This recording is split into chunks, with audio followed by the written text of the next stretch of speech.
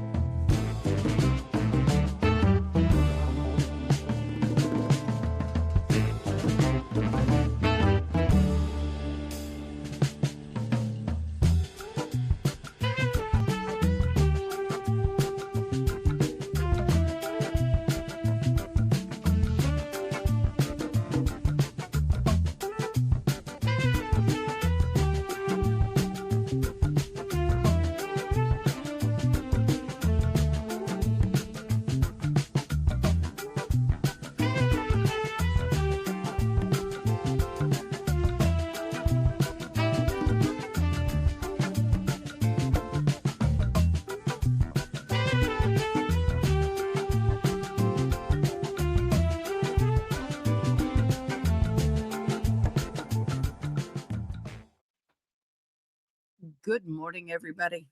How are y'all doing this morning? I've got my earrings. Laid them down and didn't put them on. Go figure. Well, I hope you had a fabulous night last night. Today is Thursday, November 20th. And for those of you who don't know me, I'm Ada K. Thank you for joining me. I'm your deaf courtroom commentator. Without my big bad boys here, I can't hear a thing. But there we go. Got to get my earring fixed. We are here today to follow day 4 of the Matthew Lanz trial.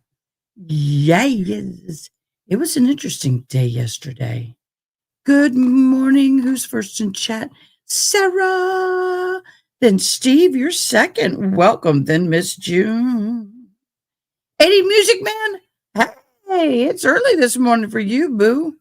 Thank you, honey, for being here. Angela, thank you for being here. Marissa Moreau, T8, thank you for being here. Welcome, welcome, everybody.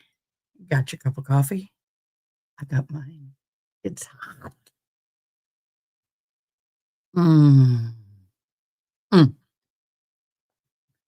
All right. Yesterday, I went to a Friendsgiving at my church. I'd never done that before. And fabulous food. I ate way too much. My stomach hurt all the way home with a smile on my face. Yep. I had a smile on my face the whole way home. And this is the reason why. I love cranberries. I've been known to just eat a jar of cranberry sauce. But I have seen these on TikTok where they take cranberries and they soak them. Some people cook them, but this woman soaked them overnight in equal parts of orange juice and Sprite. And then she rolled them in powdered sugar.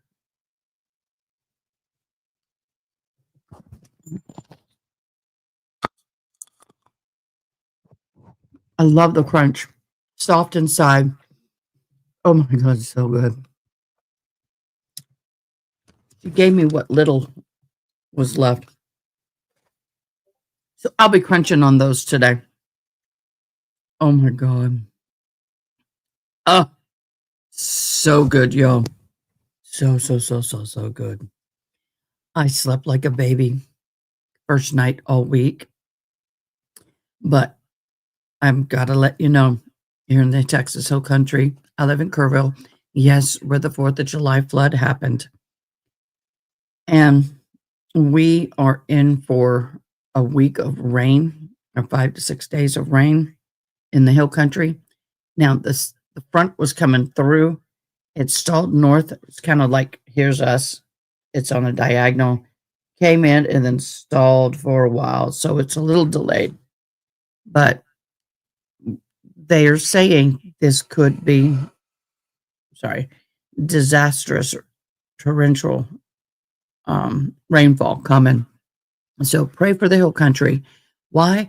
Because the river no longer floods where it used to flood. So we have no idea where the flood zones are going to be. Well, I guess they have some, but anyway, it's going to be a crazy week for us, weekend and early next week. And I am on call as a firefighter, first responder. So my mods, they know, but I'm just letting you guys know, if I get up and say, bye, it's because I've been called out. When we have, I hope and praying we don't have another 4th of July weekend. I'm hoping and praying. I don't think we'll have the death toll that we had, but we don't need the flooding. So with that, everybody in earshot of this, if you are in the Texas Hill Country, please make appropriate measures right now, because come tonight and for the rest of the weekend and early next week, we've got 5 days of rain. Yep, Angela Turtle Mom, she is in Texas, and she too is going to be getting some of that rain. So, yep. Now, we do have a few viewers who are already getting the rain. I am working on something during lunch break concerning the, I got his face in front of me. Why can't I think of him? It sounds like I got a cat fight going on out there. Brian Walsh.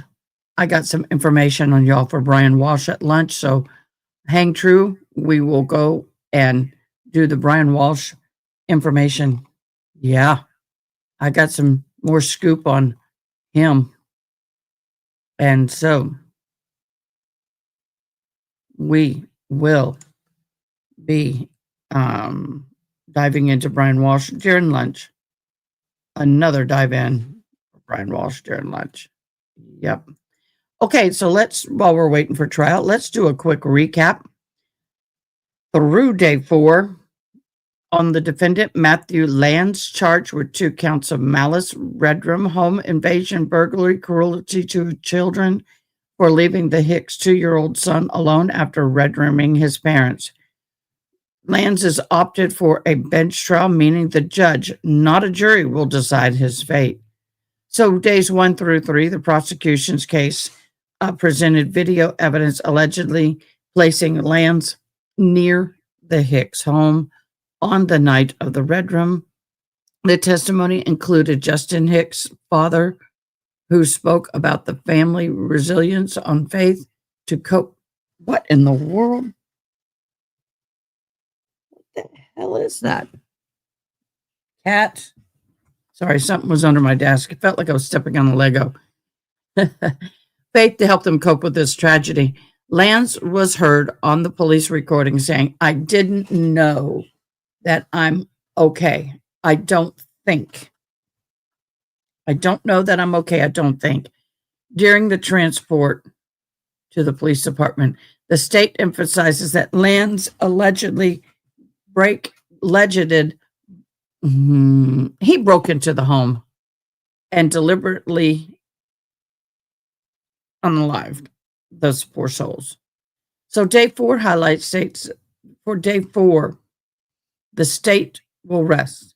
After 3 days of evidence, the prosecution officially rests its case. The defense phase now begins.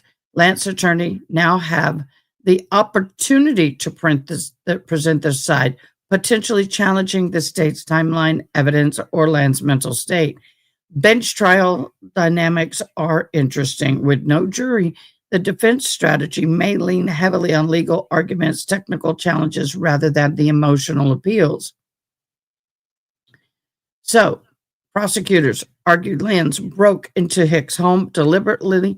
Through the motive remains unclear. The family impact is that Hicks' young son was left alone for over 12 hours after red-rooming. The parents detailed the underscoring the cruelty of the charge. Y'all, the thought of that baby for 12 hours or more being in the home alone with deceased mom and dad, going and hugging them, trying to get them to wake up, then going and probably hungry and searching for food or whatever, just unsupervised for 12 hours plus in the home with his parents being dead, to me is just beyond cruel. Beyond cruel. So, anyway, the testimony highlighted the Hicks family's resilience to Christian faith during the trial. So what's next? Hey!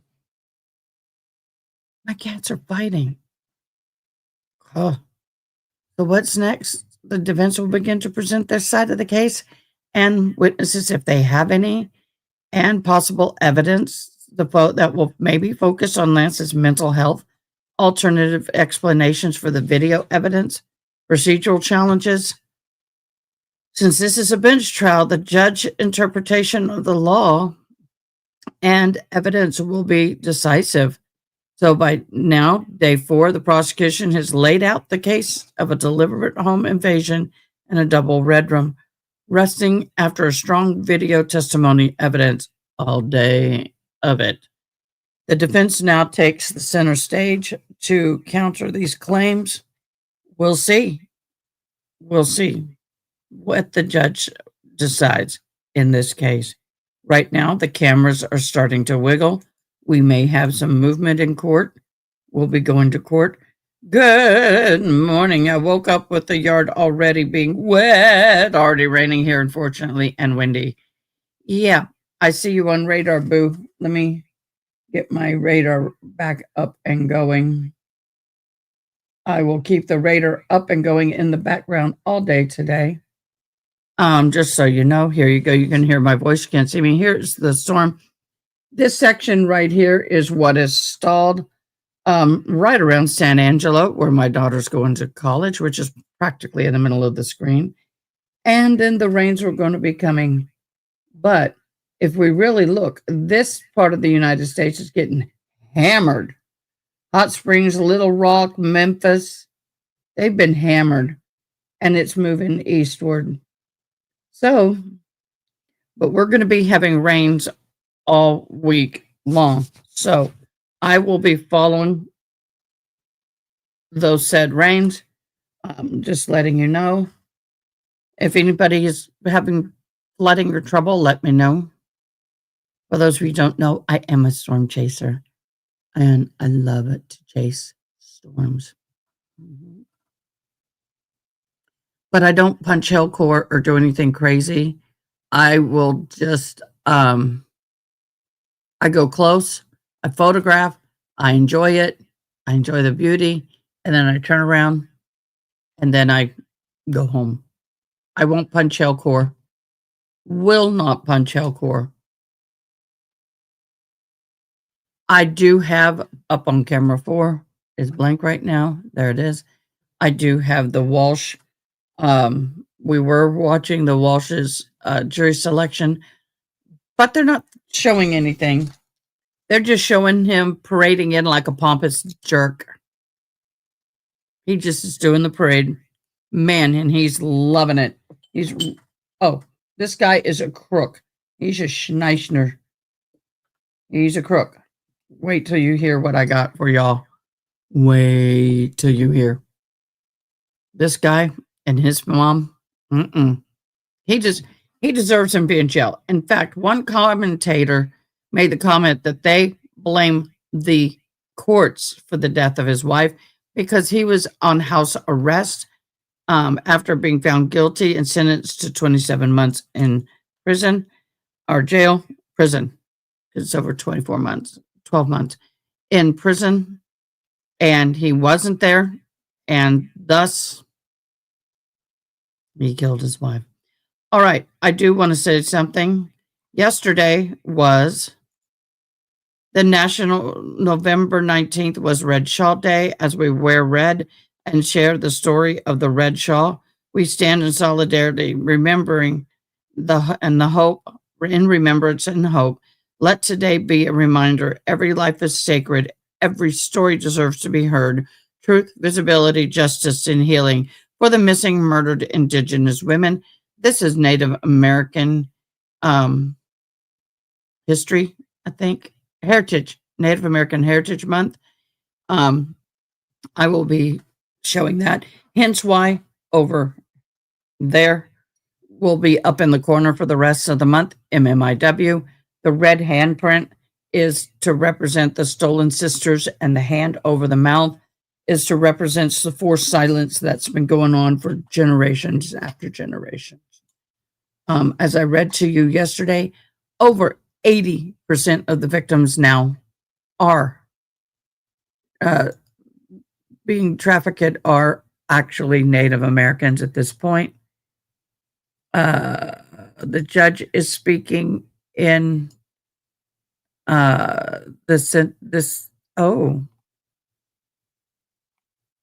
we do have a sentencing today, not in a court that we're following. So let me get Brian Walsh up. The judge is speaking to them. I want to hear what she has to say.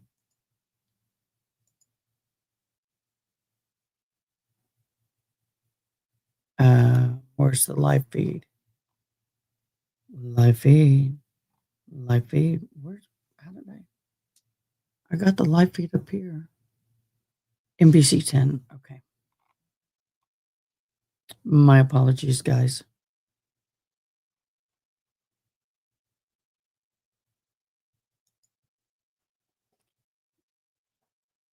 Hey!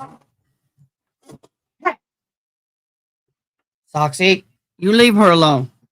Mama Kitty is like, I'm in this room, you get the hell out. We done. Mama Kitty's like, nope, we're not going there. We're not going there.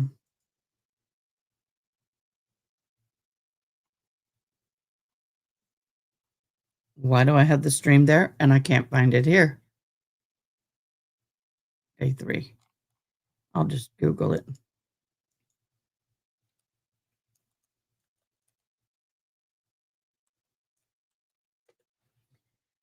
Okay, so we have it. Let's see what the judge is saying in Brian Walsh's Day 3.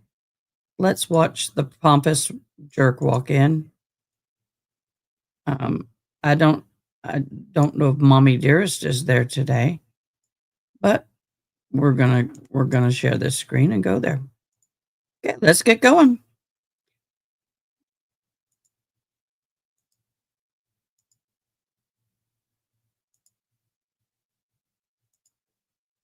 Okie dokie. Let me get moving. Turn on the volume. I hate that thing popping up over there now, but I can do it.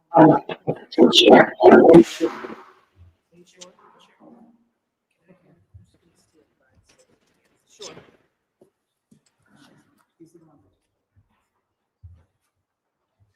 Thank you. All right, they're gonna fit. My hearing aids are glitching. Come on. Really?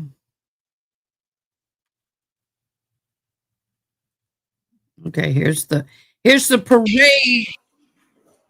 Oh, down, Brian Walsh.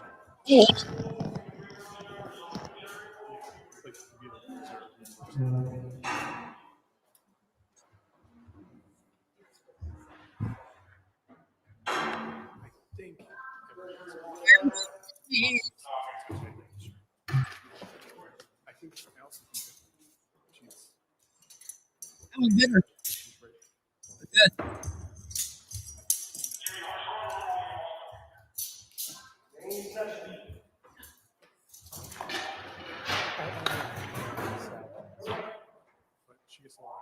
Yes, please. Thank you. Nice to see you.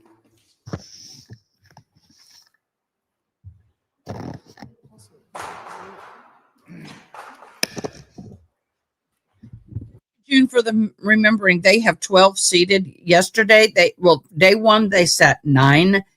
Then yesterday was a very brutal day for them. They said it was very slow and complicated. They only sat 3. Right now, we have a total of 12.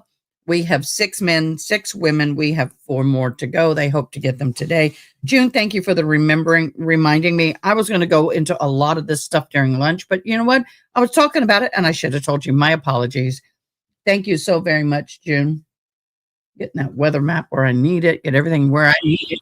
And, oh, I will be beating hat today. So, y'all, I'm beating today. If you like to watch beating, I'm going to be beating today. Not yet. I'm not awake enough.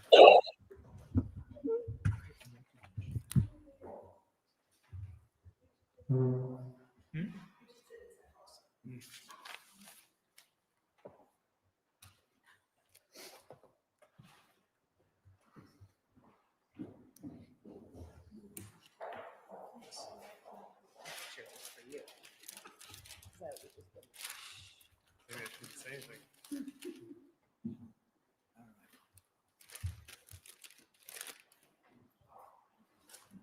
Thank you so much. No, I haven't.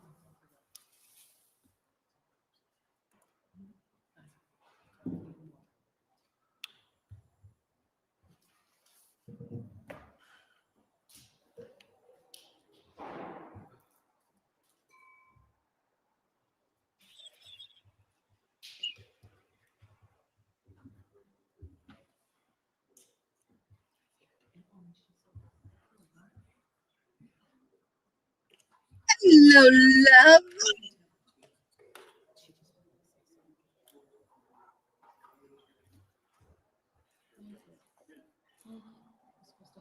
No, that's Mommy Dearest.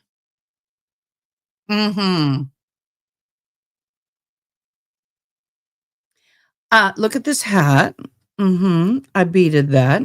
I beat cowboy hats. I'll show you.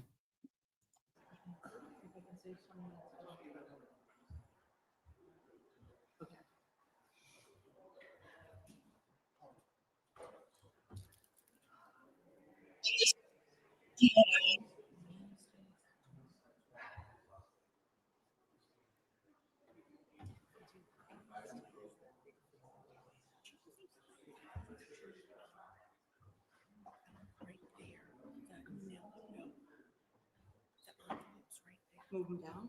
I can't see the witness in the box. Please, really? Yes. What? Oh my God. Night and day. We have a hot mic moment, y'all. We have a hot mic moment. Oh, no.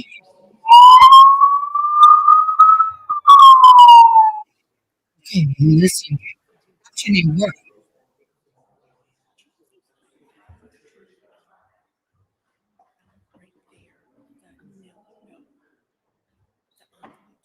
Move them down. Okay, she goes, no, I haven't. Right there, right there. Move them down. Hold on. Please, really? Yes. Thank you so much. Oh my God. Night and day. I don't know who this is talking to, but they're talking about being a witness in the box. Oh my God. Thank you. Woman. Yeah. Really? Okay. Oh my God. Jimmy would have done it for him. I didn't know so was love about the other guy. I did not know. Are there pictures in there? And then where did they take them while you guys do your deliberation? Just stay there? Okay. All right. Beautiful. Wilkins loved doing this. It is really good. Once you get over the fear of it, it's great. Jeez. Hey, Candace, just hang on. As soon as we get started a little bit, as soon as the Matthew Lanz draw starts in a few minutes, and everything calms down, I'll start beating. I do have a camera. It's not the best, but you'll see. My oatmeal. I haven't used it since Wilkins, so I'm a little out of practice with it. It's been gone 2, maybe 3 years. Yeah, it seems about right. I want to say the trial was in like 2022. I think you're right. Oh, so? You did Commenzo. That might have been one of his last trials. Because he left in May of 2023. That's what it was. Yeah. He was one of my favorites. That was a trial for the ages. I'm sorry? I mean, I can make it shorter.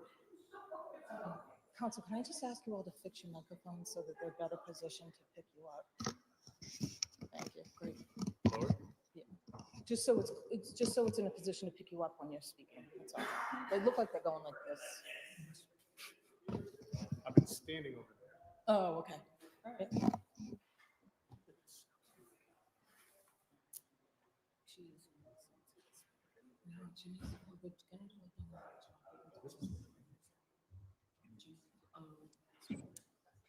That's disgusting. You know, John gave his name. Right,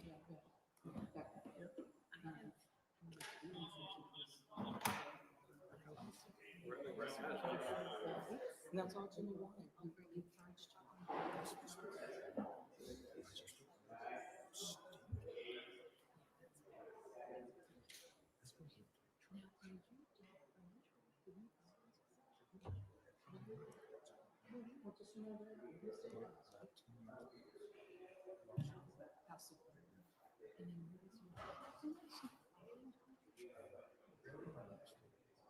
He's 9.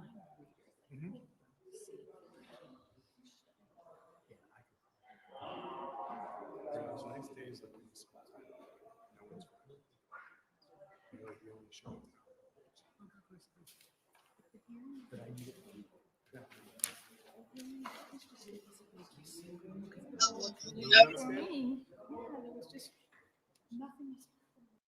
Oh, I have a picture of his mama. Let me see.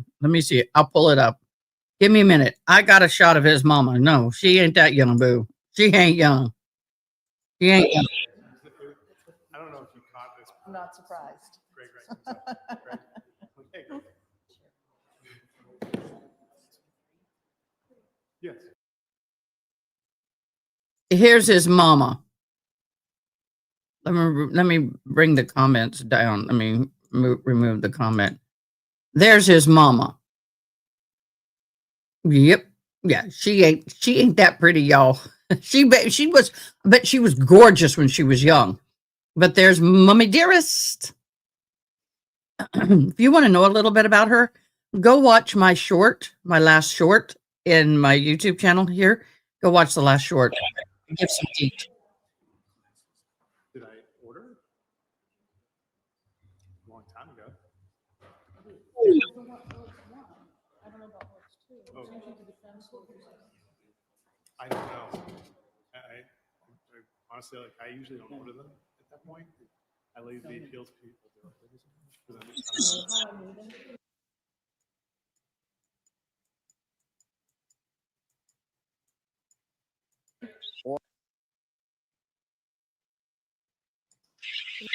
Okay, I think these people need to be aware that they're having a major open mic moment, and they need to be monitoring themselves. They need to be monitoring the live. I can't believe no one's contacted them saying, guys, we can hear your entire conversation. Just saying. Good morning, Your Honor. Kelly Porges on behalf of Mr. Walsh. Good morning. Good morning, Your Honor. Larry Tipton for Mr. Walsh. Welcome to all the council. Welcome, Mr. Walsh. Please be seated. And everyone can be seated. Good morning, everyone. Jurors, my name is Diane Frenier. It sounded like church when the pastor says good morning and the congregation in unison.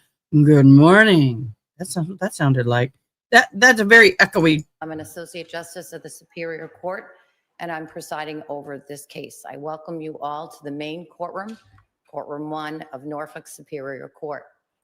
I want to start by thanking each of you for the small things you did to get here on time and for the bigger things that you did to get here on time.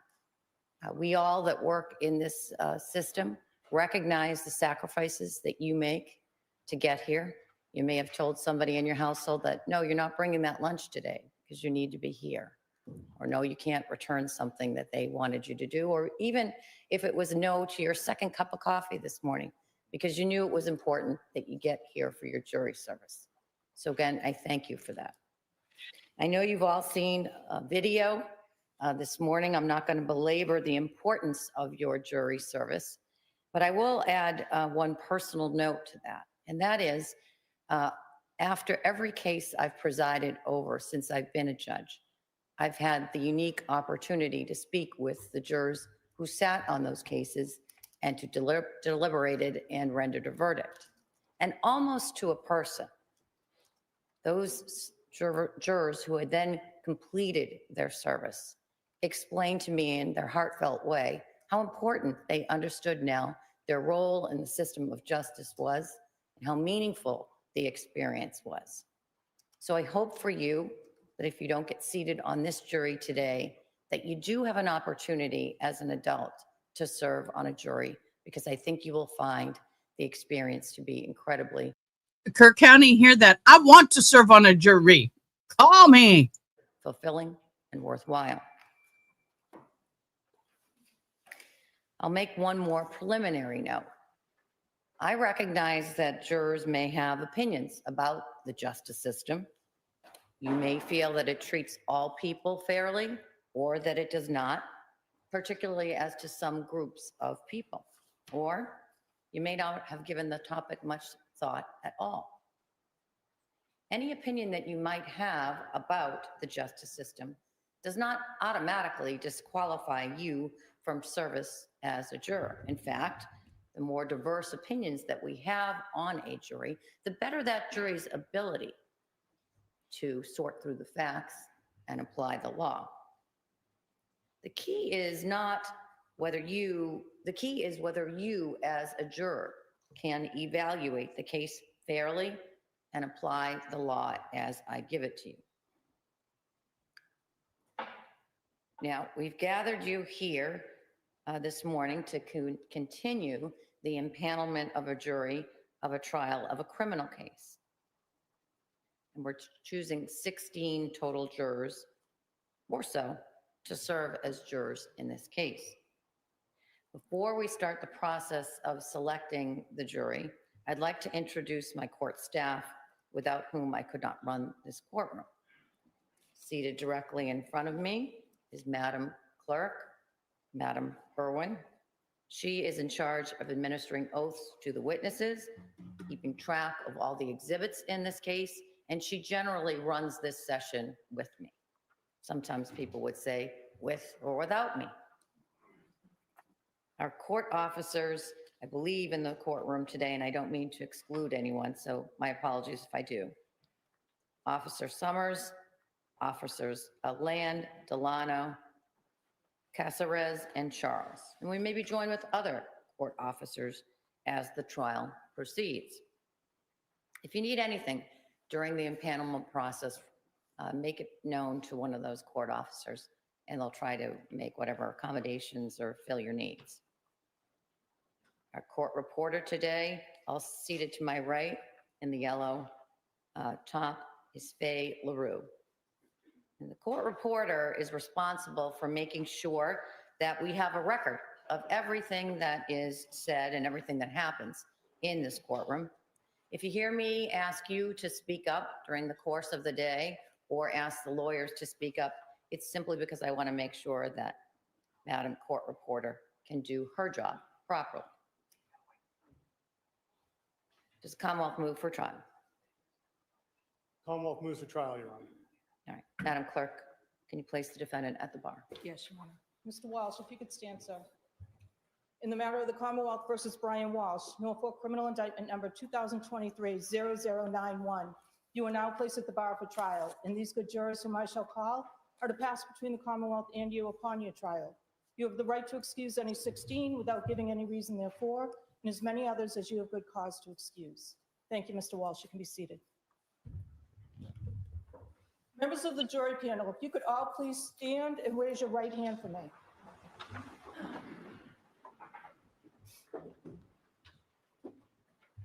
Do each of you solemnly swear or affirm that you will give true answers to all questions as put to you by the court in the cause now in hearing, so help you God?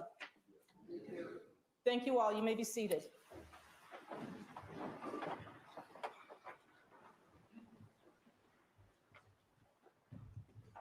For many of you, this may be your first jury service. I'm going to ask you to relax, and I'm going to attempt to explain the process that we're now going through. Let me first start by giving you an overview of the case. This is a criminal case. It's being prosecuted by 3 assistant district attorneys who represent the Commonwealth of Massachusetts, which is our state government. In this term and in this trial, the terms the prosecution, the Commonwealth, and the government all mean the same thing. The prosecution has charged the defendant, Brian Walsh, with committing murder. Mr. Walsh has pleaded not guilty to that charge. In a moment, I'm going to tell you a little bit more about the case and explain the schedule for the trial in this case. You will meet all the attorneys and you will meet Mr. Walsh. I will also explain some of the legal rules that will apply to this case. The lawyers and I are then going to ask you certain questions. And the questions that we ask take 2 different forms. First, you're going to be filling out a questionnaire. And second, after you fill out that questionnaire, you will be individually brought back. You'll be brought somewhere else in the building or across the street. And then when you come back into the courtroom, we will review that questionnaire with you, and we will also ask you some questions orally. When the lawyers and I are asking you questions, we're not trying to pry or make you feel uncomfortable. We are trying to determine and choose jurors who will approach this case with an open mind and have no reason to favor one side or the other. Please listen carefully to each question that is asked of you, or read it carefully in the context of the written questionnaire, and give us your honest answer. There aren't any right answers or wrong answers. Our goal, again, is to choose jurors who will be fair to both sides, who will decide this case based on the evidence they see and hear inside this courtroom and on the law as I teach it to you, and nothing else. Okay, we are going to be covering the Brian Walsh trial. Unfortunately, this is the jury selection. And right now, what happens is for the last 2 days is they will come in and do this little bit with the jury. Then they cut the cameras for the rest of the day. Only during breaks when they parade Walsh in and out of the courtroom will the cameras be back on. We will be talking about Brian Walsh's mom today as well, and I'm going to be doing some diving into Brian Walsh during our lunch break.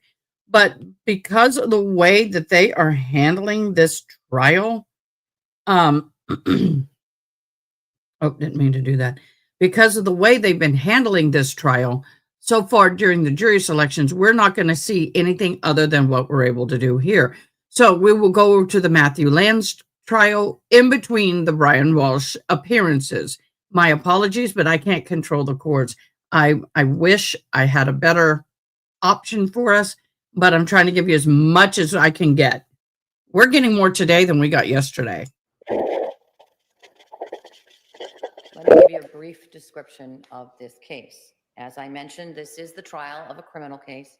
The Commonwealth alleges that on December 30, 2022, Anna Walsh returned home to Cohasset from her job in Washington, D.C., to be with her husband, the defendant, Brian Walsh, and their children to celebrate the new year. At that time, Anna Walsh worked and lived in Washington, D.C., and would return to the family home in Cohasset, where her husband and 3 small children continued to reside. On January 4th, 2023, Anna's employer called police to report that she was missing.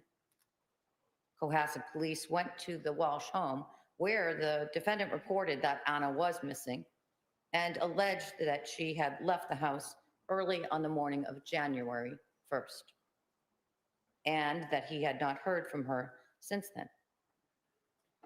Days later, police searched a dumpster outside the defendant's mother's Swampscott apartment and found clothing that belonged to Anna Walsh, Anna Walsh's COVID card, vaccination card, towels with a red-brown stains, a hatchet, and a hacksaw.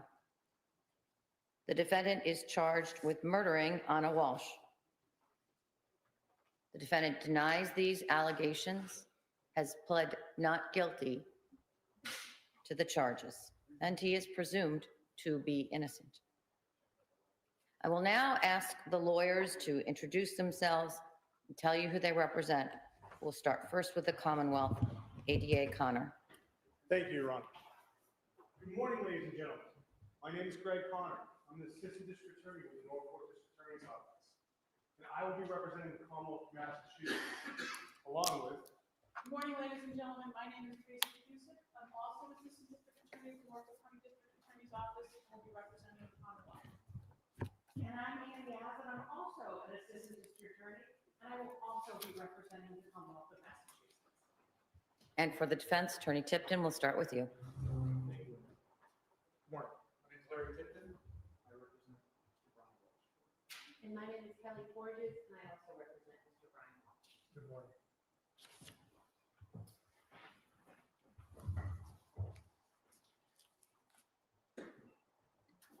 So Jay, And I am Amanda Kay, and I represent YouTube viewers. Yay! Congratulations. We know the players involved. Just kidding. today is, I believe, November 20th, 2025. Got it, Judge. We plan to select the jury sometime this week, maybe next week, before Thanksgiving in any event.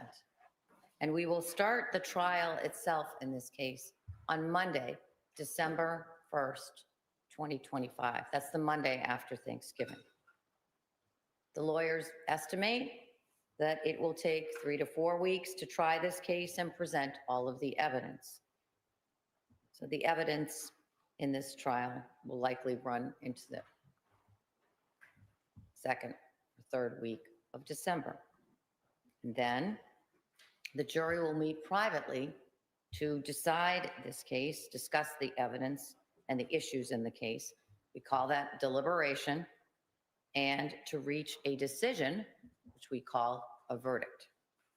There's no set time for a jury to deliberate. The jury must take the time that it needs to deliberate, and that is to reach a unanimous verdict. During the trial, while the evidence is being presented, the court day will be from 9 to 4 p.m. We take a morning break at 11 a.m. for somewhere between 20 and 30 minutes. Then we resume and go until 1 p.m. And then at 1 p.m. you go to lunch from 1 to 2.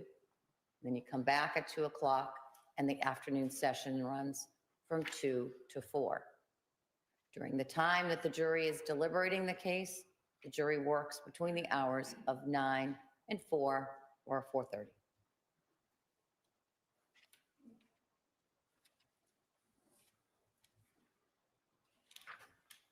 Before we begin choosing or continue choosing jurors in this case, I'm going to briefly explain some important legal rules that the jury must follow. At the end of the trial, I will give you more detailed instructions on the legal rules that apply to this case. But These are things that you should know from the start. And I'll start first with the presumption of innocence and proof beyond a reasonable doubt. Every person who is accused of a crime is presumed to be innocent of that crime.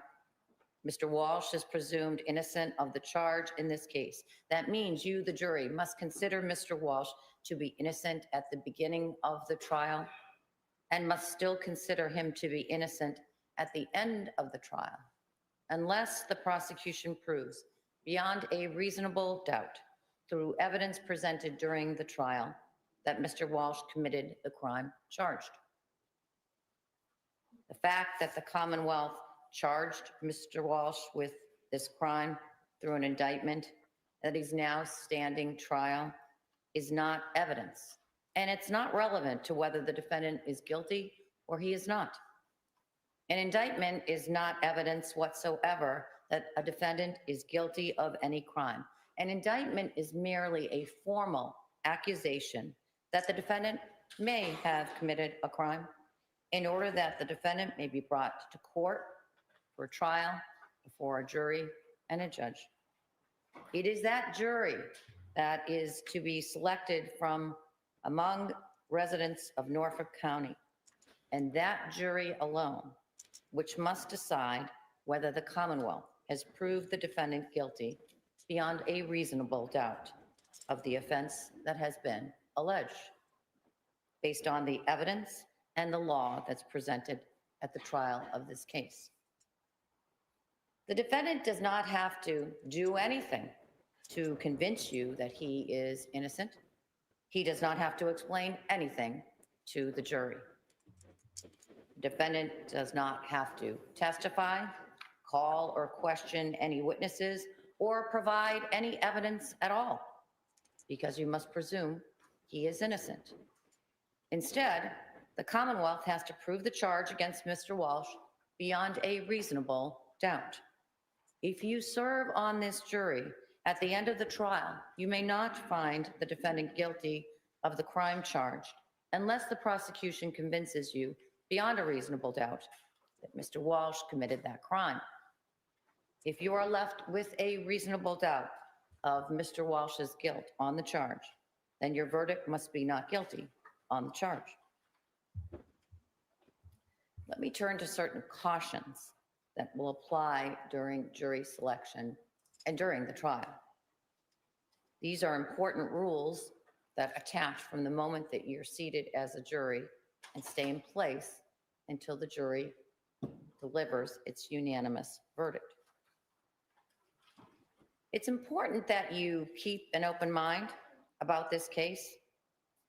In order to do so, do not discuss this case or the questions that we ask during jury selection with any of the other potential jurors or with anyone else. Do not send any electronic communications or posts. Don't look anything up. Don't do any research of any kind about the jury selection process, about the people involved in this case, or about anything of the facts that you will learn about this case.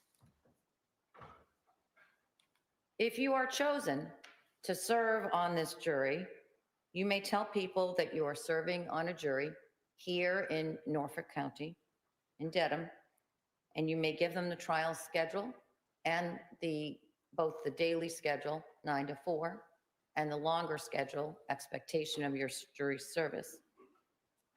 But you must not tell them anything else about the case until the trial is over and the jury has reached a verdict.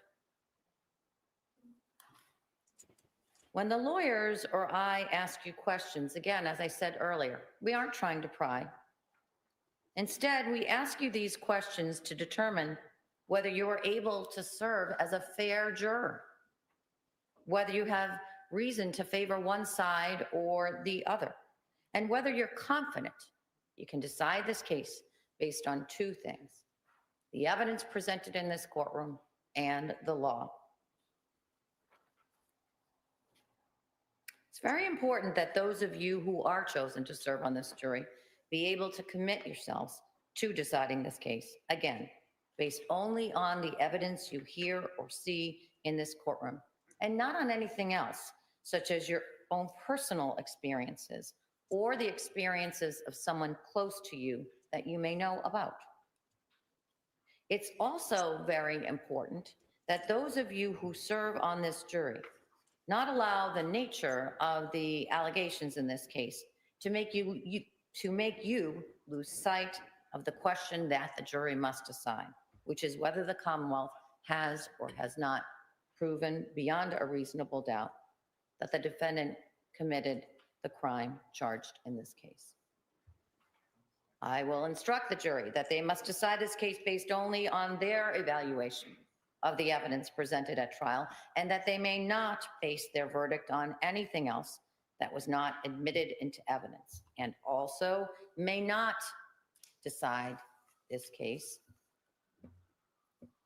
based on sympathy, prejudice, anger, or any other emotion. All jurors must be able to commit themselves to following these instructions so that they can be fair and impartial and decide this case again based only on the evidence and the law. If we don't choose you to serve on this jury, please don't be offended. Don't think that we think you're an unfit or unfair person. It's not a reflection on you at all. Sometimes a person who could be a fair juror in one kind of case might have difficulty being a fair juror in another. For example, a potential juror who knows someone involved in the case or has had a personal experience that is very similar to the issues involved in the case might have difficulty being completely fair to both sides. Please keep these thoughts in mind as you fill out the questionnaires and answer the questions verbally when you return to the courtroom. So, what happens next? What happens next, and in a few minutes, the court officers are going to pass out a questionnaire, and they will provide you with a writing implement if you need that. And you're going to fill out that questionnaire in this courtroom. Now, let me remind you of some of the rules that I just gave. Can't talk to anyone while you're doing this. In fact, the whole experience of being considered as a juror is a solitary one. So don't be coordinating with anyone about your answers to your questionnaires. Just you, yourself, and that questionnaire. When you're completed with the questionnaire, I want you to do two things. First, I want you to look up. That'll be a verbal cue, a visual cue to me, not verbal, nonverbal cue. A visual cue to me that you are done. And then it'll allow me to assess who needs more time. All right? Second, safeguard your completed questionnaire, your jacket, your purse, somewhere where only you can have access to it. And that's important because when you come back into the courtroom and you're seated in the witness box, which is directly to my left, the first thing I'm going to ask you after I greet you is, can I have your questionnaire? And then we'll start the question. That questioning generally starts with me asking you questions, both about the single-page questionnaire that you filled out either today or earlier that you brought with you, and also the longer questionnaire that you're going to see in a minute.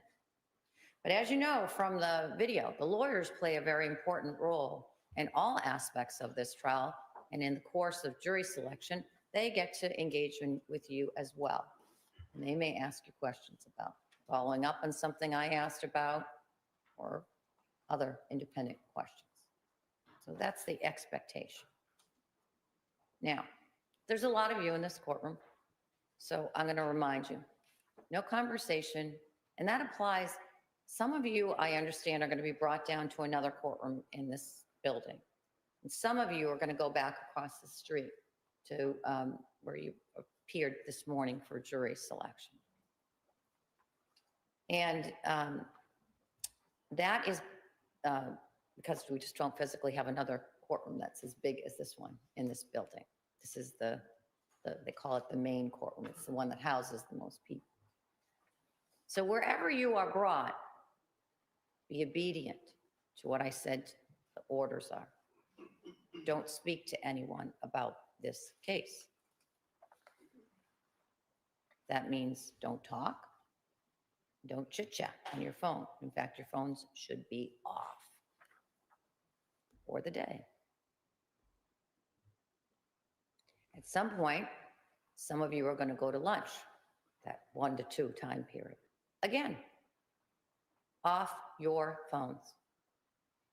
Not emailing, not texting, not tweeting, nothing. Be a sort of little test for some people.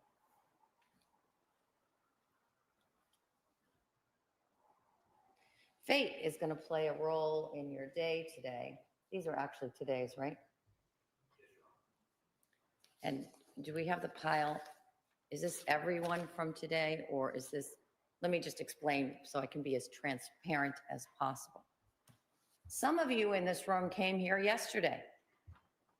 Around 2 o'clock, I think Judge Doolin went across the street and said, you're being remanded.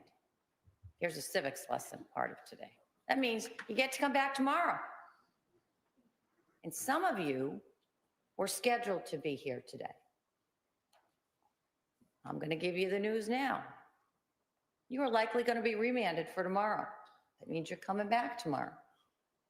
So because those people that were here yesterday that we didn't get to came in yesterday, those jurors from yesterday, I'll call you the Wednesday jurors, are going to be seen today first. And the folks of you that are today's jurors are going to be seen after them. And that's the reason for the distinction between some people going back across the street and some people staying here in the building. So I hope that explains it better. Some people think when you come for jury service, it's just one day. Not true. One day or one case. Sometimes the case is short. Sometimes it's longer. It's all important. So now the fate part comes our way. Can somebody give me the numbers from yesterday? Because that's the most relevant part. I think it starts with 250 around. That-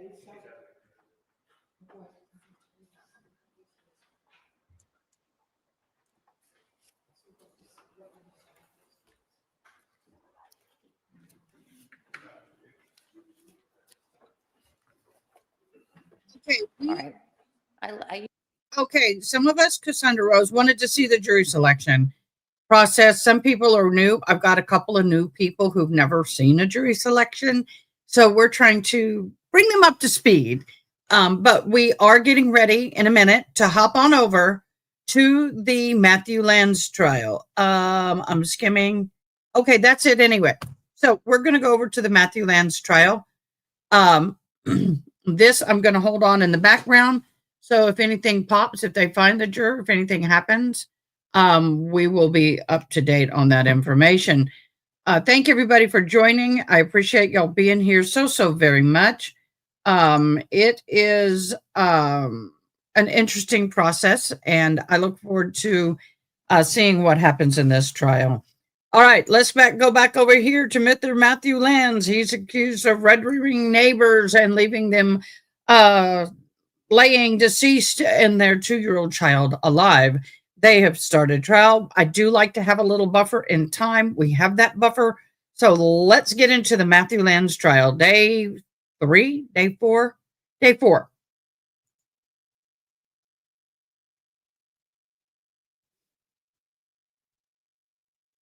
Okay, thank you, Angela, so very much. Oh, let me get the sound on.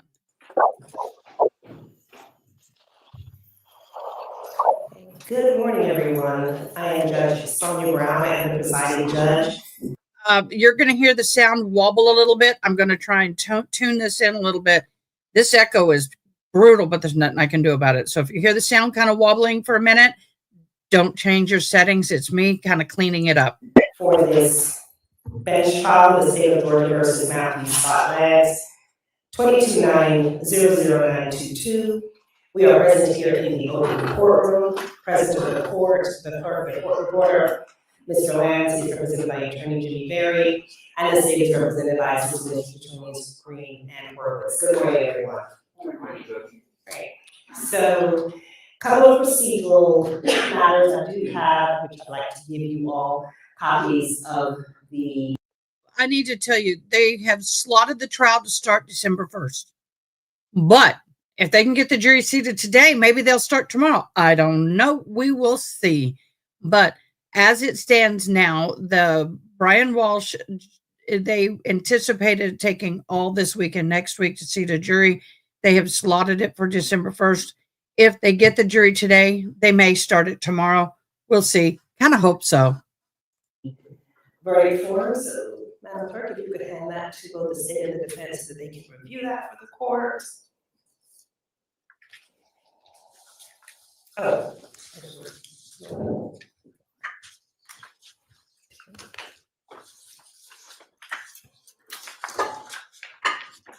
I don't have a chance to review, but I just want to give you all a copy to review. You can keep that copy. Thank you. Great. All right, and yesterday, before we adjourned for the day, the state did rest on their case, and so, Mr. Berry, I will allow the defense to proceed. Thank you, Judge. I have spoken to Matthew about whether he would wish to testify.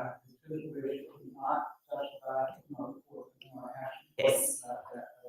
If this one could not want to do that. Okay, thank you, Mr. Berry.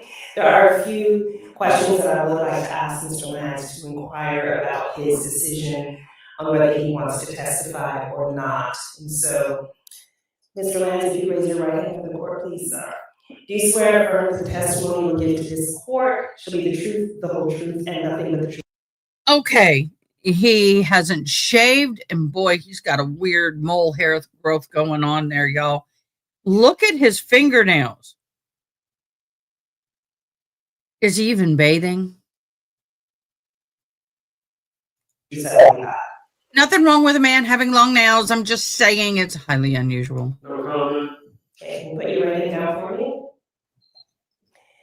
Mr. Lanz, do you understand that you have the right to testify, and if you want to testify, that no one can prevent you from doing so? No comment. Do you understand that no one can make or compel you to testify?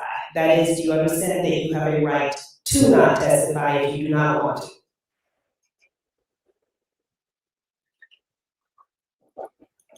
No comment. Do you understand that you and not your lawyers personally decide whether you will testify or not? No comment. Do you understand that if you do not testify, then upon your request, the court will not use your decision against you? No comment. Do you understand that if you choose to testify, you will be examined by your counsel and cross-examined by the assistant district attorney? No comment. Do you personally want to testify or not? No comment. Attorney Berry, do you stand in your place as an officer of this court, as well as Mr. Lanz's representative, that you have spoken to Mr. Lanz, that you have presented him with the option of whether or not he has the right, or he has the right to testify or not, and all of the issues or concerns with whether he does or does not testify, and also informed him that if he chooses to not testify, then the court will not hold that against him. But if you were to choose to testify, then he would be examined by you as well as the assistant district attorney. Have you spoken with Mr. Lanz and discussed all of this with him? I have judged in this situation not to testify. Right, thank you. Are there any witnesses that the defense wishes to call? No, Your Honor. Okay, Interest. all right. Can I have the attorney's approach? Defense rest. We are going to be going into closing arguments and verdict watch. Yes, y'all. We love verdict watch. We'll give me more time to do some more diving into other cases. Yay. So we are going to be going into closing. No defense whatsoever at all. I really feel for the families. I got to tell you, this has to be one of the most packed sides for the entire trial on the prosecution side. It has been shoulder to shoulder every day in this courtroom on that side of the courthouse, and everybody's sitting in the same place. I find it interesting. It's like church. Once you pick a spot on a pew, that's your spot on the pew until a new person comes along and doesn't know better.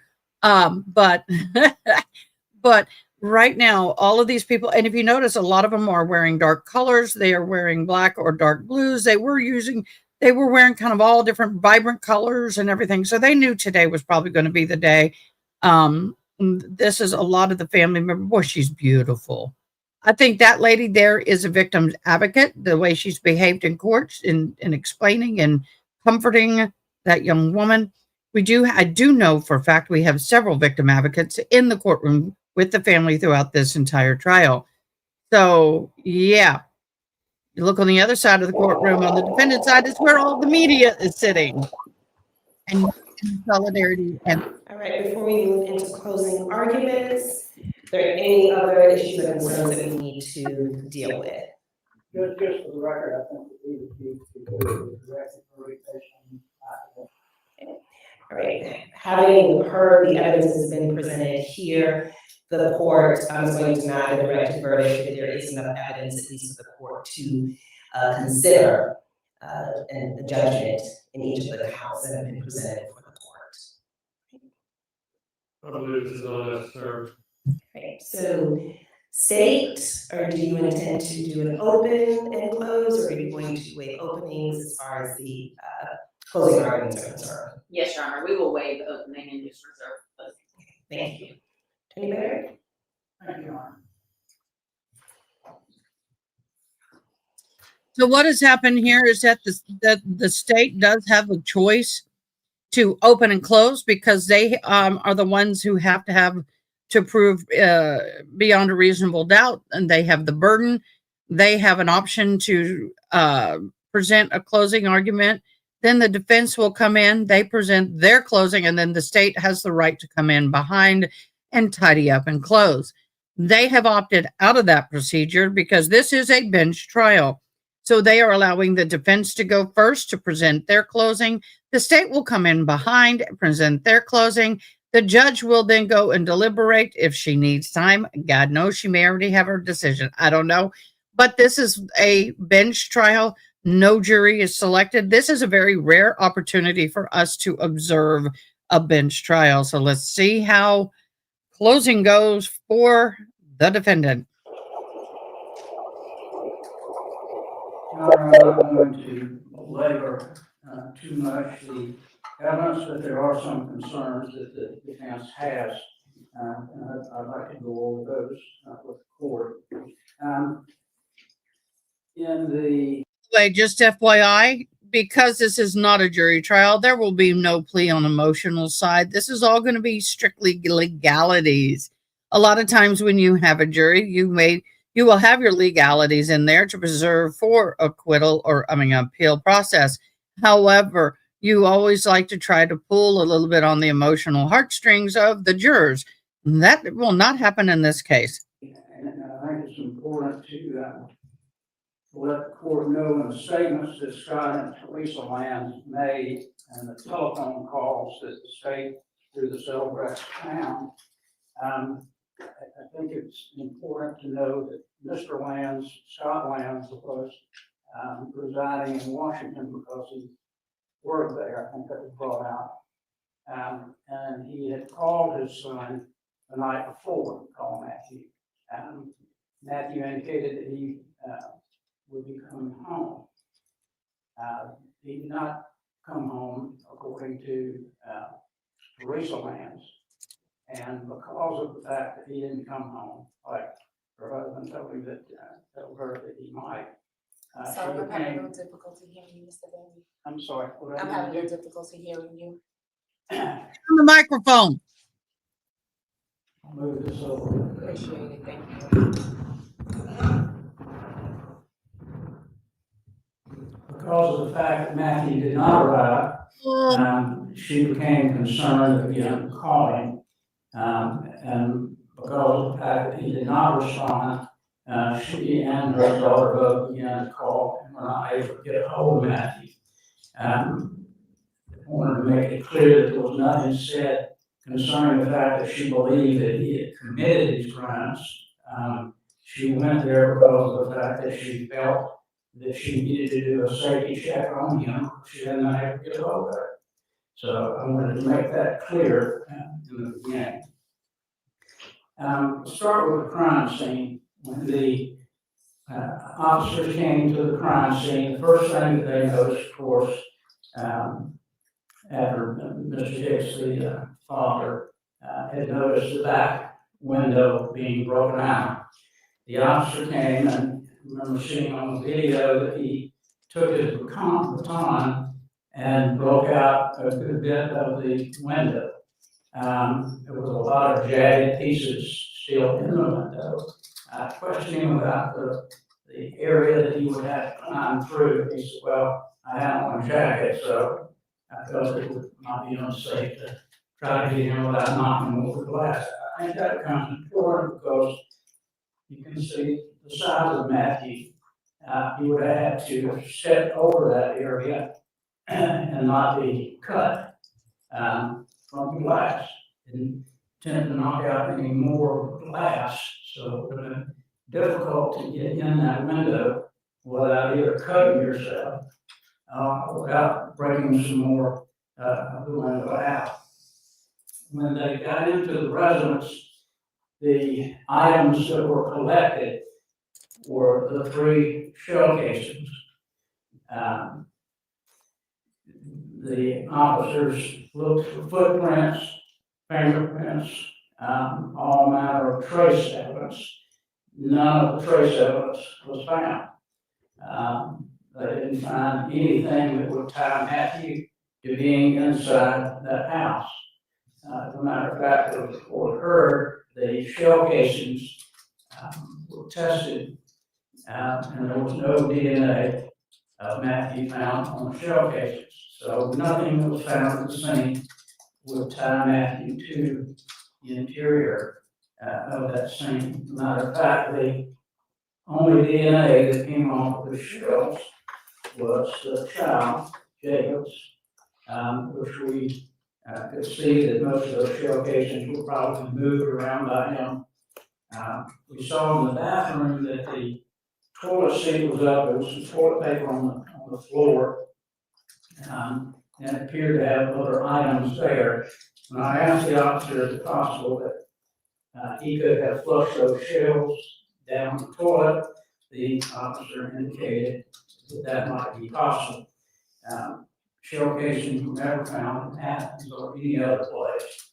So as far as count 13, I don't think the state has carried their burden on proving that those shell casings were taken from the home.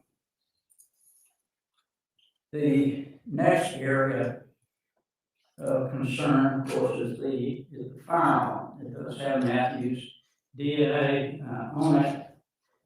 It's a little confusing, the manner in which the gun came to be in the possession of the father. He indicated to the police that the clip for that gun and the gun itself were in the coat pocket, and they did retrieve it, but there was no testimony that I can remember whether there was a clip inside the gun at the time that it was collected. So I'm not sure whether there was a clip ever found in the gun or not, or whether that clip actually fit into the gun. That becomes important because the state wants to try to tie the clip that they found in Athens that had, I think, 5 shells missing. Of course, Matthew in his statement indicated that he had been to the range and fired the gun, but they did not pinpoint exactly when that would have been, or where he had gone to the range. They had been able to find out as they asked that information whether in fact he had or not. The bullets were the SIG 9mm. When I asked the officer, he said those were very common, 49mm. The next item that we're concerned about is Detective Smith's testimony about the headlight signatures. He indicated this V signature that he saw. Questioning about the signature, he did not know what kind of vehicle that Matthew Lanz had. He said, I don't know what kind it was. I was only concerned with whether that particular vehicle fit what I saw on the road. So he was not able to testify that all 2008 Lexus would have that same V signature, or whether there's any other vehicles that might have that V signature. Not just that particular, it's not like a fingerprint. It's a V signature from the headlights. We don't know how many other cars there may be that has that particular type of V. The other area that Detective Smith talked about was the floodlights that he saw coming on and going off. And as he testified, at 9:31, the back floodlights came on. They came on again at 9:55, and again at 10:08. We found through the Celebrex that Ms. Hicks had been on her phone at 9:59, which is about 4 minutes after the back floodlights had come on. We don't know much about those back floodlights because nobody tested to see how long they would stay on or what range they had when they did come on, which is very important because if in fact they are saying that the person went in at 10:08, we don't have anybody coming out after that. If they went in to the house at 9:55, they would have had to have been in the house for 4 minutes in order for the Hicks to use the telephone. So that wouldn't really make a whole lot of sense. So there's the question, did somebody go into the house earlier in the day and was laying in wait for them to get into the house and get comfortable before they made their move? So it's an interesting question, especially the fact that you don't see any corresponding exit floodlights, because any movement either in or out should show. It's interesting also that the car that they're indicating was Matthew's passed by a neighbor down the street at 10:11:32, which is about 1.5 minutes from the 10:08 going into the home, which meant that a person would have to get in, knock the window out, step over a gate, which the gate was up, apparently. You'll see that the gate is pushed from the living room back rather than being pushed from where the person came in forward to be able to get to where the shots were fired. So how would a person accomplish that?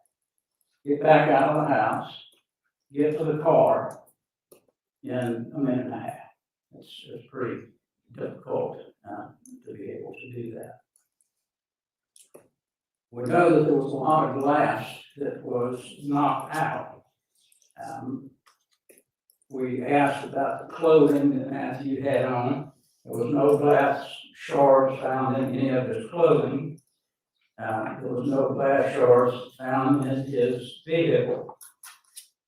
We don't know whether the shoes that he was wearing or what he was wearing supposedly the night before. We do know that he had to walk a mile or so, maybe 2, to to get to the home in Sandy Springs. He was ultimately arrested. We don't know whether he picked up any glass shards on that trip from where he left his car. And we don't know whether these glass shards would match with the glass, double pane glass that was apparently there at the Hicks home. So there was no comparison of the glass shards to see whether or not they might be similar or the same, or whether it was pieces of glass that came out of a car window on the side of the road. So we don't have any other glass shards that had been found. And the state made a point to indicate that he had put his phone on airplane mode to avoid people knowing where he was. That wasn't done until 10:15. Doesn't make much sense if you don't want people to know where you're going, then why not put it on airplane mode when he was going there rather than when he was leaving? Doesn't really make a whole lot of sense.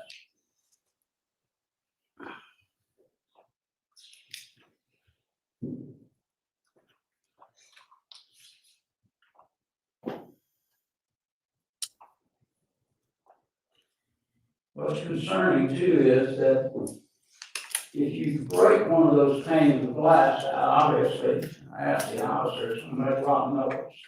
They also had a dog that, of course, heard in the video that went crazy when the officer came in. With the knocking out of the glass and the dog barking and the light coming on, apparently Mr. Hicks didn't have enough time to stand up, which doesn't make a whole lot of sense either, which might be something to consider, whether somebody could have come into the home at an earlier time and laid in wait. We can simply ask the court to look at all the evidence in the case. I know the court will. And to evaluate that evidence and testimony and to render a verdict that speaks the truth. That's all that we can ask. Thank you, Judge. Thank you, Attorney Berry. Attorney Green, you may proceed with the state's closing arguments.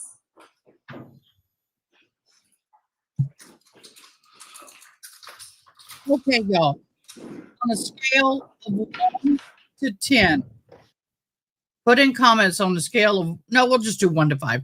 5 being the best you've ever heard, 1 being the absolute worst. I've got some in my, oh my God, I just poked myself in the face with a needle. 1 being the worst you've heard, 5 being the best you heard. Where do you rate that closing? Let's rate the closing, y'all. June, do you have anything you want to throw up for a poll? If you don't, that's fine. For those of you who don't know, I bead hats. I've got an order for one of my beautiful viewers who is watching right now, and I'm going to be working on that today. I got to get this one plus 1 more done. These hats take me about anywhere on average of 30 to 40 hours a hat. It's a lot of work. So, and I do have a lot of people who like to watch me bead while we are on our live. So please enjoy the closing of the prosecution.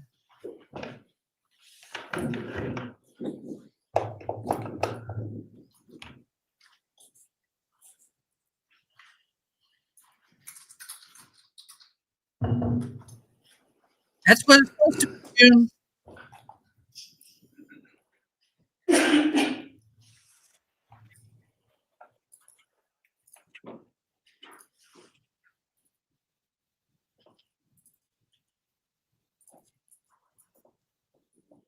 Yeah, June, that's a good one. How long will it take for the judge to reach her verdict?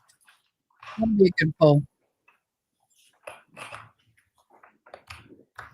Oh, really, Angela? No, that would be good. Okay. I'm going to move the keyboard out of the way.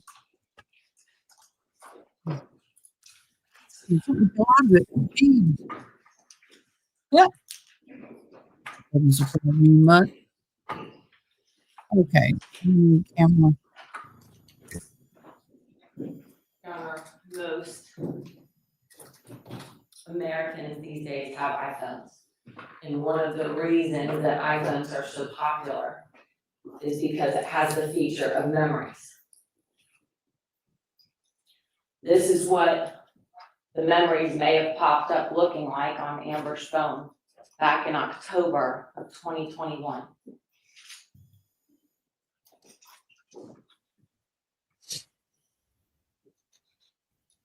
Missing a color, y'all. November 18th of 2021, Tuesday of this past week, 4 years to the day.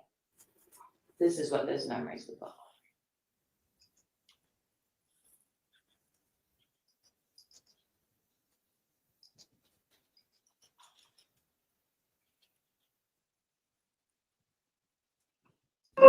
Hey, baby, how are you? Oh, okay, come here. Hey, how are you? Come here. Come here. Come here. Come here.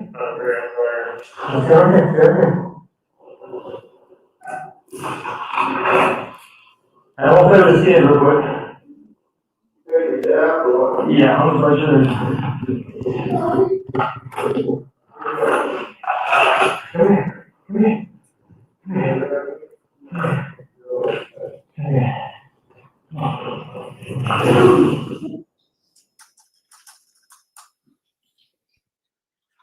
That was the Hicks' home sweet home. The home that they moved into on September 5th, 2021, believing that they were moving into their dream home. This defendant on November 17th of 2021 shattered those dreams and shattered little Jacob's world forever. This is State of Georgia versus Matthew Lanz. Your Honor, we're here before you with 13 counts of this indictment, each of which we will go through. The defendant is charged with malice murder, felony murder, home invasion, aggravated assault, possession of firearm during commission of a felony, cruelty to children in the second degree, and tampering with evidence. But this case is best told by looking at the timeline. So I want to go back through that timeline,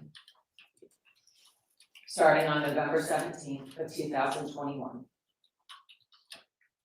We started this trial on November 17th of 2025, 4 years later. If you go back in time, this is what happened on November 17th of 2021. 7:09 p.m., Justin, Amber, and Jacob arrived home. You remember the testimony that Amber had to send her car to a mechanic shop, that Justin picked Amber up and that Jacob was with them. At 7:09 p.m., this is the last known footage of the three of them alive together.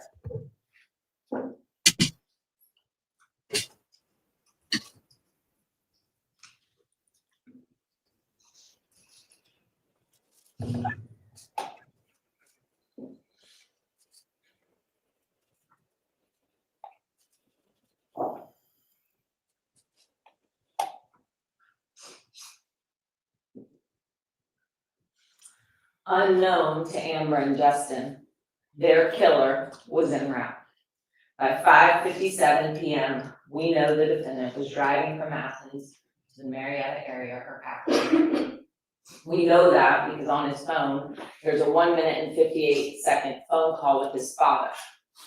And if you remember, his father stated to law enforcement that the defendant called him and was at a gas station heading home on November 17th of 2021.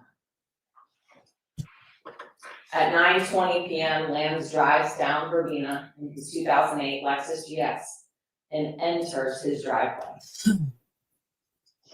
Here's the video clip showing as his car drives down the street.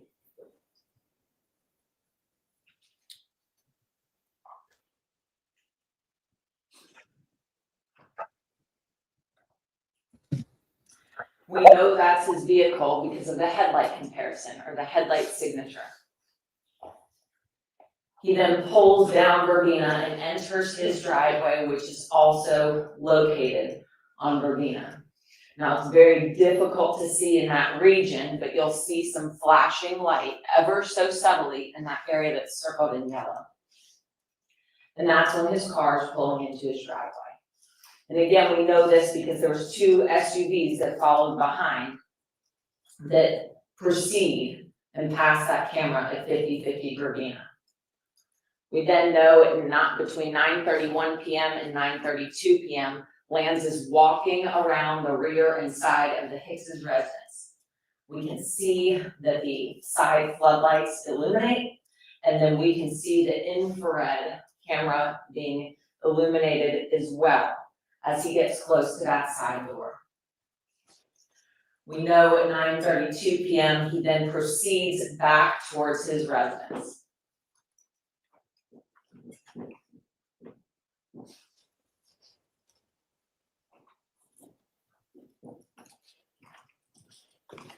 This is the one camera view that's slightly better, where you actually can see him walking along the roadway back in the direction of his family's home.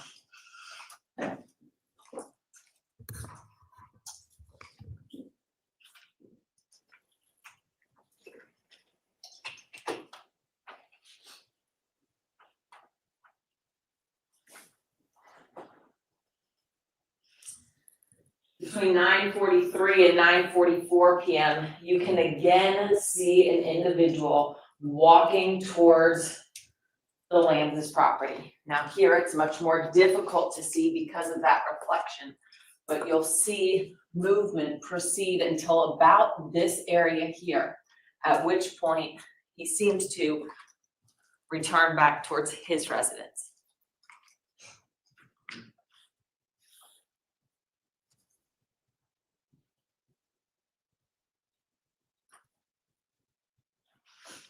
And then at 9:55 p.m., Lanz triggers the side lights again, this time to carry out these executions.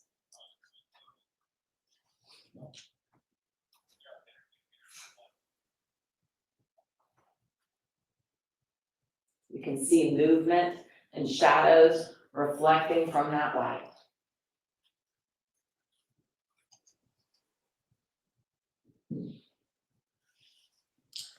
The floodlights have gone off by 9:59 p.m., indicating that Lanz is now lying in wait in this porch area.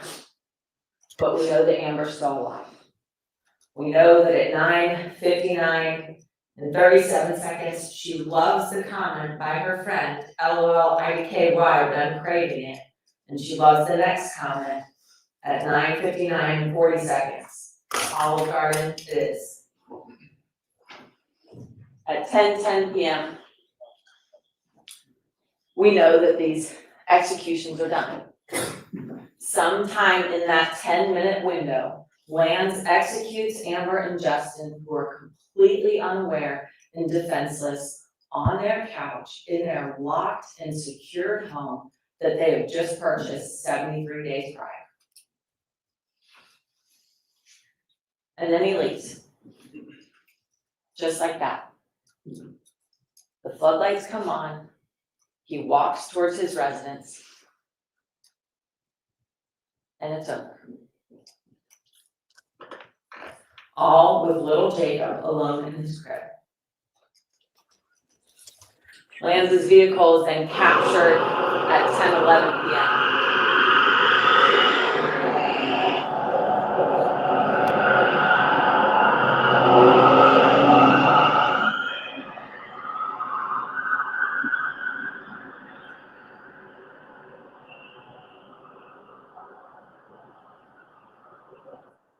As he leaves out Delphinium onto Bellsbury, and then he drives all the way back to Athens, an almost 2-hour drive. And during that time, he puts his phone in airplane mode. It is not a coincidence that his phone is in airplane mode in approximately the same amount of time it would have taken for him to get back to his apartment in Athens. He puts his phone in airplane mode at 10:16 p.m. and he takes it off of airplane mode at 12:43 a.m. November 18th of 2021, the day after the murder. 9:34 a.m. This is the call that's made. I want to confirm that you guys have called them on their phones, they didn't answer. We tried calling multiple times now. My brother's phone rings a few times, we're going to voicemail. My sister-in-law's phone immediately goes to voicemail. According to my mother, they've been off social media for about 12 hours now. That call was placed by Ashley Hicks. They had gone to the residence because it was extremely unusual for Amber to just not show up to work. So unusual that her employer had already called both her father and her father-in-law. Within 10 minutes, police arrive on scene at 9:43 a.m. And of course, immediately upon arriving to the scene, they make entry and they find that Amber and Justin have been executed and they're lying in their blood on the couch. Within 1 hour and 40 minutes of police's initial arrival on scene, before police have even made entry into the home, before police have even confirmed that Amber and Justin are deceased, Scott and Teresa are calling their son. So that 1 hour and 40-minute period is really much shorter because Scott and Teresa wouldn't have known what the police knew immediately, and they certainly wouldn't have known before police ever even made entry into the home or laid eyes on Amber and Justin. So that 1 hour and 40 minutes is probably closer to an hour, perhaps less. And they're immediately calling their son because they know he did it before any details or any facts had been released to the public. That is their first thought. The neighbors are done, our son must have done it. They knew what happened in this case before any law enforcement ever knew they existed.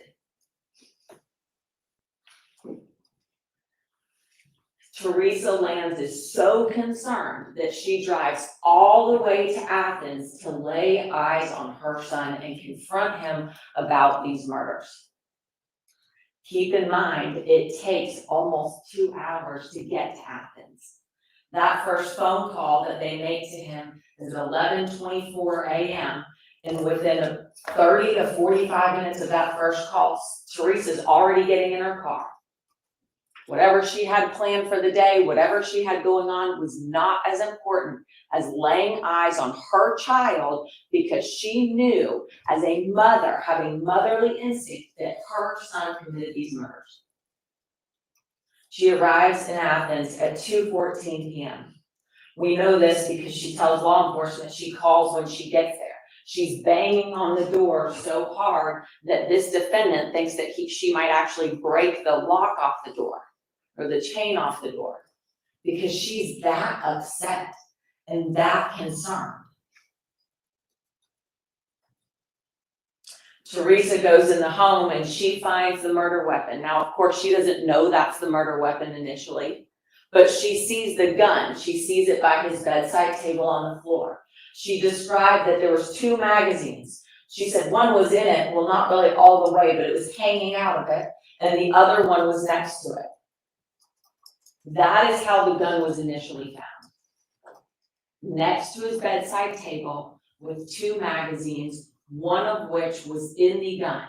And we know from the evidence in this case that the one in the gun would have been the one with only 12 bullets in it.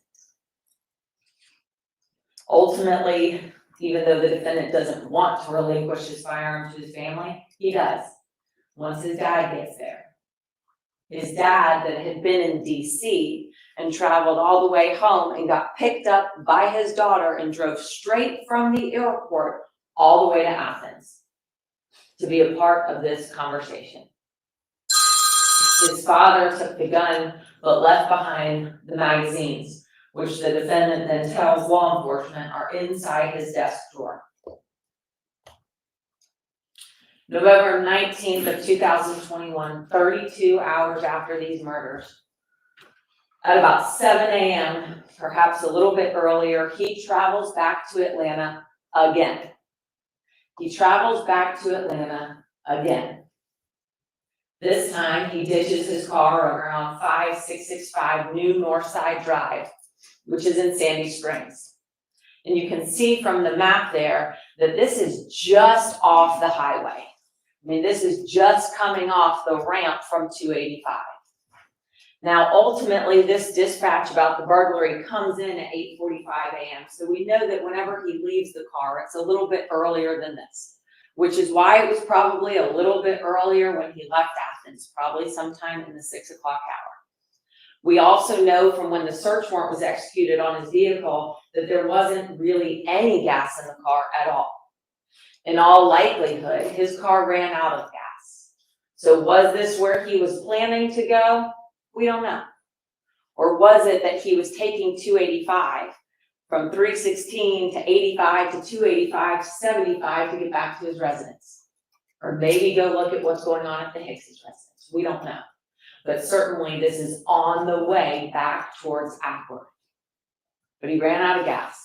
So he leaves his car, he cuts through the woods, and he ends up in someone else's home at 90 Cameron Glen Drive in Sandy Springs. And that's when the dispatch call was made for Sandy Springs officers to respond, around 8:45 in the morning. By 6 p.m., with the assistance of Sandy Springs, the dominoes then fall into place. The pieces are then put together, and that is when everyone learns that Matthew Lanz was responsible for these two murders. Now, there's two checklists that I always like to go through in criminal cases, because it really boils down to two things. Number one, were these crimes committed? And number two, did the defendant do it? Those are the two things we're really looking at. And of course, Your Honor knows better than anyone that the state has to prove each element of each offense beyond a reasonable doubt, and we have to prove beyond a reasonable doubt that this defendant was the one who committed those crimes. So I want to start with the checklist of the crimes themselves, starting with malice murder. Of course, Your Honor knows that the state must prove the defendant caused the death of another person unlawfully and with malice aforethought.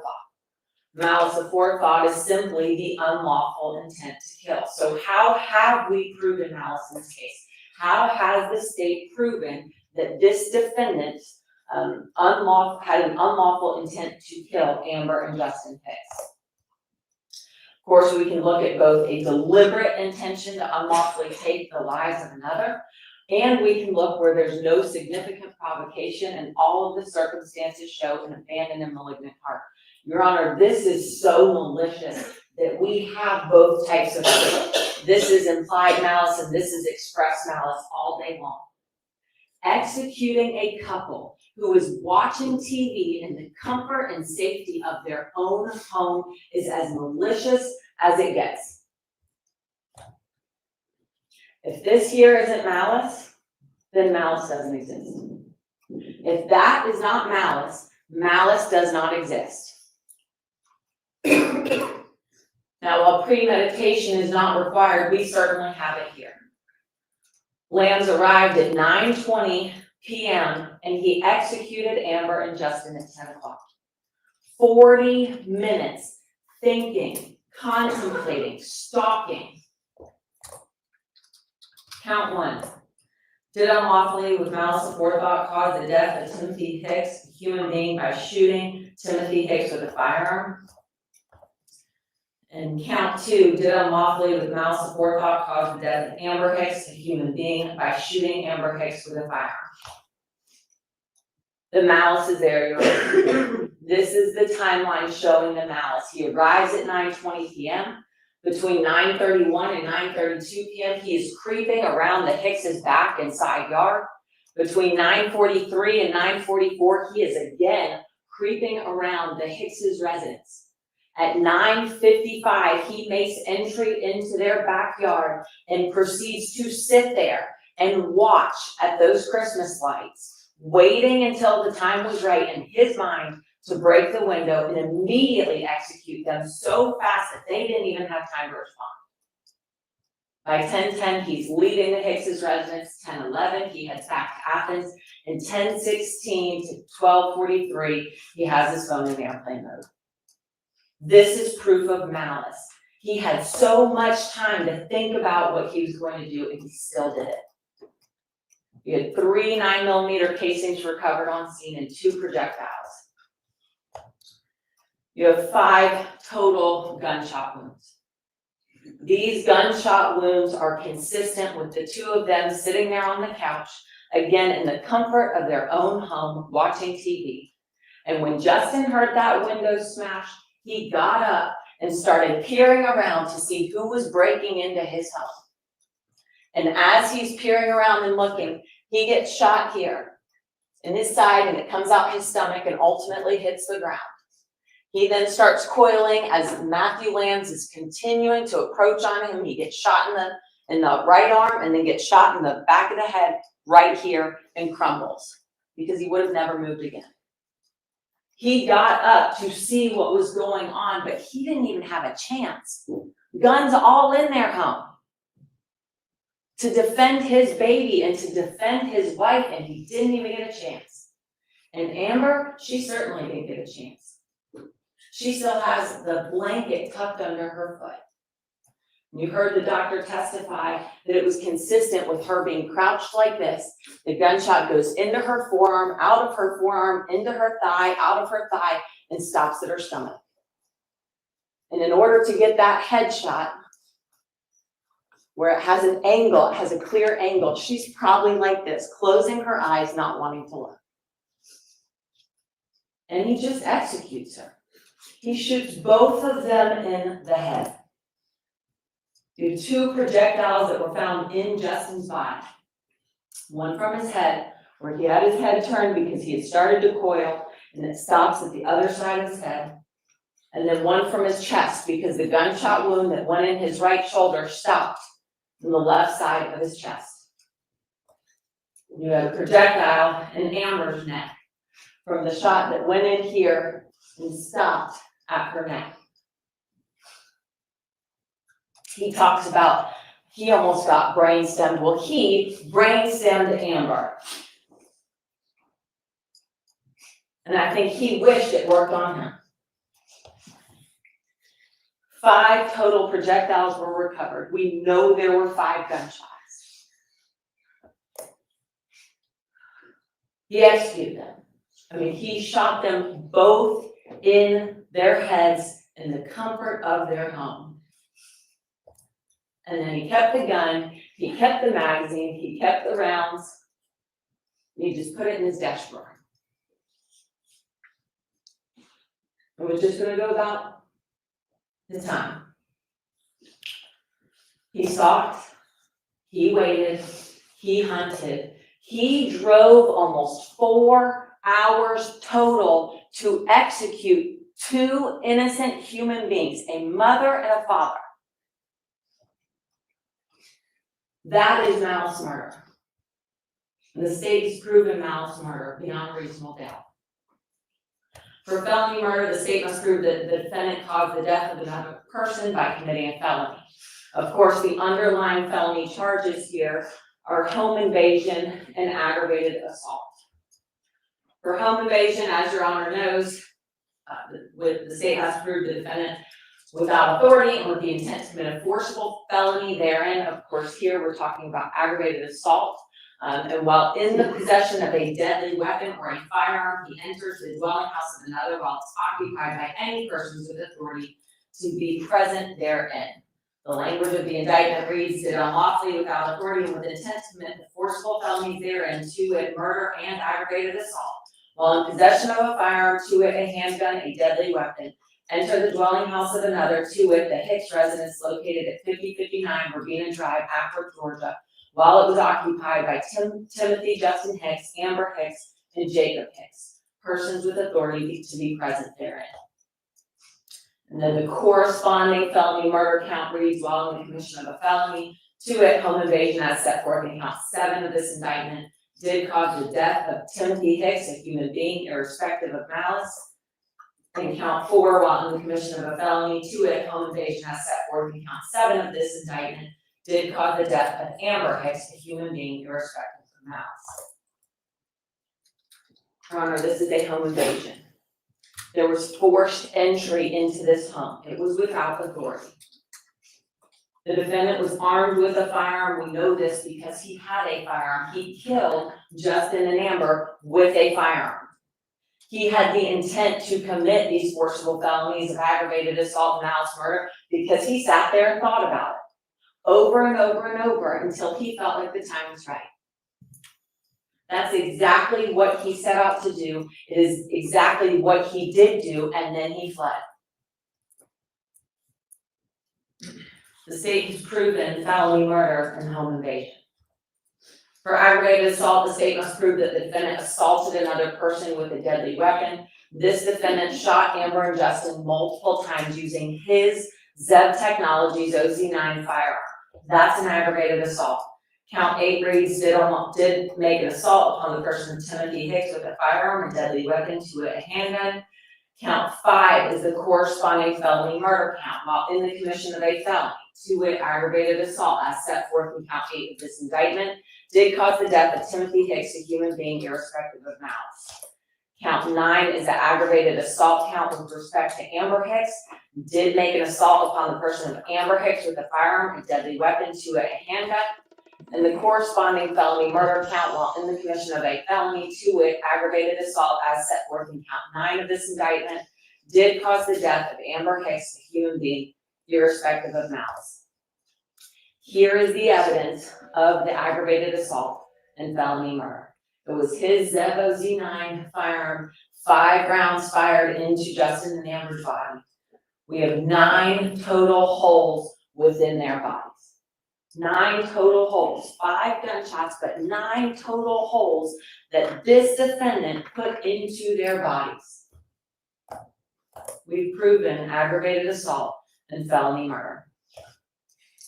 Possession of firearm during commission of a felony, as Your Honor knows, the state has to prove the person has honor within arm's reach of his person a firearm during the commission of any crime against or involving the person of another, which is a felony. The way it's charged here, we have murder, aggravated assault, and cruelty to children in the 2nd degree, which are felony crimes.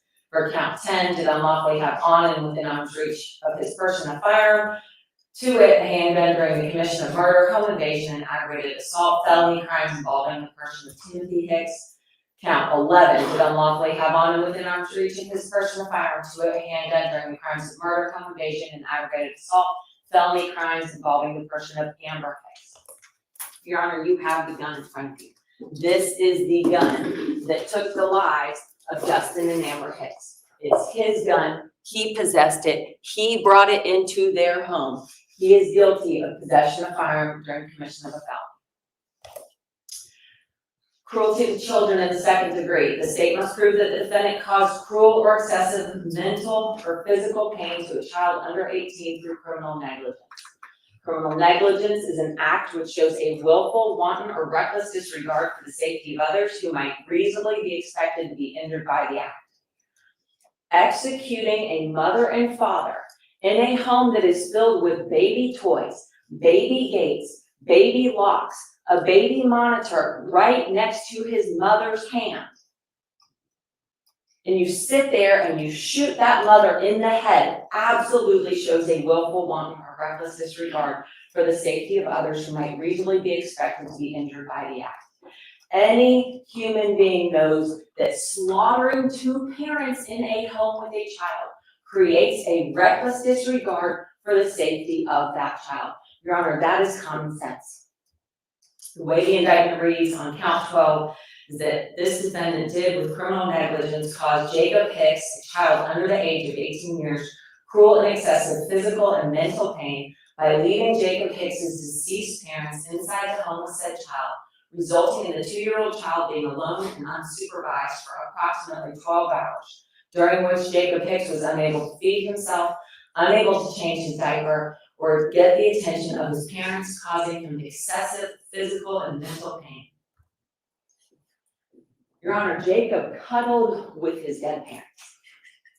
He cuddled with his dead parents.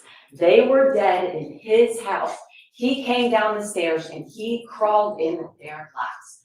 We know this because there is blood all over his little Mickey Mouse pajamas. It is on the front, it is on the back, it is under the arms of his shirt. It is impossible to get that amount of blood and in those locations without having cuddled and crawled on his parents, desperately trying to get his parents to acknowledge him, not understanding why they wouldn't. He brought his parents toys, trying to get their attention, putting a plane on his daddy's lap, a plane that could not have been there until Jacob came downstairs, bringing his mom a ball, bringing her a monster truck, doing everything he could to get them to wake up and pay attention. Because in a child's eyes, in a 2-year-old's eyes, the world is all about them. And when they wake up in the morning, it's all about them. Let's start the day. The first place any child goes when they wake up is to their mom and dad. That's what Jacob did. And when he couldn't get their attention, he started bringing them toys. He played with the very bullet that robbed him of his mother, that robbed him of his father, because there is no way that that projectile would have landed there but for Jacob picking it up. How do we know this? We know this because we have 5 projectiles. 3 of them were recovered at the medical examiner's office. So 2 of them were left on scene. One of them, if you recall, was right in between Amber's side and her arm, which was likely that bullet that went through her, well, was the bullet that went through her forearm into her thigh and stopped at her stomach. Because that's the only bullet that didn't remain in her body. The other one went into her head and stopped at her neck. Justin had 2 gunshot wounds, both of which the projectile was still in his body and was recovered by the ME's office. The only other projectile was the one that went in his side, out his stomach, and hit the floorboard right next to Jacob's little fire truck that he was driving around the house on. He picked it up and he moved it. He played with it. Why? Because it's shiny and it's new, and he's never seen this thing in his house. He was literally playing with the bullet that killed his parents. And carrying glass around the house, because you have a massive shard of glass right next to this projectile, a shard that could have not possibly stayed on the defendant's clothes when he broke through the window, but that Jacob would have picked up and played with. Because once again, in a child's eyes, these are new items in the home that any child wants to explore. He didn't have any way to feed himself. He didn't have any water. He had an extremely soiled and sagging diaper that you can see on all the body cameras. And again, the most traumatic of all of this is that there's hours of trying but failing to get the love and attention of his parents. Now, we have no way of knowing what time he may have gone downstairs. We don't know if he woke up after hearing those gunshots and came down the stairs and then cuddled up to sleep on the couch with his parents, or whether he didn't come down until the next morning. But what we do know is the very latest possible time that he was awake and downstairs was 6:16 a.m. We know that because Justin's phone activity sensor log has been presented as evidence. And we know that the timestamps on that are accurate because if you recall, at 7:07 p.m., there's logged activity from Justin's device, and we see him physically getting out of the vehicle at his residence for the last time. We also know because if you look further back in that data that's been tendered as evidence, you see that Justin was extremely active throughout the day. And you heard from Tim Hicks that he was at home on baby duty that day. It was his day off. Thank God he spent his last day with his baby at home. But we know at 6:16 a.m., Jacob is now touching that phone and carrying it around the house. And I highly doubt that when he came downstairs, the first thing he did was take the phone. This was probably after he had been trying to get his parents' attention and family. We also know that Jacob took that phone and moved it around the house because ultimately where it was found was on that baby gate, which had been knocked over by the defendant, happened to be right next to his toy ambulance that Jacob also placed there. He even pulled the glasses off his mom and dad's faces, not understanding why they would not respond. Amber's glasses would not have fallen off her face like this, getting shot in the head. It just wouldn't have happened. And we know she was awake because at 9:59, she's loving comments in her girl's text thread. So it's not like she had fallen asleep and somehow they fell off her face. Jacob climbed on his mom and literally took the glasses off of her face to get her attention. 2-year-old children only care about their parents' attention. It's the only thing in the world that really matters to them. And he was so desperate for attention that he climbed on her lap and is touching her face, desperate for her to open her eyes because of what that defendant did. And then when law enforcement comes in the house, there's Jacob as he now has his daddy's glasses. And you heard from Tim Hicks that he wore glasses when he watched TV at night. And Jacob has pulled the glasses off his daddy's face too.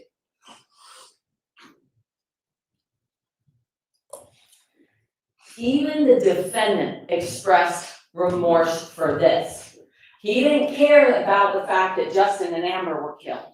But when it came to Jacob, and when it came to him believing Amber was pregnant as well, he cared.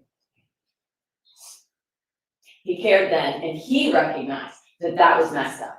He recognized that that's as cruel gets. And that's the only thing he felt bad about. He himself knows that he is guilty of cruelty to children in the second degree. Finally, tampering with evidence, the state must prove that the defendant, with the intent to prevent the apprehension of himself or obstruct the prosecution of himself, he knowingly conceals physical evidence. Count 13 reads as follows: did knowingly conceal physical evidence, 2 shell casings, said evidence involving the prosecution of the offenses of murder, home invasion, and aggravated assault, with intent to prevent the apprehension of and obstruct the prosecution of said accused. 2, said accused did remove shell casings from the murder scene so as to avoid apprehension and otherwise obstruct the prosecution of himself. These officers tore this house apart. I mean, they tore this house apart. They looked in every single nook and cranny. They moved furniture. They moved the rug. They did everything to locate those casings, and they did. There were 3 casings found, and that was it. Now, why he didn't take the time to get the other ones, maybe he got spooked. Maybe the dog started barking at him. Maybe Jacob came downstairs. We don't know. But he decided he needed to get out of there. So he only took the 2. But he is guilty of tampering with evidence. We don't have to prove what he did with those items. We don't have to prove if he threw them out the window or whatever he did with them. So taking a pause here, are the crimes themselves really in dispute? They're not. They're not. I mean, the crimes occurred. We all agree the crimes occurred. Even the defendant agrees the crimes occurred.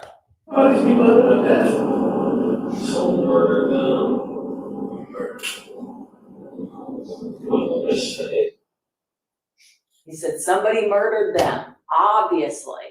And they're like, okay, well, you murdered him, Mr. Lanz. He goes, I don't know what you want me to say. Whether or not he wants to admit he did it, he recognizes that somebody committed all of these crimes. And so the only real issue is, did this defendant do it? We know the crimes occurred. Did this defendant do it? We told you at the beginning, Your Honor, that there were 3 main pieces of evidence we wanted you to consider. That was the digital evidence, the statements, and the forensic evidence. Now, one thing we do not want you to consider regarding his guilt or innocence of these charges is his brother's past behavior, his own past behavior, or his subsequent behavior. And I want to explain that. Your Honor knows better than anyone that you are here to consider the evidence concerning these crimes in this bill of indictment and not past acts or subsequent acts. The only reason that those instances were even mentioned during this trial is because they were inextricably intertwined with this case itself. The only reason we ended up being able to really solve this case when we solved it is because of Sandy Springs. Because when Sandy Springs conducted their investigation and they realized his parents lived right next to the Hicks's residence where there was an open double homicide investigation taking place, they reached out to Cobb County. You heard during the interviews, everything is inextricably intertwined such that you can't even separate the two. The only reason that his brothers mentioned is really through the defendant himself. And talking about his brother and talking about the fact that he still thinks that those residents at 5059 were in some way terrorizing him or something along those lines. But we want to make it clear that in no way, shape, or form are we trying to argue propensity or bad character or anything else, because the reality is there is no propensity here. We are not saying there's any form of propensity here at all. These crimes should be considered as an isolated act that happens to be incredibly evil, with the only possible explanation that this defendant provided is those homeowners used to terrorize my brother and there were some demonic lights, which came from this defendant as really the only possible motive, as though he's seeking revenge, although he won't say those words himself. So looking at that timeline, again, we know that it's basically just a 10-minute timeline. We know when Justin, Amber, and Jacob arrived home. We know when the rear floodlights were triggered at 9:55. 4 minutes later, Amber sends her last text ever. The rear floodlights are triggered again, and then the delivery is made. Again, this is the last time. Look at Jacob running in the house, so happy to be home with his mommy and daddy.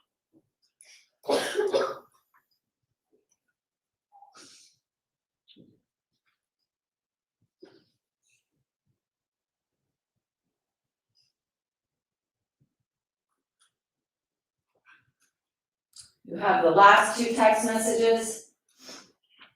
And this is in UTC, the adjusted time, I believe, is on the exhibit there. And then you have the delivery that's made a few minutes later at 10:17 p.m. That's the typo there. But at 10:17 p.m., which we see that notification come through on Justin's watch, which was plugged in his bedside because it was nighttime and they were watching TV. And then that package that was never obtained. So we know that whoever triggered the floodlights at 9:55 and 10:10 committed these murders. We know that because there's no way someone broke in after 10:10 and did not trigger those floodlights. There's no way that when text conversation continues with Amber's friends and she's just not responding, there's no activity. Justin's phone never moves again until 6:16 a.m. We know that whoever triggered those floodlights at 9:55 and 10:10 committed these murders. The defendant's vehicle was on scene during the precise window of the murder. How do we know? Because we see his vehicle drive down Verbena. We see that his vehicle is the only one that doesn't actually continue past 50-50 Verbena, and instead you see some reflection from where his residence is. We have the headlight signature, which is abundantly clear, particularly in the fleeing the scene immediately after these murders. Watch it again and look at that headlight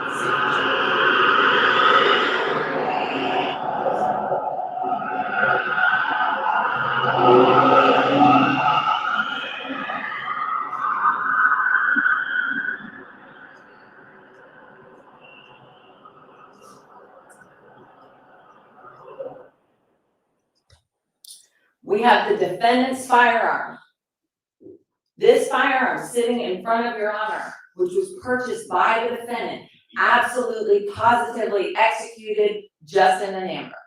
We know that. The test fired projectiles from the ATF matched the projectiles recovered on scene not the projectiles, the casings. The test fired casings matched the casings recovered on scene. All right, defendant Land purchased this firearm 1 month prior. Okay, he had this gun in his possession 1 month prior on October 13th of 2021.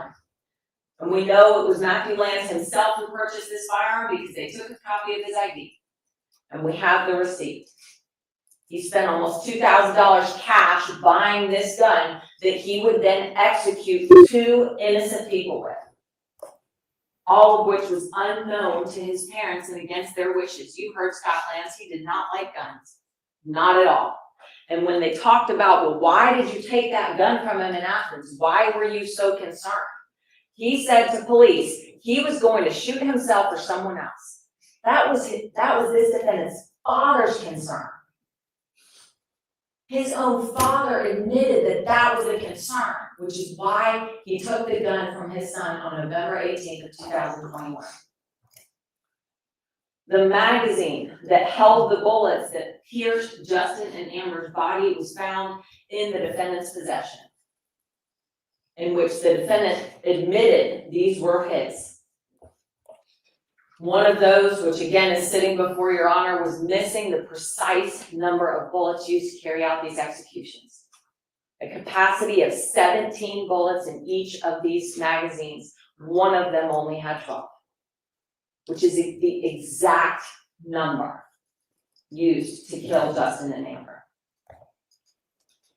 And again, Teresa Lanz admitted that when she first arrived in Athens, that magazine was in the gun. Now, she didn't specify how many bullets were in each magazine, but she specified that one magazine was in the gun and one was lying next to it. The defendant has the exact same type of ammunition that was used to kill Justin and Amber in his possession. That same type of ammunition was found in the magazines. And you had additional ammunition found in the gun box. The gun box that he had shoved into some bag and then shoved into some storage box. But he also had in his possession. The defendant's DNA was found on the murder weapon. We know this, and that's not a surprise. And Scott Lanz said, yes, my son had that gun. Teresa Lanz said, yes, my son had that gun. They took it from his possession. So it's really not shocking that his DNA is on it. He bought it. We know he possessed it. But he also used it to kill Justin and Amber. Look at his clothing. He had glass in his shoes that were collected from Sandy Springs. And again, why is this Sandy Springs thing important when it comes to the clothing? Well, number one, he had just numerous layers of clothing on.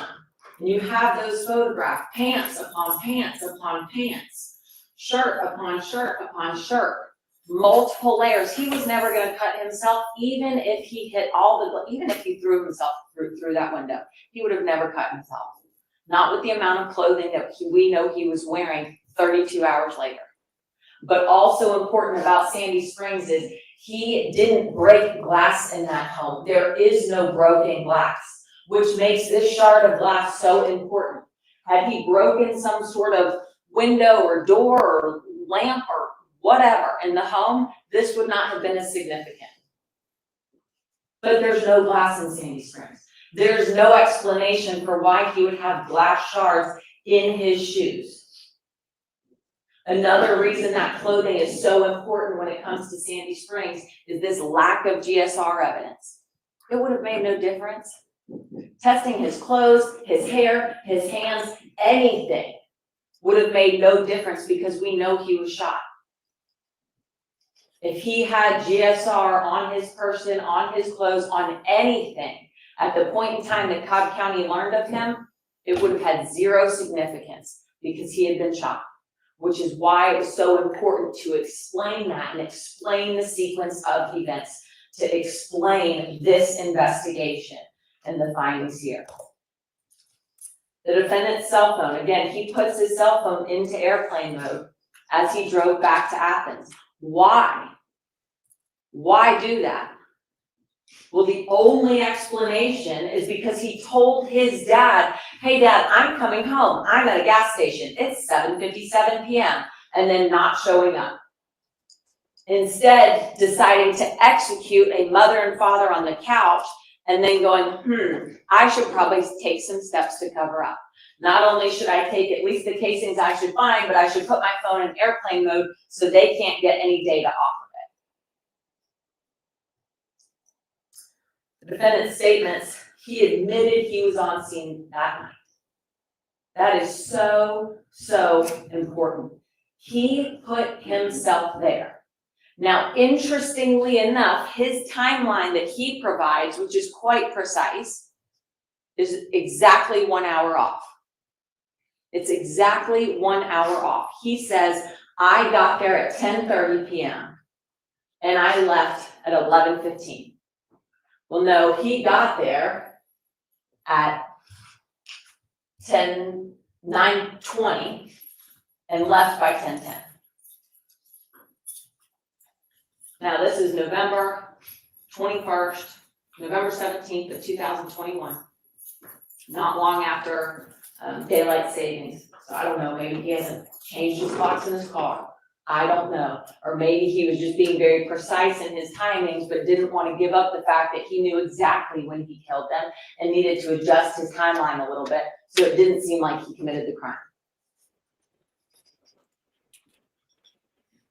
But either way, it's just so interesting that not only does he put himself there on scene, it's around the right time. And it's for the right amount of time. Because he's ultimately there for 50 minutes. He puts himself there for 45 minutes. Same thing. Now, in his story to police, he says, well, I got so tired when I arrived at my parents' house that I have a key to that I'm just going to drive 2 hours back. I'll take a cat nap in my car for 10 to 15 minutes. Then I'll smoke a cigarette, and then I'm just going to drive back because I'm exhausted. I mean, that makes no sense. None whatsoever.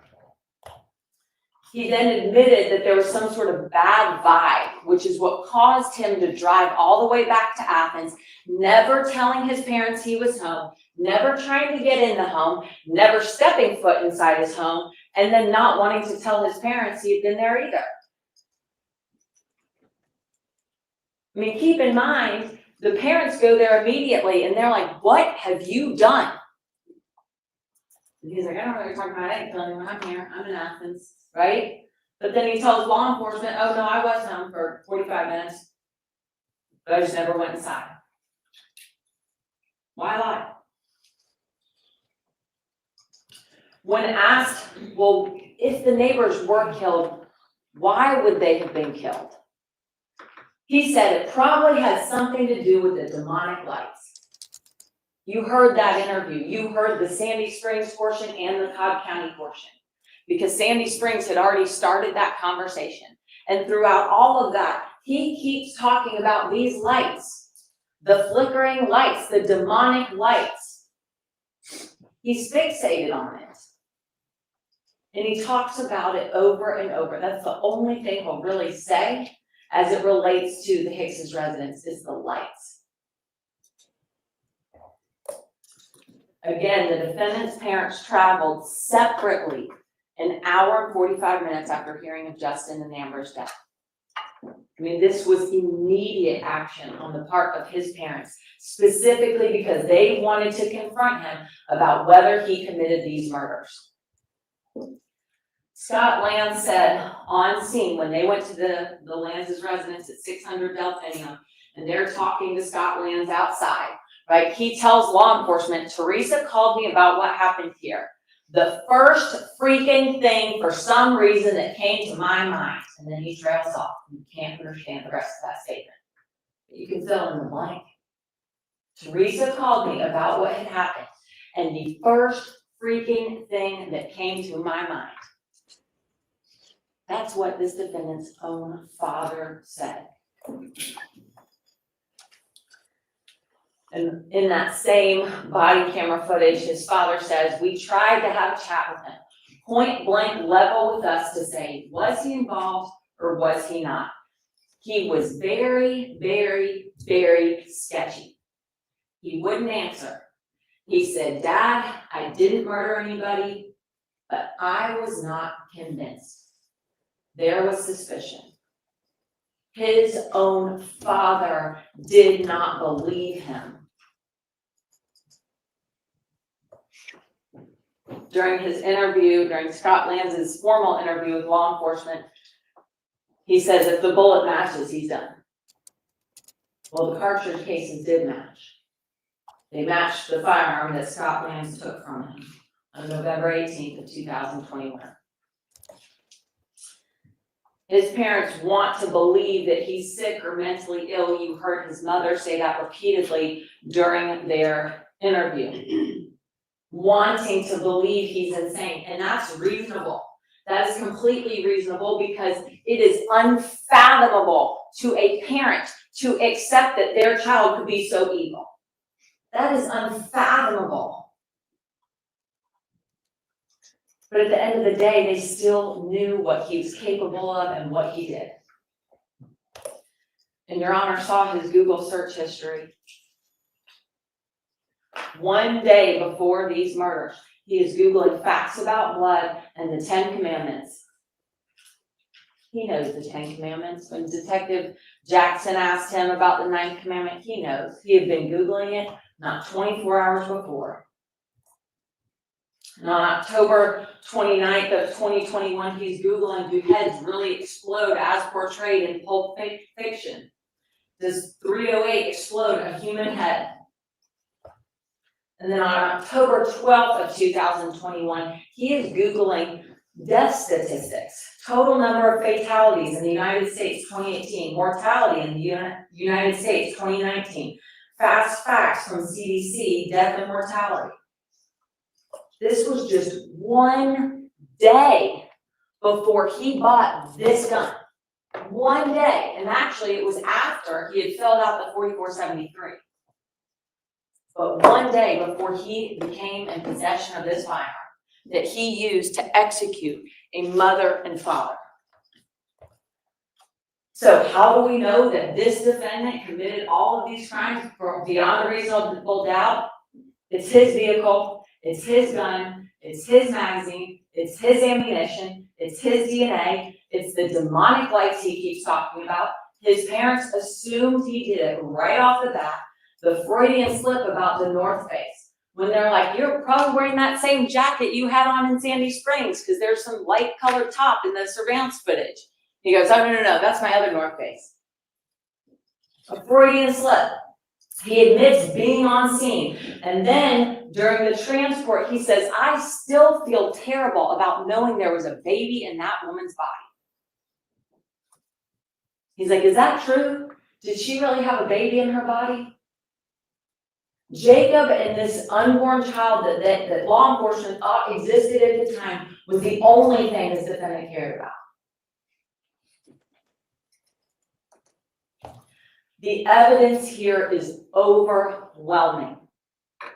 Your Honor, the only demonic thing that night was Matthew Lanz. This defendant acted as only a demon would, breaking into a stranger's home to execute them and leave for no reason.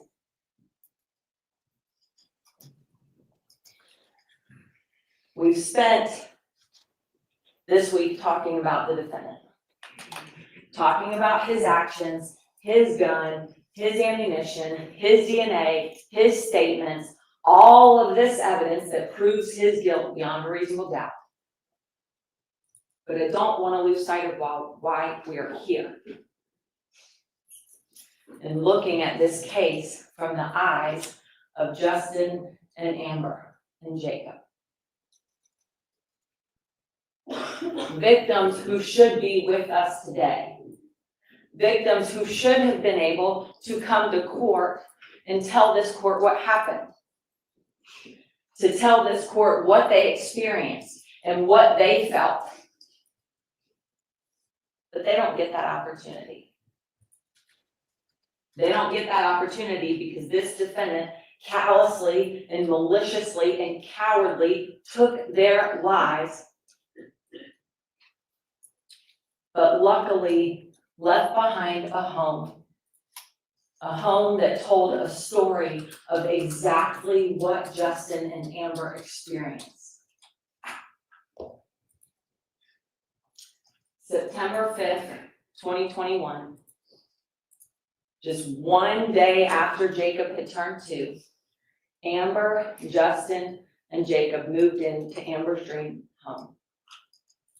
A home that she believed would be their forever home, that they could continue growing their family in. They were happy, and life was good. And what made this home a home to Justin and Amber was 3 things: safety, security, and love. After all, that is what makes a home and not just a house. Safety, security, and love. And it's why our legislature includes so many protections when you're inside your own home. It is why the phrase sanctity of your own home exists. Because homes are meant to be a sacred place. Amber and Justin had this sign in their dining room: "As for me and my house, we will serve the Lord." A declaration that their home, made up of Amber, Justin, Jacob, and their pets, their dog and their cat, would follow God. Their home was their domestic place of worship, where they would raise their child and nurture him in faith and love and devotion. These are all the efforts they made to protect their home, to protect their place of their sacred place, their domestic church, putting up all these different surveillance cameras and censored floodlights. And it's a shame that they had only been there for 73 days, so they didn't have a chance to start their subscriptions to save all this video footage. But the sad part of all of that is it wouldn't have changed anything. It would have shown that man's face on them. But that's it. That's it, because they wouldn't have had time to act, because he so quickly broke through that window and executed them. But these are all the measures they took to protect their home. And they did everything to protect their child. Baby gate upon baby gate upon baby gate. A monitor, baby locks on every single door. Because they wanted to create a safe place for Jacob to grow and learn and explore. And what safer place exists in this world than one's own home? Those were all of the efforts they took to protect their baby. And they loved inside that home. They loved, and they loved hard. You see it all over that house. You see Bibles. You see in Justin's chair, he had a cushion that was pictures of him and Amber so happy, and a verse out of Corinthians. You see this love letter that Amber wrote Justin the day before on 11/16 of 2021. I want you to know that you are brilliant. I'm so sorry that this did not work out the way you wanted. I'm confident you will do great next time. Please don't be down on yourself. These things happen. I'm so proud of you. You have to do this for you, not for me, not for Jacob, for you. Remember all the studying, all the quizzes you've had to take. You know this stuff, and you can do this. Find the confidence. There's no reason to be worried or nervous. I have a video for you to watch. Today is cuddle day. Love you so much, wifey.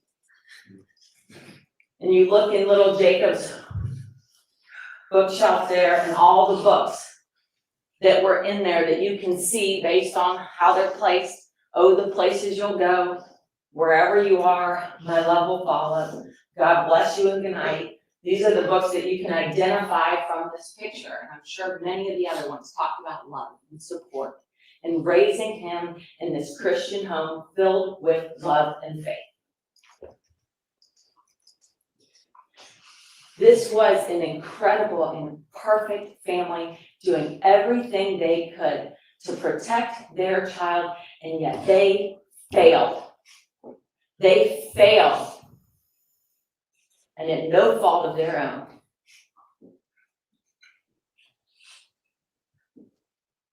As they lay here on this couch for cuddle day, in their dream home, all of their doors locked and secured, the baby monitor on, it wasn't enough. It was not enough. It was not enough to prevent evil that came through that window. Absolutely terrified, likely frozen in fear, certainly for Amber. Thinking of their sleeping baby who was upstairs and they could do nothing to protect him. Everything they did inside that home was to protect Jacob, and there was nothing they could do.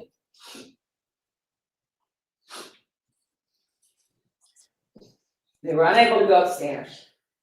They were unable to hug him, grab him, say, I love you one last time, shield him from seeing what evil looks like at the age of 2 years old.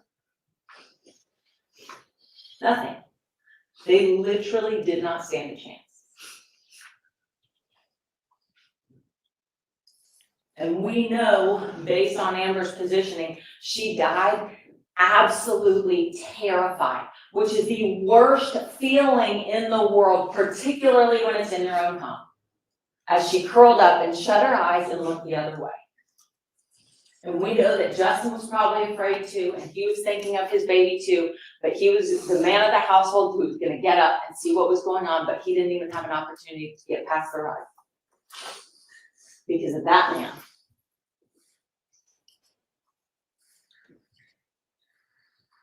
This is what he left in the home. As though things could not have been worse, as is right here where it stops, little Jacob came down the stairs to find his parents. And he found them. And he tried to do what they wish they could have done the night prior. Hug him, love him, lay with him. He got to hug his parents and lay on them and talk to them, but with no response. He tried and he tried and he tried, and he even pulled their glasses off of their faces. The most beautiful faces in the world to him, with absolutely no response. Not his mother's warm, loving body, but a cold, stiff body covered in blood. This was one of the books that you see on his bookshelf. And I don't know if it makes it better or worse to think that this may have been one of the last books that his mom read to him. If someday you're lonely or someday you're sad, just lift up your face, feel the wind in your hair. That's me, my sweet baby. My love is right there. My love will find you wherever you are. It is beyond evil and cruel. So was it even brutal, Mr. Lanz? Was it even brutal? That's what he asked law enforcement. Was it even brutal? Yes, Mr. Lanz, it was as brutal gets. And if you weren't sure that night, you are now. Because you've seen it in the daylight, in an excruciating detail, the damage that you caused.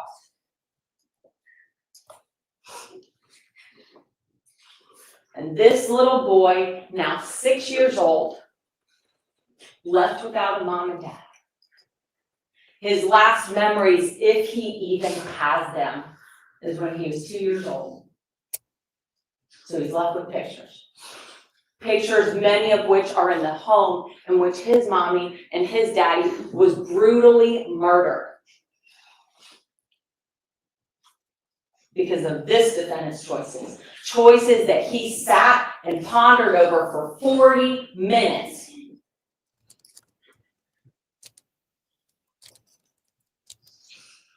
Your Honor, this case is clear.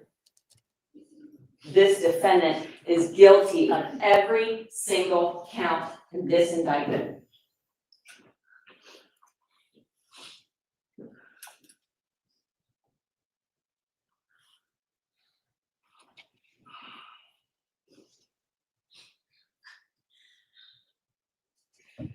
This defendant really doesn't feel bad for what he did. He doesn't. And he knows what he did. He knows exactly what he did. Which is why he feels like none of this is really necessary. But we are asking, Your Honor, to reach a just verdict and a just decision, which is exactly what the defense is asking for as well. But the only just and true decision in this case is that this defendant committed all of these crimes beyond a reasonable doubt. And we ask that you make those findings.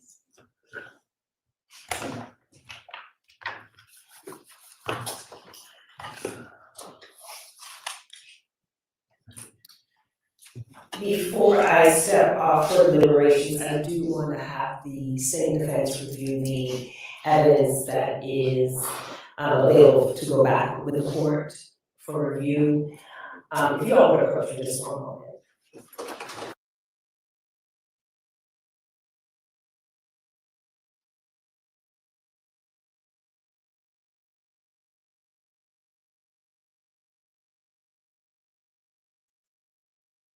I'm trying to understand what she just said.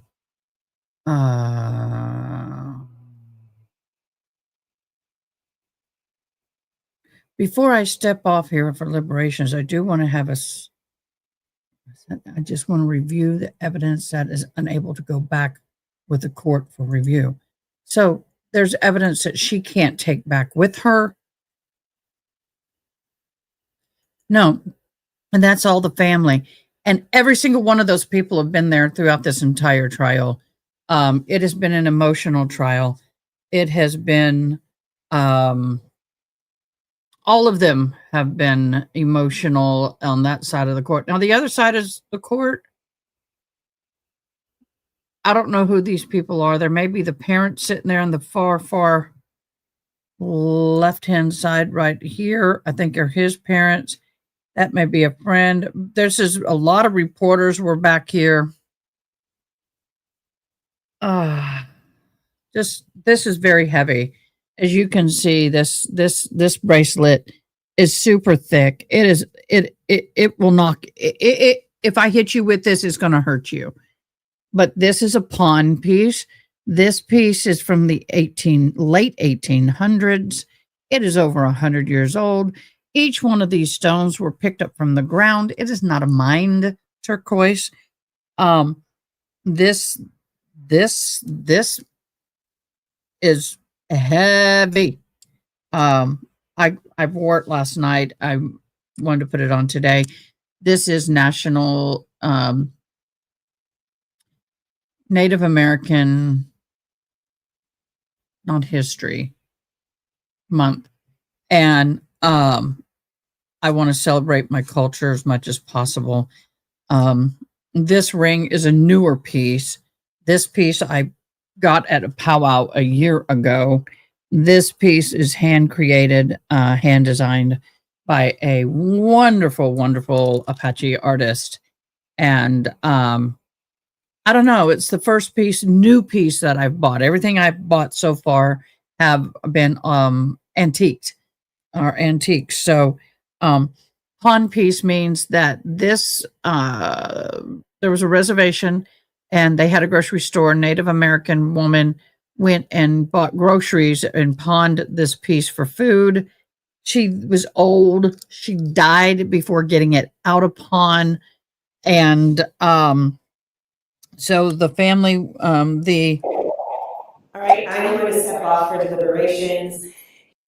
the non-Native American who owned it offered it back to the family. The family said no, they couldn't pay for it, so it stayed with her. She had a child. The woman died in her 90s. She gave it to her child. Her child is now in her late 80s. She may be 90 now, but she has no children. And this was in an antique store. I had been drooling over this piece for 2 years. I then inquired about the piece. It was way expensive. Multiple thousands and thousands. I mean, $1,000 piece is what was asked for. I said, thank you very much. And long story short, I kept drooling over it. I was in there one day looking at it and another piece again. And this woman struck up a conversation when she saw that I was looking at it. And I didn't know she was the owner of this piece. And I told her that I am Cherokee Cree, more Cree than Cherokee, Irish, obviously, and that I was just starting to build a turquoise collection that I wanted to pass down to my daughter, that I wanted heirloom pieces. And she was very touched and said that this was hers. She sold it to me for $3 less than what was being asked. I just said, well, I don't have it. And she goes, well, you can put it in layaway. I did. I got it out about 1.5 years, 2 years ago. It took me about 5-6 months. I mean, I blood, sweat, and teared it to get this piece of jewelry.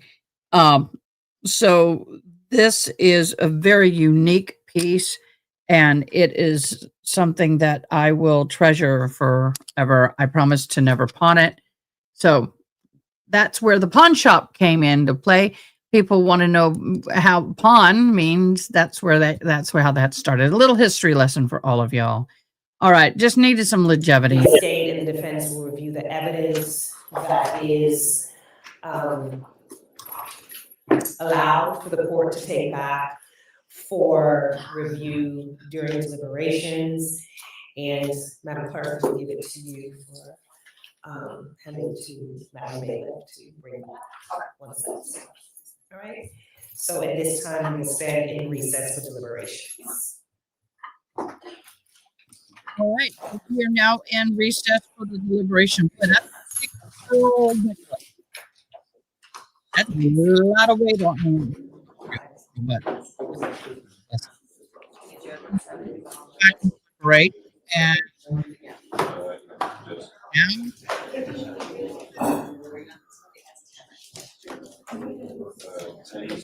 our poll says 30 minutes to an hour, 42%, 1 to 2 hours, 58%, nothing greater than 2 hours, nothing less than 30 minutes. We'll see how long the judge deliberates. Wow, we're in deliberation.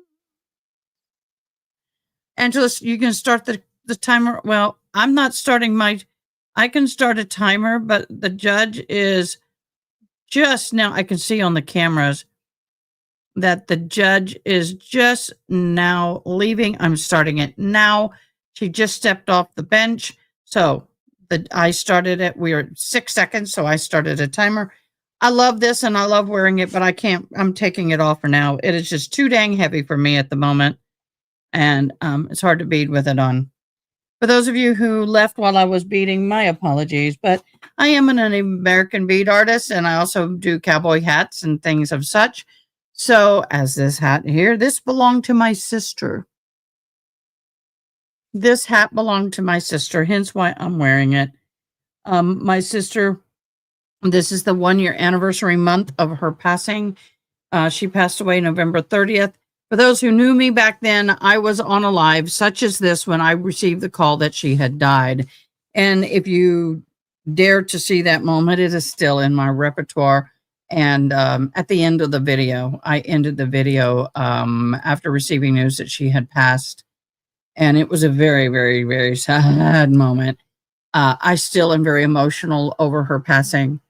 But anyway, I beaded this hat. Her friend and her were going on, her high school friend since high school, and her were going on a cruise with their husbands, couples cruise. And I saw this and I beaded one for her and one for her friend. Her friend said sweet, she said salty, which was true. And they wore this on the cruise a lot. I mean, it was like every day there's pictures of her in this hat. So, although there's a commentator that I would tempted to make one of these for, but anyway, this hat, very special to me. It's the first time I put a fringe trim on the hat. It's hard to see from there, but it's a fringed trim. New poll is up and running. Innocent or guilty? Right now, we have 6 votes of guilty. I can't vote. I will put my vote in guilty as hell. So there we go. Angela, after seeing something like that, it's, yeah.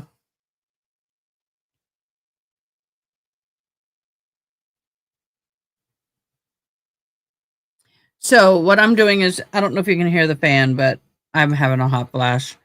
I am in that phase of life where I have hot flashes. So I have a fan over here, and you know, if you cool your wrist, your body cools quicker. It is not a folklore. It really works.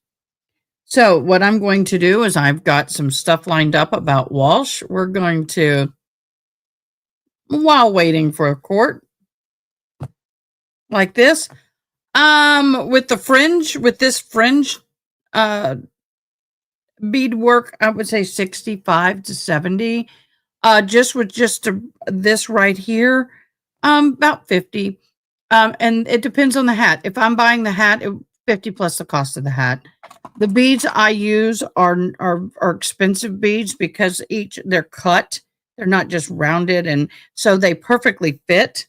They are high quality beads and threads, and each row of beads is triple threaded. So even if you break one, you can, and also, by the way, I do repairs for free. You ship it to me and pay for shipping back and forth, and I'll repair it for free, but you shouldn't have any problems. I've never had anybody have problems. I am taking orders for Christmas for baseball caps. No more cowboy hats. If you do a cowboy hat, it will not be there in time for Christmas unless you pay a rush fee, and you won't be able to afford it. Not being mean, my cowboy hats normally start at $500-600. And that's just for a straight pattern like this. No intricate, no pattern, just straight line work. It takes me straight line work about 30 hours to do. The hats I'm doing right now, I'm doing for a viewer at a greatly reduced price because I love you, boo. But my cowboy hats take a long time and a lot of product. Just so you know, the beads in the cowboy hat, I'm going to ballpark, depending on what I do, $200 worth of beads, $150 to $200 worth of beads. That also depends on the size of your head, makes the size difference on the outer. Depending on the cowboy hat. So $150 to $200 just in the beads alone, the thread and all the other stuff. So we're looking at about $175 to $225 just for the supplies. So not including my labor. So that's why I don't even start them off between $500 and $600 is my normal start off point. Yeah, it takes a lot of work. It's a lot of time. And that's only giving me $20 an hour. I'm getting paid $20. I pay myself $20 an hour to bead the hat. And that's a lot of work. But for this, start off $50. I hope that answered your question, Christy. But, you know, and you can pay it off. I let people make payments. That's no problem. If you're interested in hat, go into Discord and let me know. I'll be happy to get it done for you. They are nice. You always get a compliment when you have one of my hats. Yep. Okay, so now we're in this mode. We're going into this mode. And I need to make adjustments. Give me a split second.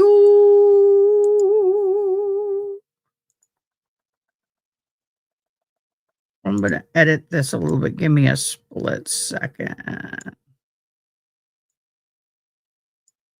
I'm editing your view of me right now. Save, update. There we go.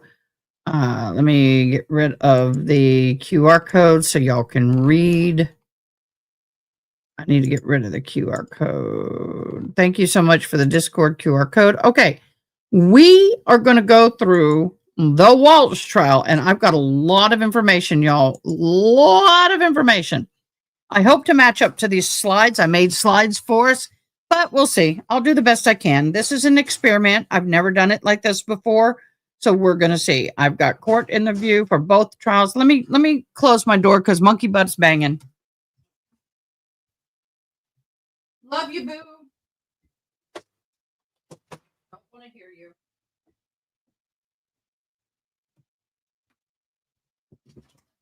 Okay, guys. Yes, it can be a little distracting with monkey butt banging her cage. She wants mama's attention, and I'm not going to give it to her right now. Love her very much, but Matthew just walked out the door earlier, and he didn't spend any time with her this morning because my son was called into work and unexpectedly. He is a new manager where he is working, so he's getting used to that. Sinus headache. Oh, real quick, let me do this. I'm going to throw up the screen. This is the weather coming through right now. The little blinking blue is Kerrville, Texas, where I currently live. We have people living up near Killeen and that area and Temple. So y'all are going to get hammered worse than we are, by the way. Angela, you need to bat down the hatches because it looks like if you'll keep watching the view, about 3 o'clock is when the crap's going to hit the fan, but right about 5 o'clock it's really going to get bad. Just letting you know, boo. All right, so we're going to be talking about Brian Walsh while we're waiting for both courts. The fraud, the family, the fatal consequences. So we're going to go through a little bit of the biography, okay? We don't know a whole lot about these people, so I've done some digging, so this is what I have found. Brian R. Walsh was born August 17th of 1976 in Cohasset, Massachusetts. His father was Dr. Thomas Walsh, was a very respected neurosurgeon affiliated with Brigham and Women's Hospitals in Boston. Now, his mother, Diane Walsh, now in her 70s, has become a quiet but visible figure in the courtroom. Brian grew up as an only child in the household of an economic means, but described in court later as not privileged. That distinction matters. It is a picture of a man who had access but not entitlement, although he walks with entitlement. So the father's career, Dr. Thomas Walsh, was known for his medical expertise and contributions to neurology. His reputation was sterling. His career was long, yet his relationship with Brian was very strained. Court records later revealed disputes over inheritance trust funds after Thomas's death in 2018. The mother, Diane, raised Brian largely alone after the father's passing. Their relationship, too, was complicated. Letters describe tension, but in the court, Diane has shown loyalty, blowing kisses, attending hearings, sitting silently in support. Brian's social persona, I have a hard time saying that. Okay. In adulthood, Brian cultivated an image of wealth and sophistication. He hosted lavish dinner parties in Boston and presented himself as a man of taste and influence. The mother, Diane, well, I'm going to read this point right here. The mother, Diane, there's no actual birth date known for her at this time. She is in her 70s, but she did have she's very supportive but strained relationship. It is believed that she is the only child as well. They founded the LETS Leadership Effective Teamwork Strategy, known for lavish Boston dinner parties, cultivating images of wealth, married to Anna Walsh's three and have 3 children, 2, 4, 6 at the time of disappearance. And I got to get back to where I was. When he found it, okay, let's go. He hosted, like I said, lavish parties in Boston, presented himself as a man of taste and influence. He founded a business venture called LETS, Leadership Effective Teamwork Strategies, positioning himself as a consultant and a strategist. But beneath the veneer of sophistication lied deep deception, where seeds of fraud were allegedly planted.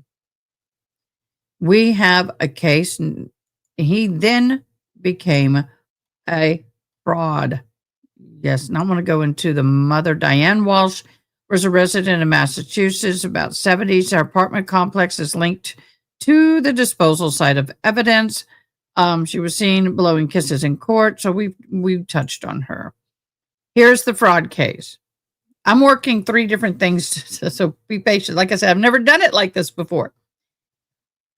Brian Walsh's name first echoed in federal courtrooms, not for violence, but for fraud. Art fraud, that is. A scheme that prosecutors described as a years-long, multifaceted, and deeply manipulative fraud case. Walsh offered what he claimed were authentic Andy Warhol paintings. He used platforms like eBay, private sales, and personal connections. Collectors believed they were purchasing genuine Andy Warhol works, iconic pieces from the pop art master himself. But one buyer paid tens of thousands of dollars for what he thought was a Warhol original. Others were similarly deceived. Guys, I'm working with a headache right now. Forgive me. Trying to keep the light down on my eyes. The betrayal was not just a financial one, but it was a cultural one. To own a Warhol is to own a piece of history. To discover it was a forgery, it is to feel robbed of a legacy. Charges: wire fraud, interstate transportation for scheme to defraud, unlawful monetary transactions. Each charge underscored the deliberate nature of the deception. On February 20th of 24, the gavel fell. 37 months of federal prison. 3 years of supervised release. Restitution of $475,000.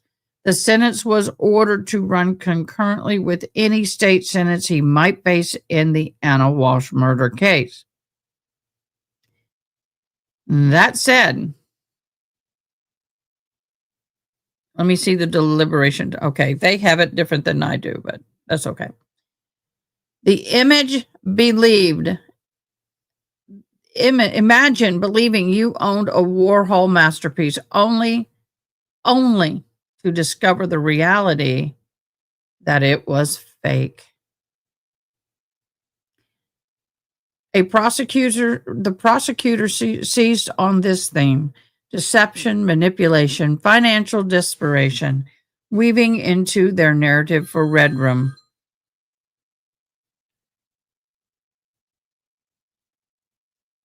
Sorry. Now I want to talk. Now we're going to get into the disappearance of where is it? Okay, we'll just leave it there. On January 21st, 2023, Anna Walsh vanished. As a wife and a mother of 3, her disappearance triggered an investigation for prosecutors alleged Brian had killed her, then attempted to dispose of the evidence. Anna was last seen leaving her home in Cohasset, Massachusetts, reportedly heading to Washington, D.C. for work, but she never arrived. Investigator uncovered a chilling internet search on Brian's devices. Inquiries about dismemberment, disposal, and cleaning of blood. Bags contained a hatchet, hacksaw, Tyvek suit, and Anna's belongings were traced to a trash facility near Diane Walsh's apartment complex. Probably dumped it on the way to see Mama. Probation status at the time. Brian was awaiting the sentencing for the art fraud case. He was under home confinement, restricted in his movements. Well, many, and I won't say who, but there have been more than a few people in the internet community, YouTube community, that all state they wonder, had he been put in jail while he was awaiting sentencing, Anna would still be alive. They believe that the courts should never have allowed this man to stay on house arrest while he awaited for sentencing. If he was put in the jail like most people are, this would not have happened. Prosecutors have argued this confinement shaped how he attempted to dispose of the evidence, limited, calculated, and ultimately traceable. My question is, when you're on home confinement, I know from personal experience with my ex, pre-trial, and it does work the same way post-trial, waiting for sentencing, you're not allowed to just drive away or drive around willy-nilly. You can go from home to work on a specific route.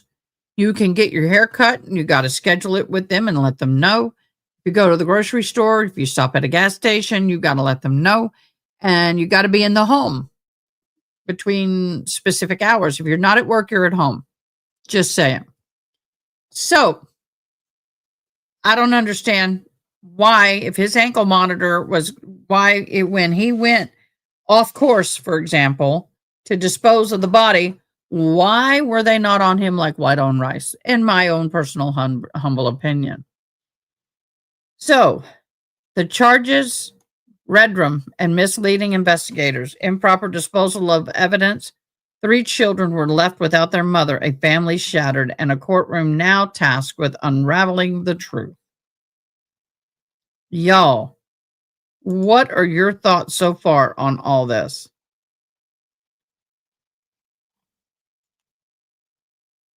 Do you think, I'm trying to get something up here, guys. Sorry, forgive me.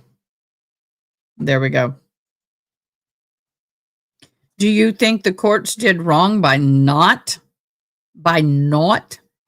keeping him in jail between the conviction and the sentencing? Give me your thoughts in the comments below. So let's move on. Diana Walsh was the mother throughout all of this. One figure remains in the courtroom, Diana Walsh, the mother of her in her 70s, sitting quietly, sometimes blowing a kiss to her son.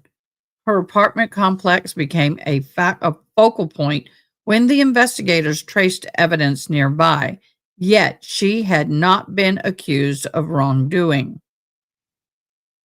Diana's gestures in court, kiss blowing across the courtroom, silent nods, speaking very softly, her little winks, etc., have gotten the attention of the court. Do they embody loyalty or even the shadow of criminality in of itself? Was she a part of this? Letters and testimony in the past describe tension between the mother and the son, disputes over the inheritance after Thomas's death, strained communication, yet Diane remains present, supportive, and visible. To some, she is a symbol of maternal loyalty. To others, a reminder of a complicated bond that persists even when trust is broken. Her role is complicated, supportive, visible, and pivotal. The mother in the shadows of crime is what I like to call her. Now, they say this was supposed to be a bench trial. It has now gone to a jury trial. Okay, originally it was supposed to be a bench trial.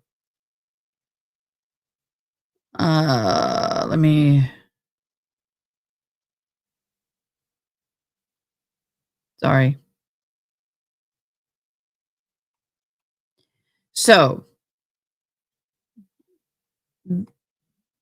in summary, Ryan Walsh's life is a story of deception, from counterfeit Warhols to disappearance of his wife, Anna. His mother, Diane, stands in a quiet figure in the courtroom, embodying the complicated role of family in the shadows of crime.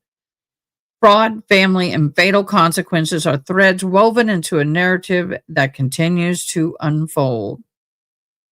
Is this a story of deception? Is this a story of desperation? Or is this something deeper? You tell me in the comments below what you think about all of this and what your thoughts are as far as the mother's loyalty and love. Yep. What do you believe? What do you think? Let me know in the comments below.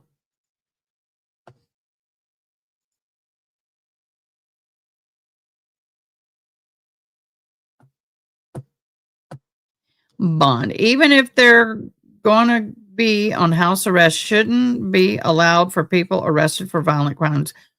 Well, first of all, his crime was not a violent crime. His crime was a financial crime. And this is why he was on an ankle monitor at home. Ankle monitor did not have GPS. It was only to alert when he left the perimeter. But that's what I'm saying. When he left the perimeter, which was his home, it alerts. And then when he gets to his office, there should be another receiver. It alerts. Just letting you know.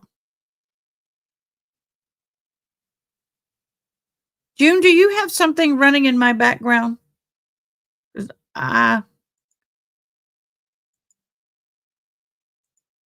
That's what I see.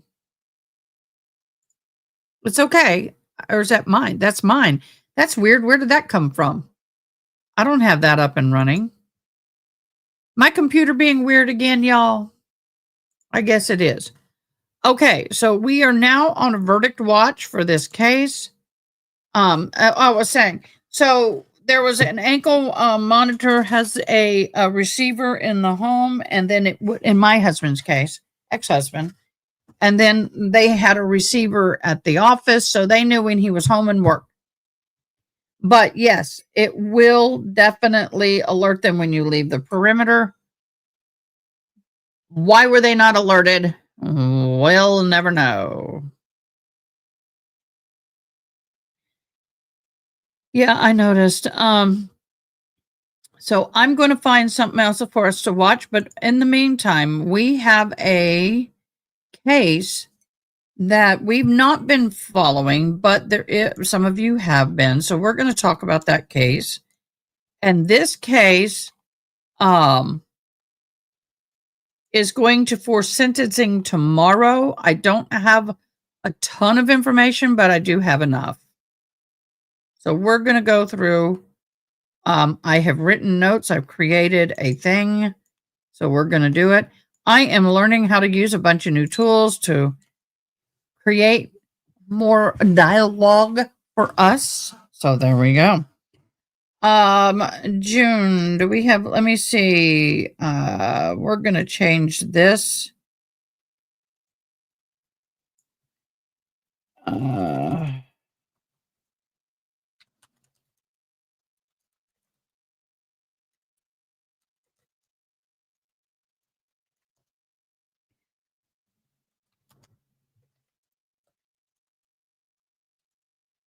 I am creating a thing to scroll. Hopefully I spelled everything right. I'm horrible at spelling. Okay, there we go. So people know what's going on.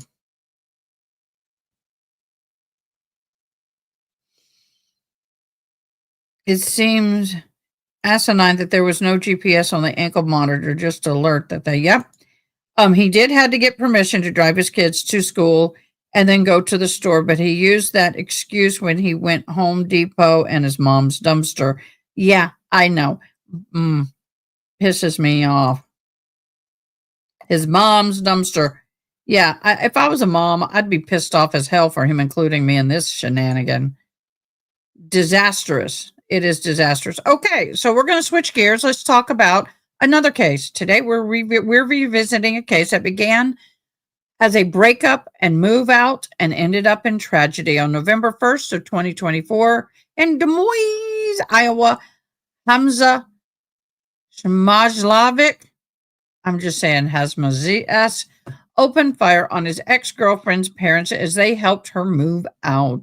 45-year-old Ruth Sue Ann Robertson was killed.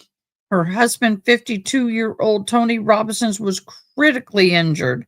Just as his trial was set to begin, how do I say? Hamza, I'm not going to say his last name. I can't. Hamza pled guilty to first-degree redrum and attempted redrum. He now faces life in prison. So here, let's do a chronological deep dive, okay? So 4:45 to 5:10 p.m., Jasmine Robinson, the defendant's ex-girlfriend, arrives at her parents' home to pack her belongings. At 5:20 p.m., gunfire erupts. Ruth is struck fatally. Tony critically wounded. 5:24 p.m., neighbors called 911 reporting shots fired. 5:30 p.m., law enforcement arrives, secure scene, and provide aid. I'm looking at y'all's comments. Okay. So then Hamza is taken into custody shortly after the shooting. This was not a random act. It was violence in the middle of a dramatic transaction. First degree all right, the charges are first degree redrum, intentional, willful, deliberate, premeditated killing, mandatory life sentence, attempted redrum, intent to kill plus substantial steps, Class B felony, up to 25 years, plea entered October 27th, 2025. The morning of trial, Hamza admitted he intended to kill both parents. By pleading guilty, he removed the jury's equation. The law is clear: life in prison for redrum. Now, on the morning of the plea agreement, the court, Hamza pled guilty just before jury selection. He told the judge that he intended to kill both Ruth and Tony. Because of that, his rights are waived. Jury trial was done. Confrontation, presumption of innocence, all of that is waived. The plea guarantees life in prison for redrum. Sentencing will determine the punishment for the attempted redrum. So the redrum in and of itself. JJ67, JJT67, woohoo, woohoo, we've missed you, boo. Hey, June just talks, I miss you, boo. You want to hop in and visit for a little bit? Love to have you. If you do say yes, I will send you the link in our private chat of Discord. Love you, boo. Miss you, boo. She is our research mod that's been on a hiatus. Link was set if you do not have to, but the link is set. So the right now the sentencing is for the attempted redrum alone. Jasmine Robinson saw her parents shot while helping her move. She would have testified to Hamza's actions and intent. It would have focused and been on the emotional trauma central. It will be central to the sentencing. The surviving victim, Tony Robinson, was critically injured and he survived. He would testify to being shot, medical aftermath, the ongoing suffering. Will deliver a victim impact statement at sentencing. We shall wait and see. Timeline of the 911 call: arrive, arrest, and crime scene techniques, firearms casings, trajectory, body cam footage, commands, suspect demeanor, medical examiner, autopsies, Ruth's cause of death, gunshot wound.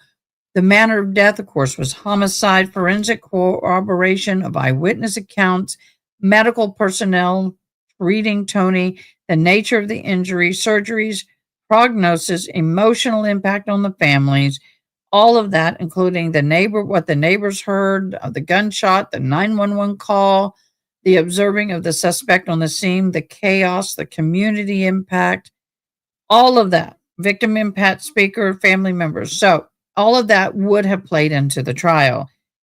Smart move, dude. Take responsibility. You were not going to be found innocent. I sent you a link, boo, in private chat and Discord.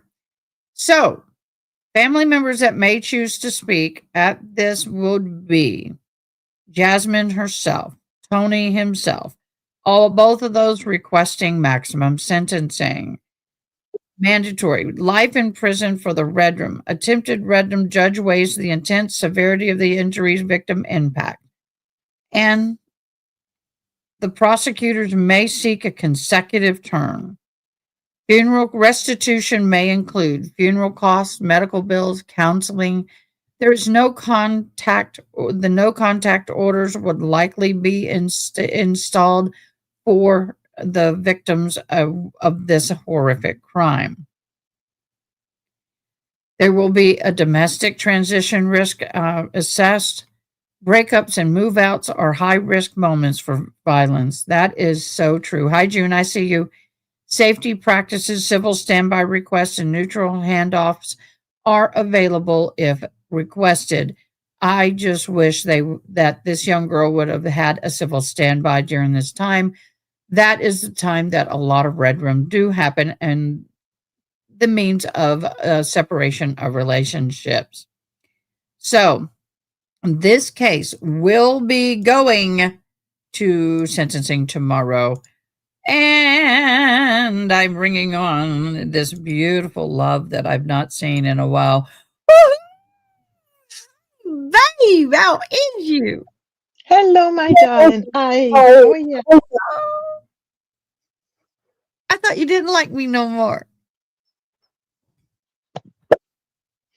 No. Been praying for you. Thank you. It's worked. I feel the best I have in a long time. Yes, I took a long hiatus looking after myself, and it was needed. And boo, good for you. Good for you. Have you been listening? Have you been following any of this? Do you know what? I followed no cases. I've had a total, I know, I've had a total hiatus. And I think what happened to me was something I think that we've acknowledged that happens with us is we get overwhelmed with, especially if you're empathic, you get overwhelmed with all the energy that's come from all these cases. And I just couldn't listen to any more hurt. And I just literally switched off from all of them and put my head in books and then just went, no, you know what? Yeah. Well, that's why I do beading. That's why I do certain things. I had somebody send me a private chat comment that said, I love your content, but I don't give a rat's ass about your beating. And I sent him a message back. I said, when you see me beating, it's because it's very, well, I got a job to get done. One of two reasons. One, I got to get this stuff done. And I'm here all day, so I might as well. But two, sometimes I have to distract. I'm still reading comments of people. I say I'm listening. I'm actually reading. I got captioning on every screen and captioning down on my phone. So when I'm looking down, I'm beating, but I'm reading captioning, and I am paying attention to trial. But it's one of those things where I have to mentalize a little bit. I'm really good at that because as a first responder, when I'm on scene, I'm seeing all this gore, and I find ways to self-care in the midst of all of that. Well, I've got a trashy game on my iPad sitting down in front of me to just listen and shit at the same time. Yeah, but I just think we all talk about everyday life and things we're doing while this is happening. And I think the way we cope with that stress is if it's beading, if it's trashy games, if it's doing what I do and just switching off fully, then that's what we do. Well, we always have this thing running, self-care. We always tell Yeah. people self-care. And we love having everybody on here. And I mean, I would love to have hundreds of people on right now. Don't get me wrong, but I cherish the ones that are here now. And But also, if you're then, Ada, looking after, because I know you well enough to know that you're looking after everybody in that chat, everybody who's watching. Now, how is that going to affect you if you've got 3,000 people on? yeah. And I have wonderful mods, and we have set up, we keep an eye out on people.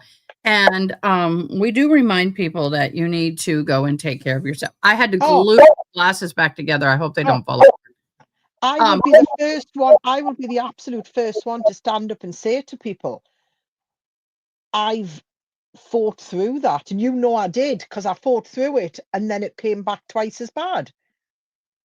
Yeah. And you're like, no, you just need to switch off fully. Well, and so you know what, okay. it is okay, but just so you know, if you go to our Discord link, and June, can you pop that back up, please? If you go to our Discord link, and if you are struggling, we have what's called a prayer request section. That's not just for prayers. That's for you to say, hey, I'm struggling, and I will be happy to talk to you. Now, I can't be talking to people 24/7, but whether you pray, whether you meditate, whether you don't do anything, you just need a sounding ear. You're struggling, we have a safe place for you to go. And these cases can be very triggering. So we always tell people, we're here for you. Please go and let us know. All you have to do is say a word, and I will be there as soon as I can. My mods are great. They will be there as soon as they can. They will let me know. And as you know, we've tried to keep up with you. Oh, absolutely. And I know space to do what you got to do. Yeah.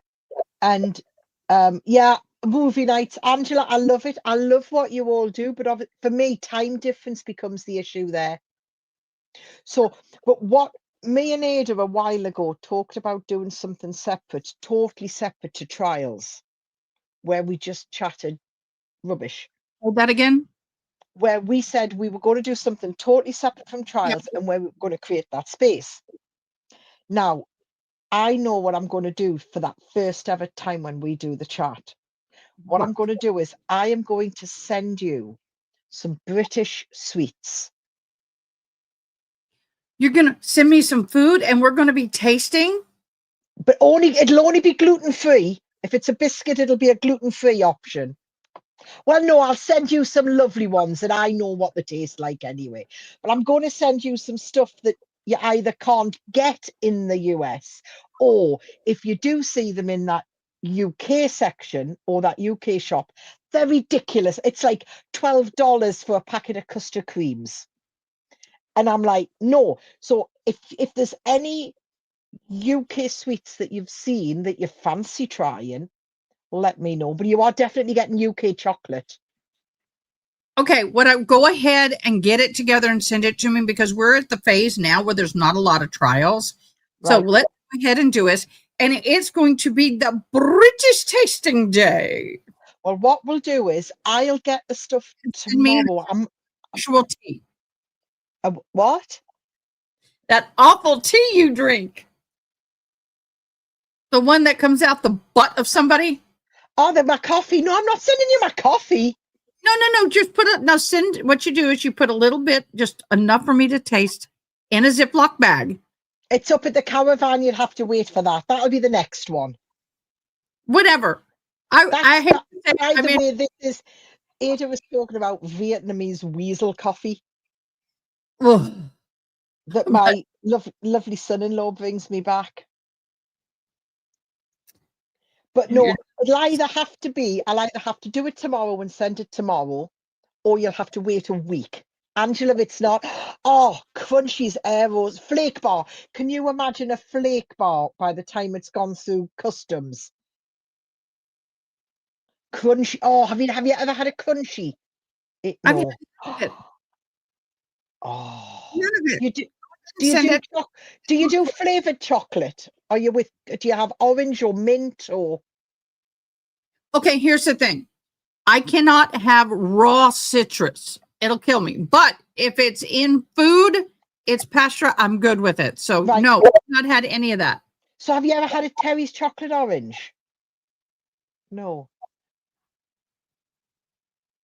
Right.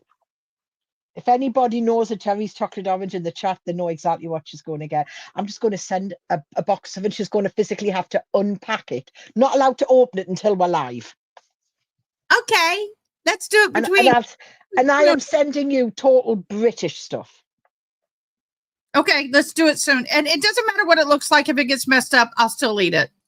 Oh, if it's a flake bar, you might just have a a plastic wrapping of chocolate crumbs. But British chocolate is not the same as American chocolate. It's very different. Alrighty then. I look forward to this. Sort of. I love our chocolate is creamy and unctuous. And, yeah.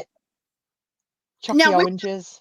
We have something that's called the Whole Foods Market, or there's some world market, and it's got stuff from different parts of the world. So what I can do is, Iron Brew. Oh my God. I am not going to purchase anything, but I will go and do a live in that world's market, looking at the British section. And then I will go through and look. And then when we go live, I will share that video and we'll talk about it. What I'll do is I'll hang fire and, hello, it's Brit. Yes, I'll hang fire because I actually go on holiday on Saturday. So I know I'm going to be rushing tomorrow to do it because tomorrow's obviously final double check. I haven't thinking anything. I will send you some nice photos from the sun. And then when I come back, I'll be able to curate you a nice little parcel. Whenever you do it, just let me know when you're sending it so I can keep an eye out. I know sometimes it will go right through, sometimes it won't. Yeah. But I'll double check if there's any restrictions that I can't send. But it is going to be things like biscuits and sweets. It's probably going to be all sweet stuff. Whatever you want to send, I'll be a brave soul. Yeah. It does. The chocolate melts like butter. You just put a square in your mouth and just let it melt. You don't even have to manipulate it around your mouth. The heat of your mouth just warms it up.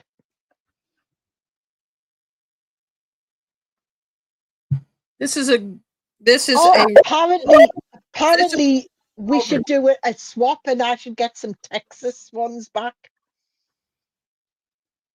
I don't know what to send. You've got to remember it's got to be gluten-free for me. So straight away you're limited. Oh, I know. Dang it. We'll do this one first. Give me time, maybe for the New Year's. I'm going to do a New Year's Eve live. Right. Okay. And I'm going to have people hop on. I really want you to be a part of that because it's going to be a long ass live. Oh, yes. So obviously, as Aries said there, we have biscuits to us are what you call cookies. Your biscuits are what I would call a scone. That's the best. I did make buttermilk biscuits. One year we were on holiday because I wanted to make buttermilk biscuits. To me, it's a scone. So, but biscuits to us are what you would call a cookie. But I'll have a nice think about some quintessentially British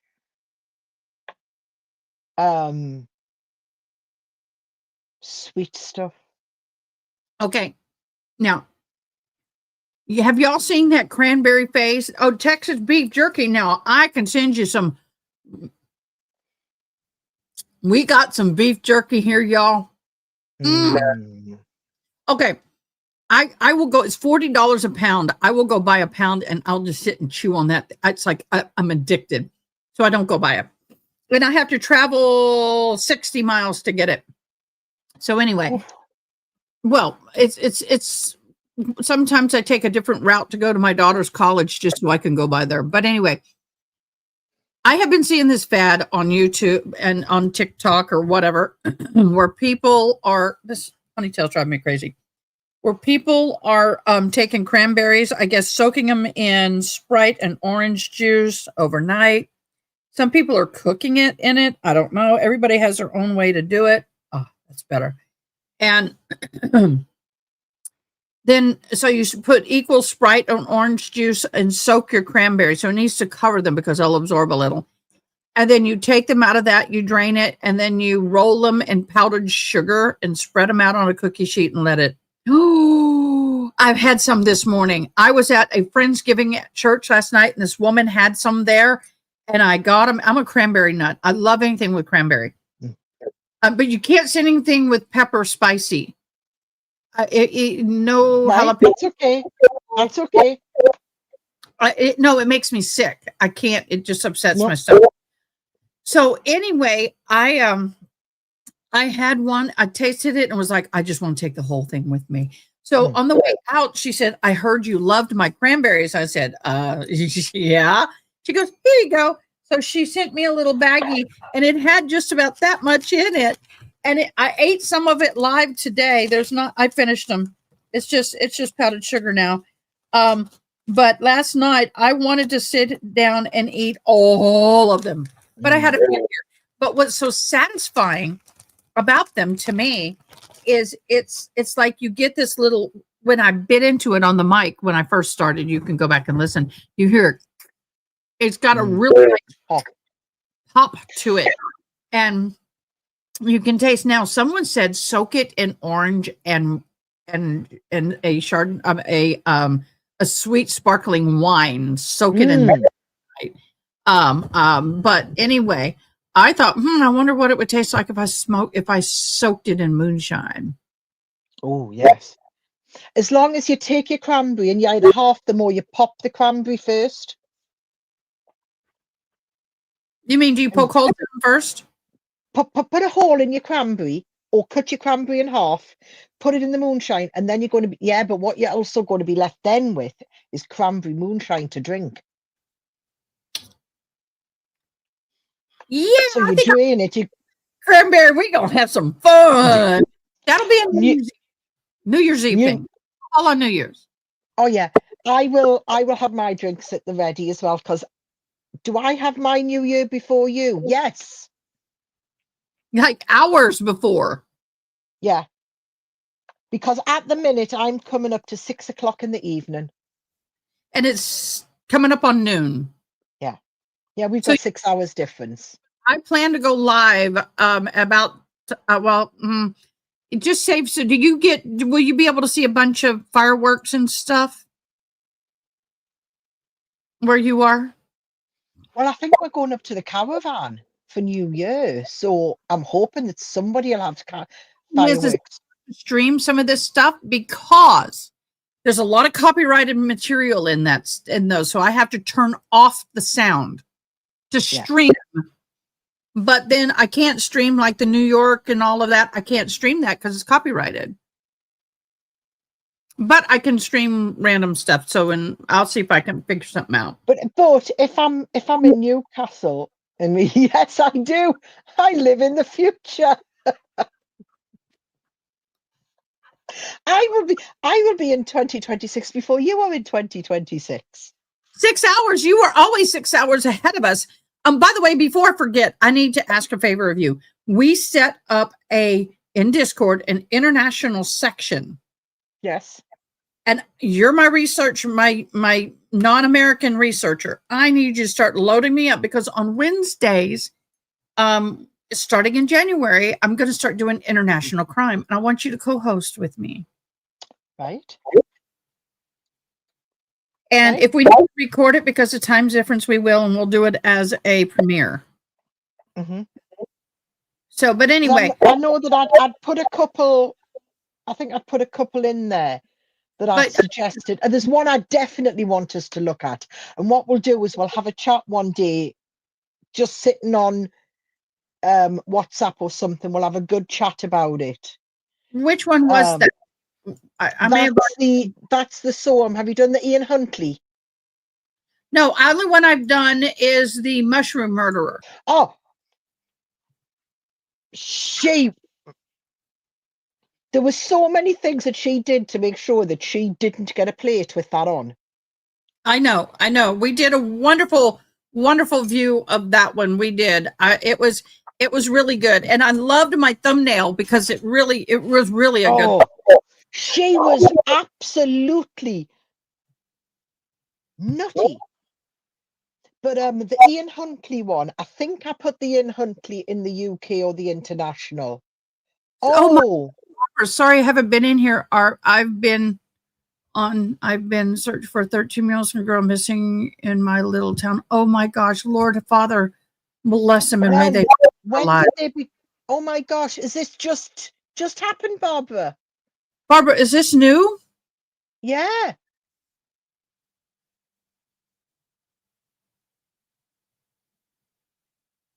No. We'll use those, Amy. We'll use those, Amy. Yeah. Because when she's saying she's going to go out searching again, I'm like, is this new? Barbara, what is the name of the little girl? Do me a favor, Barbara. Are you in our Discord? Is there any way you can get me the name of the girl, the picture of the girl, and I'll post it up as a missing child alert? We don't have a file for that missing children alert in Discord. Maybe we should. June, that's your department. If you think that's fine, go ahead. Otherwise, we can put it in breaking news. But if you can find a way to get the name of the child, and we can try to get a picture, and we'll put it up as a missing child alert. Barbara, we are going to be praying, prayer for search. Oh my gosh, Lord, let them find her alive. How long has she been missing, my love? November 7th. 3 days. Oh gosh. Oh gosh. Oh my gosh. Lord, bring comfort and peace to the families and the community. Oh my gosh. Oh, I can't even imagine what the families must be going through. Oh, I can't either. Somebody asked what this was. It's a little itty bitty drill. It's a hand drill. So when I can't get a hole through a hat with my needle, make one. Somebody asked me that. I have multiples. I'm streaming on multiple platforms, so I've got questions going on. Right now, we have a poll. Matthew Lanz is 100% guilty. No kidding. He pretty much said it himself. So what do you guys do for Thanksgiving? You don't really have a Thanksgiving. It's American holiday. But do you have something equivalent to that in your country? At that time of year, there's nothing between Halloween and Christmas.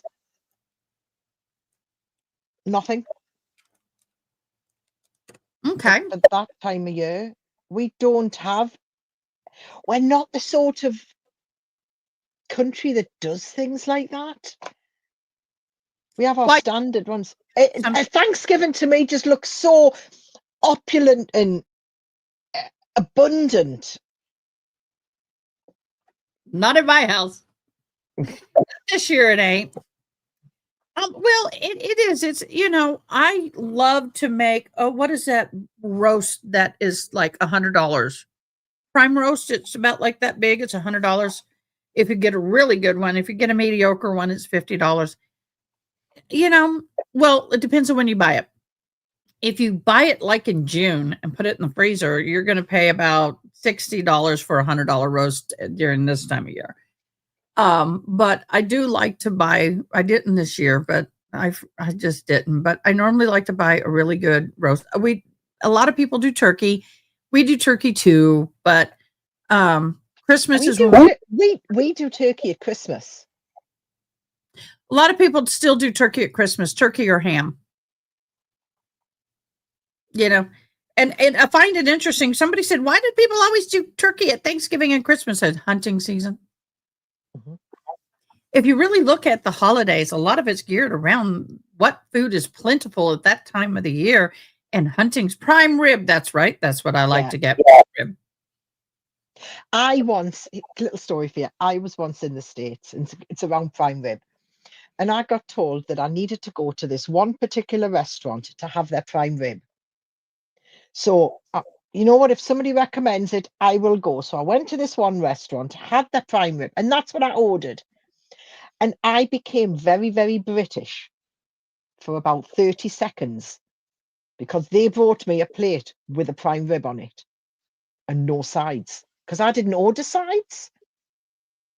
Now, in England, there's an automatic assumption that when you order a cut of meat, it will come with sides. Mm-hmm. And I'm just like, I'm looking at this, and I mean this Fred Flintstone size piece of beef. And I'm just like, you know what? My brain went, you didn't order sides, you're not getting sides. So I just sat and ate myself into a protein stupor. It was wonderful. Barbara, I just got it. Okay, I'm going to share this on screen. Give me a second. You're going to be with me, but I'm going to share screen. No. You don't want to be on screen. Okay. Let me get this in front of me so I'm reading it in front of me and not to the side of me. Urgent search for a 13-year-old Jacqueline Weber Shaherta. I can't say that. In Arizona. Young teen disappeared. Missing person. Arizona. Jacqueline Weber, age 13, vanished November 17th. Her sudden disappearance has created a deep concern among her family, neighbors, and local authorities. The police department urges residents to stay alert, watch their surroundings, and report any possible sightings immediately. She is now 5'6", 120 pounds, has green eyes, black hair, black and red hair. Ooh, beautiful girl. Because her clothing remains unknown, her hair color becomes especially important for identification.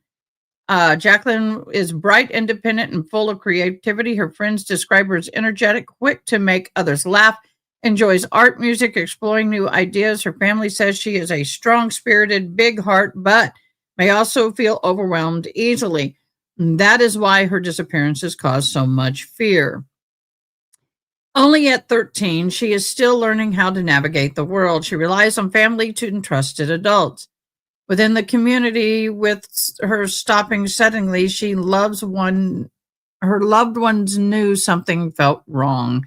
They acted immediately. Last known sighting was somewhere in Shaharata. I can't say it. November 17th. The details around the disappearance remains limited. Again, her hair color is mixed of black and red. Remains the most identifying. We're going to keep this in I'm going to put this link, copy link. I'm putting it in our emergency, breaking news folder. Okay, it's in our breaking news if you want to look at it. You guys, please get this out there. Put it on your Facebooks. Put it all over the place. We will be continuing to pray for this young lady. We are heartbroken for the families, but we are praying for you. It's just, it hits you. Oh, okay. Here's Andrea. We often cook turkey to ham both. Okay, Thanksgiving, Christmas, but I think this year we're going to get ham. Well, I'm not, girl. Thank you. I'm not having either this Christmas because I've had a few years where we did a 3-bird roast last year. The year before we did some turkey, and we've not enjoyed the meal the past 2 years. And I'm just like, right, got to go back. Let's go back. Let's revisit what we've done in the past. And we're not traditional at Christmas. We have done an Indian banquet at Christmas before. But one of our favorite meals we did was such a humble British meal, was sausage and mash. And I got very, very good Lincolnshire sausages, beautiful herby sausages, made some lovely creamy peppery mash. and did it with like some creamed leeks and stuff on the side. And I says, that's what we're having this year. We are having sausage and mash, which is very English. Do me a favor. Get me the recipes because I might do that for New Year's Eve. That sounds and cream leeks. I love. I love leek soup. A place called La Madeleine's. Yes. Yeah, it's not. It's like to me what I would call the fast food of French. Yeah, it is, but it's decent. It's good. Although the one in San Antonio I used to go through has gone downhill. They're not as good as they used to be because of poor management. But in general, they're really good, and I love their potato leek soup. Leeks are so underused. I need to learn how to use them. I love leek. And tell people who don't really know what a leek is. What is a leek? It's long. It's very long. Bangers and mash. It's okay. I'm gonna help you out here, boo. I'm gonna help you out here, boo. Right. I am. It's a very long, very mild oniony vegetable. Grows in the ground like an onion. White at the bottom, green at the top, but it's immense. All right, here it is. Here's the breakdown. A leak is an unintended escape or release from substance like liquid. No, I'm kidding. What? Like, I knew I was going to get you laughing. A leak is an unintended escape or release of substance, liquid, gas, or light. No, I'm kidding. You're gonna come have a double E, not an EA. In England, they have like farmers markets and country markets and things and country fairs, and they'll have competitions as to who can grow the biggest leeks. Leeks. Giant green onions, but they're very mild. How do you spell it? L-E? L-E-E-K-S. L-E-E. Leek. That's what I put. Okay. So leeks are a type of vegetable, and then it goes, oops, sorry, my bad. Leeks is a type of vegetable onion family closely related to garlic, scallops, or scallions. They have a mild, sweet, onion-like flavor and are prized in cooking for delicate taste. The structure is a long, cylindrical stalk with white base and green leafy tops. Milder than onions, slightly sweet, and often described as the refined onion. So, this is great for stews, sautés, quiches, and as a garnish. The famous use of the leek, number one use, is potato soup. So it says cooking, saute the white and the light green parts for the sweet base flavor. Use the dark green top for stocks and broths. The best pairing is potatoes, cream, butter, and herbs, thyme, parsley, and cheese. It is rich in vitamin K, vitamin C, and folate. Contains antioxidants to support good heart health. High in fiber, aiding in digestion, so you don't have leaks. You didn't get that. I'm sending you. There you go. I've just sent you a picture through Discord. We have a recipe section in Discord. That is a leek. Well, it's on from Tesco's. It's our local shopping. It's my closest shop to me. Just in a private shop, and that is a leek.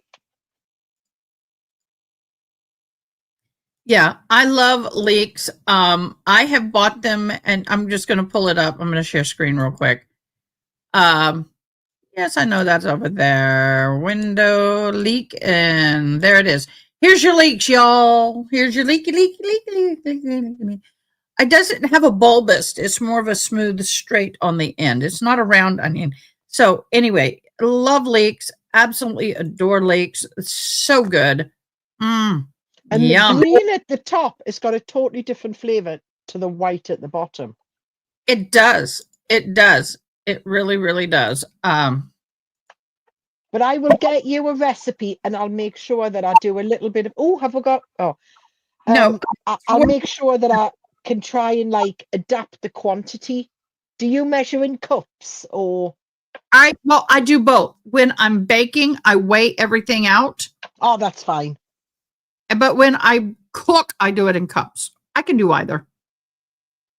Well, I'll just send it as it comes and you make of it what you want, because we don't really use cups.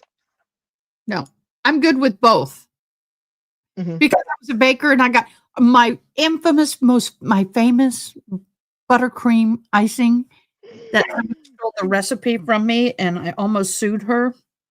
Well, she sold a recipe from me and I almost sued her. And then I went diving on the internet and I found the buttercream recipe that was used on Queen Elizabeth's wedding cake. The icing recipe on her wedding cake. Mhm. And I had to transpose it from French to English. Mhm. And I said, she's British, but it was written in French. Mhm. I guess whoever had it. I'm just thinking that Airy 925 earlier on said iron brew. It's a fizzy carbonated drink. Have you ever had iron brew? Oh, do you think I'll be able to send a can or a bottle of that through? Yeah, I'm going to be able to send a bottle of that. It's orange. It's sealed, it's labeled, you're fine. It's bright orange. It's bright. It's totally natural colouring. In Scotland, they will get a shot of whiskey and they'll get a can of iron brew to go to drink alongside it. Not to mix with the whiskey, but they'll happily drink iron brew like you would get a glass of water to go alongside a drink. So, I need to get me a shot of whiskey, is what you're saying? I can say I'll send you a shot of whiskey as well. I'll send you a little miniature of Hey, you can malt alcohol that we may not hear. I'll try it. Iron brew has carrot in it. I do like it. I love carrot soup if it's done well. Carrot and coriander.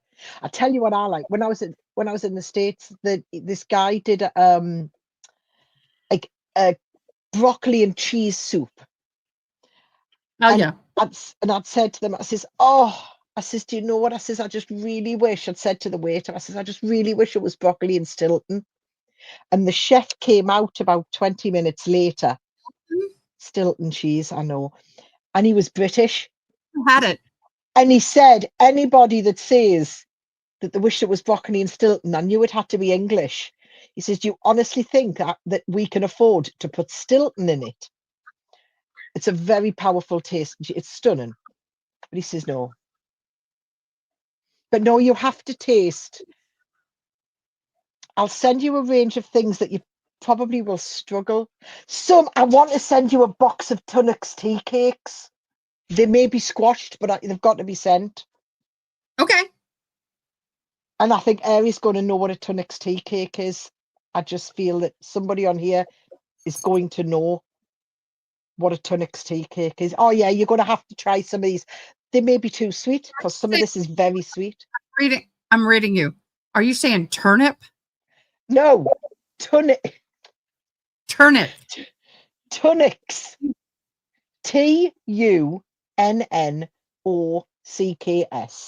Turnock. Oh, Turnock. No, Tunnock. I don't hear you, so I'm Tunnock's. Turnips? There, it's in chat. Turnips. Oh, see, if I was reading this and didn't hear you or play with it, I would call it Turnocks.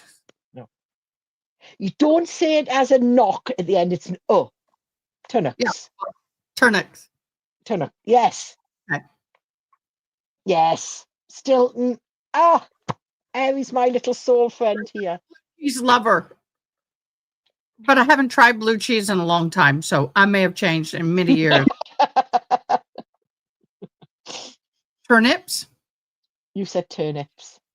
But no, it's just, I'm just thinking of little things that I know are very, very British or, yeah, from Great Britain, because I can't just stick to England because there's so much like from Scotland. Some of it, I'm going to have to check, like, if I can send bread products, because I'd love to send a Greg's Stotty, which is a bread. I'd love to send this bread. I've got to work out if I'm allowed to send bread through customs. I think you are. But it's not packaged in professional packaging. I'll just be putting it in a bag myself. Well, what you do is, you know, those bags that get sealed with a hairdryer? Because it's quite a soft bread. It's a very solid, chewy bread to start with. Well, what you do is you put the bread in that wrap that you outside blow with the dry shrink wrap. But what you do is you put a little card on it, and it says, where are you buying it from? Or are you making it? No, I can put on the exact place I bought it from. Yeah. And put that on the bread and put the shrink wrap on the outside and shrink wrap it. It looks a little more professional. But yeah.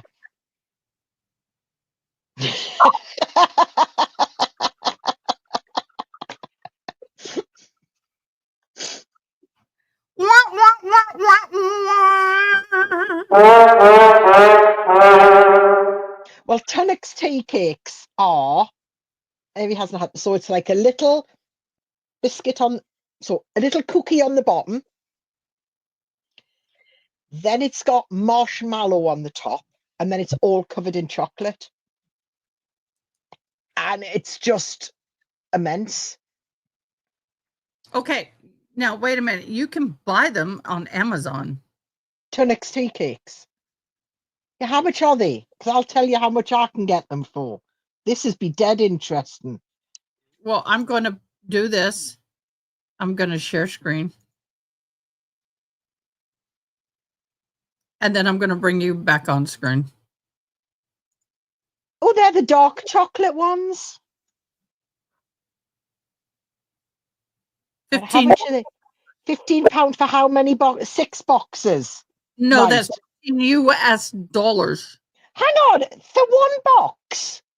With 6 little cakes.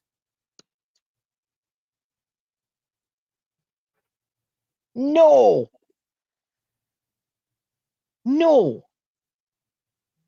Well, look. That's the ones I'm going to send you. Go up a little bit. Back. Them ones. But look, 23. Right. A packet. No, I'll tell you what. Here's the easiest thing. This is going to be the shock for you. I am now going to do a currency converter. There you go. I've sent you a screenshot. Currency. Okay, that's in pounds. It's 1.15 pounds for a box of 6. It's £1.15. Okay, but what is that equal in US dollars? That's what I'm doing now. Amount. No, I want it the other way. No, not from euros.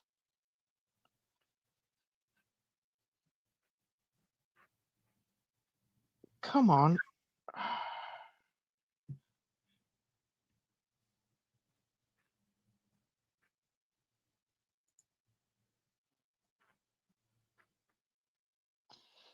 British pound. £1.15.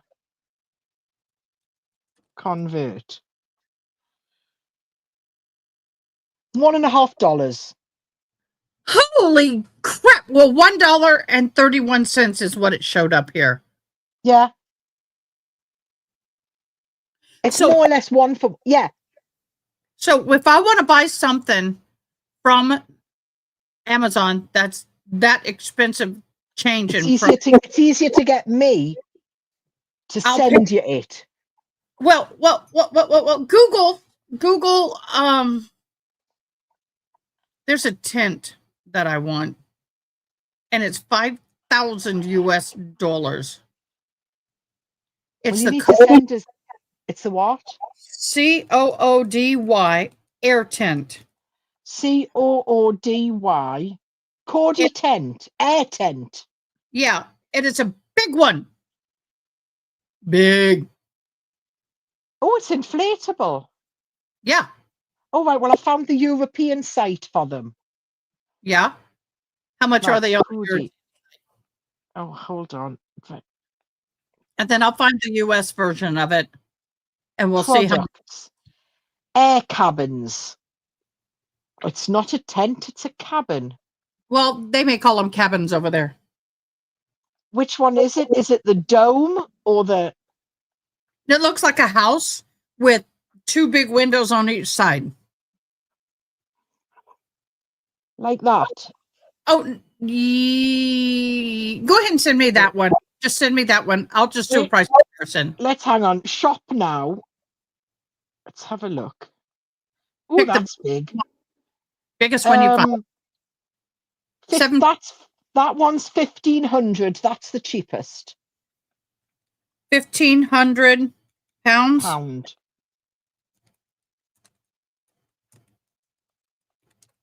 Well, we got to consider shipping. It weighs about 80 pounds.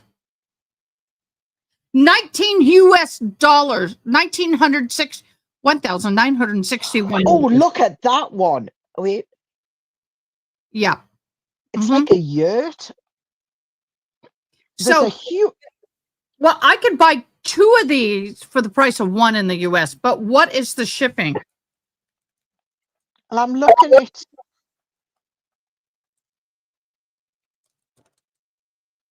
I wonder...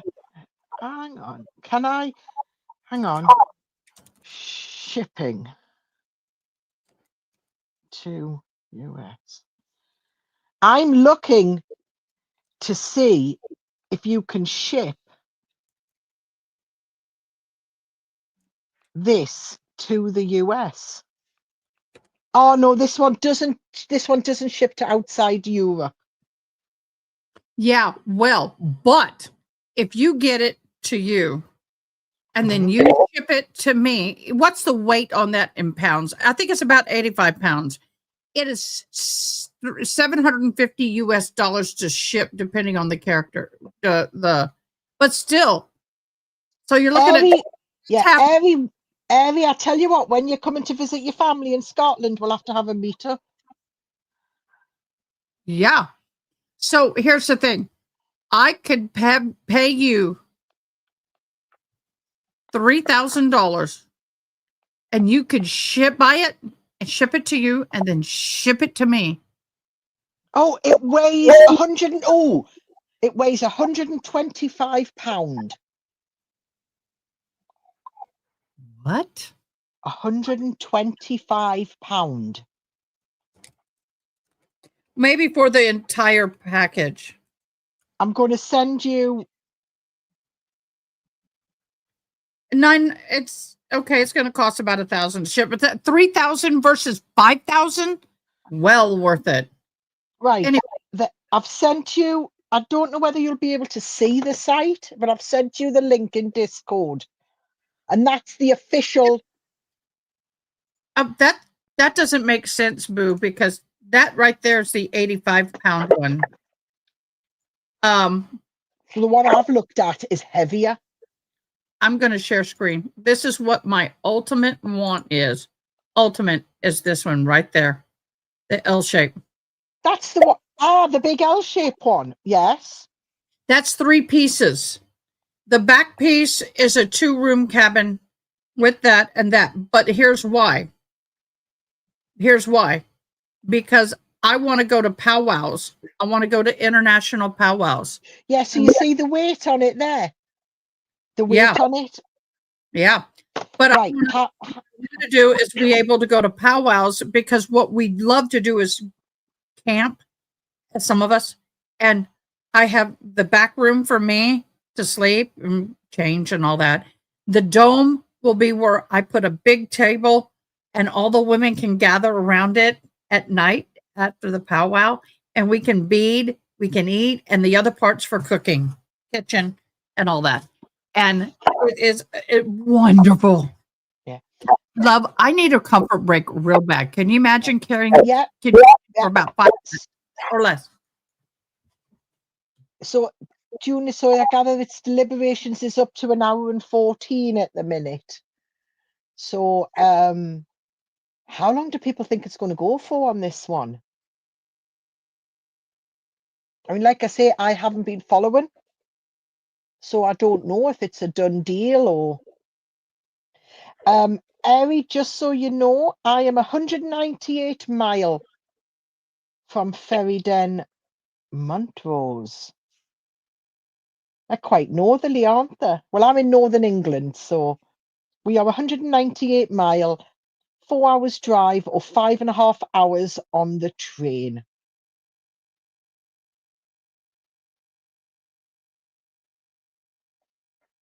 Which is fair enough. It's not that bad. But if people know,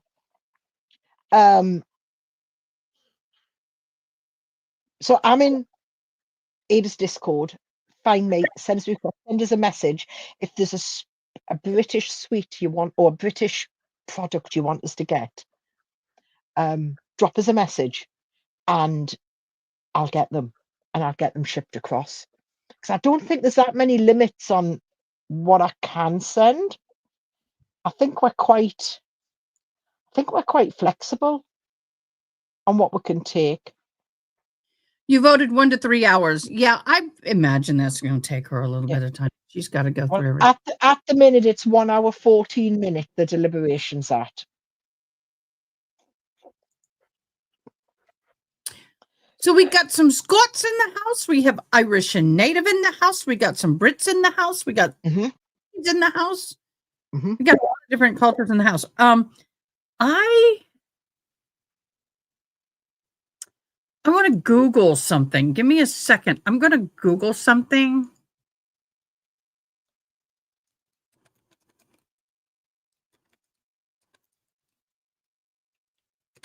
I wanted to see. I'm curious about gluten-free foods from Texas that I could. Well, as Brits, restaurants. Yeah, they're all restaurants. Well, gluten-free shopping in supermarkets. Dragon cheese, huh? What? Say that again. Why not? Gluten-free supermarket shop.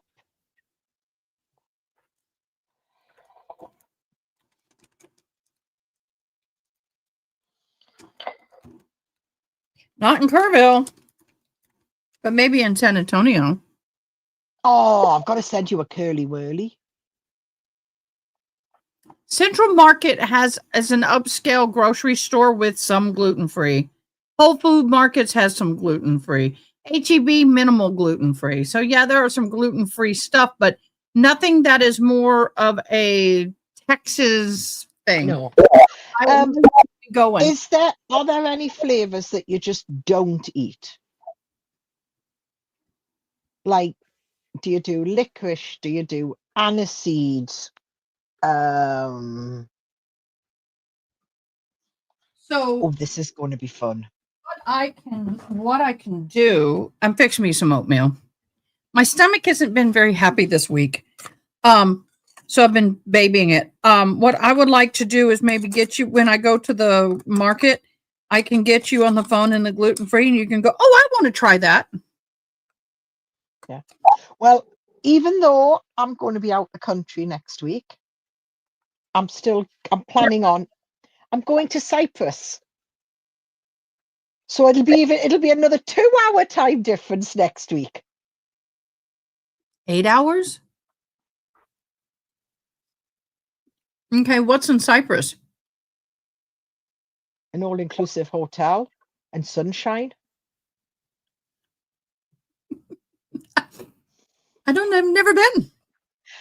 No, we're going down to Paphos. There's a lot of like Greek historical stuff, a lot of archaeological stuff.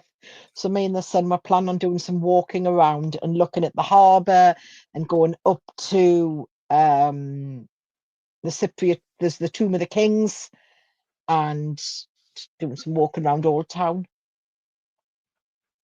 Good sleep, good food. Yeah, an all-inclusive holiday, can't go wrong.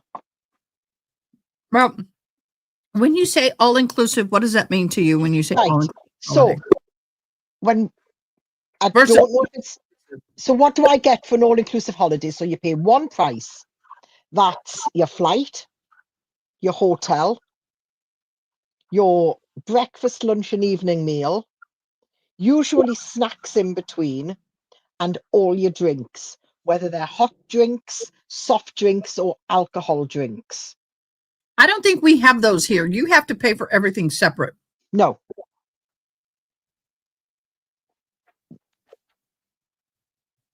A vacation, yes. What's in Cyprus? Not home. And at the minute, temperature-wise, we here are at, what am I at the minute? Come on, tell us what temperature I've got. I think it's about 2 degrees. Which is different because you go on different.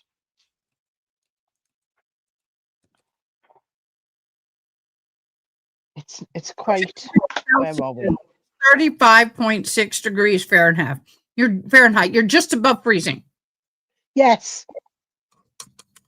And if you go on and Paphos at the minute, which is obviously 8:30 at night, is the equivalent of 16 degrees. Hell no, we won't go.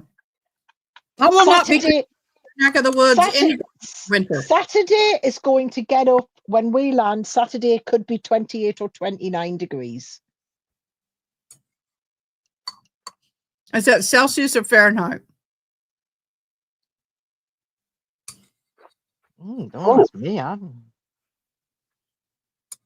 Do you have snow one? You've got it. Is it double it and add 30 something? Huh? Could be about 85. Oh, that's about what it get a high the other day here. Yeah, that's awesome. That's my cup of tea right there. So, snow right now? We've got snow. Oh, we don't have snow, boo. We get mixed snow every once in a while, but we don't have that white fluffy stuff. We don't get it. Oh, we had white fluffy this morning. My son went out to work this morning. He says it was lovely because nobody had been walked on it. Show me. Well, I can't. Oh, hang on. If I can find I'll see if I can find a picture that somebody's posted of the area. Yeah. Oh, here we go. Oh, right.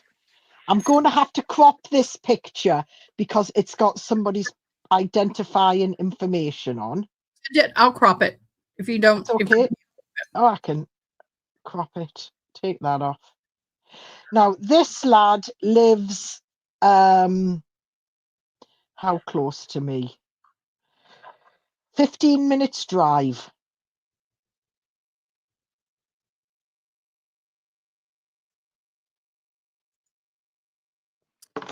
Well, let me share 15 minutes drive. That's what we woke up to this morning. Oh, you go to an all-inclusive in the Caribbean. My daughter's done Jamaica before, and she said it was amazing. I've never done a cruise. Never, ever, ever, ever, ever have I done a cruise. No, we can, from the UK, we can do all-inclusive in a hotel resort. It does not have to be.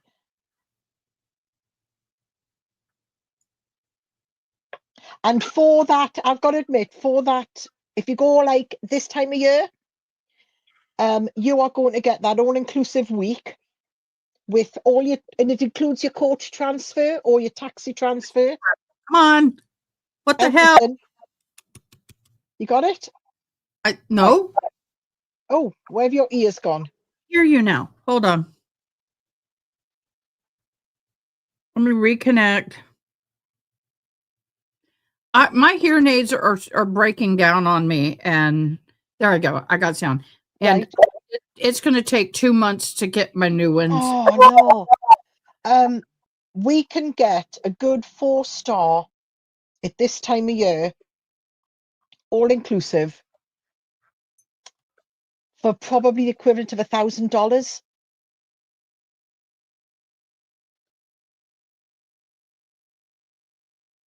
$1,000? That's about like $3,000 here. About the equivalent, and that's your flight, your accommodation, all your food and drink. Not here.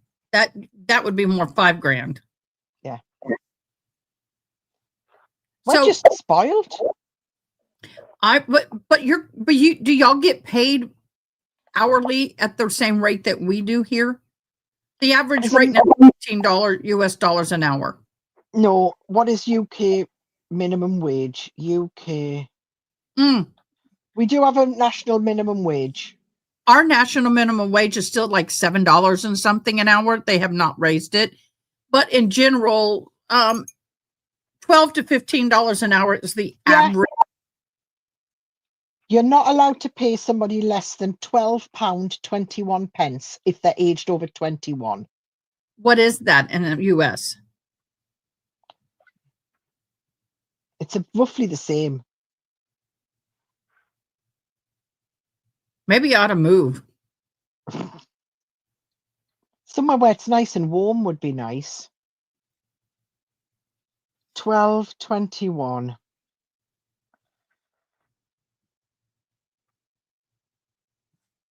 Oh, $16. Oh my gosh, you get paid. You do better than we do. That's your minimum wage. Shoot, ours is still. If you're under 21, it's less.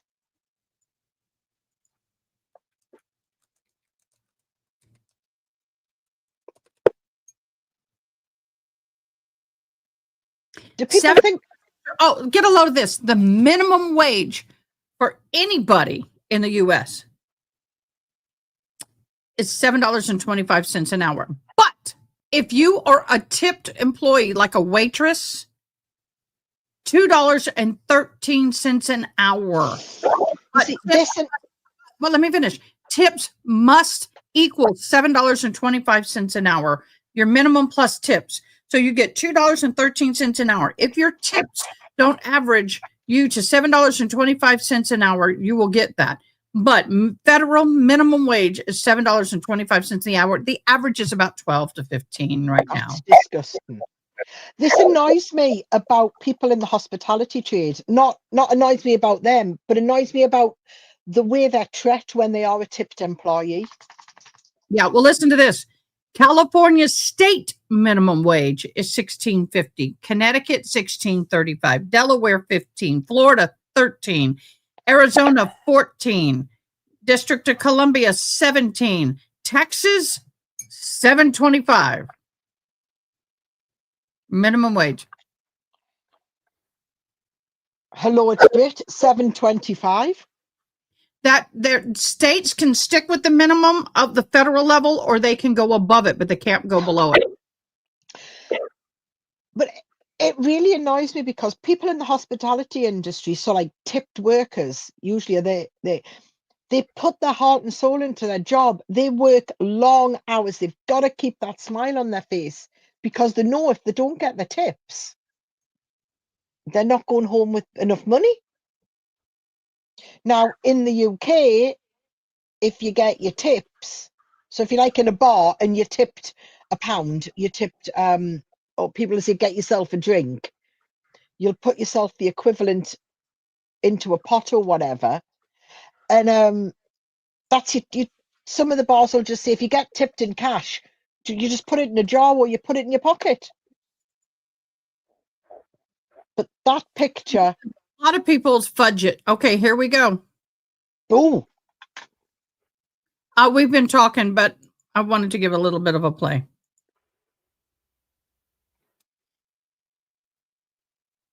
Here we go, y'all. We have verdict.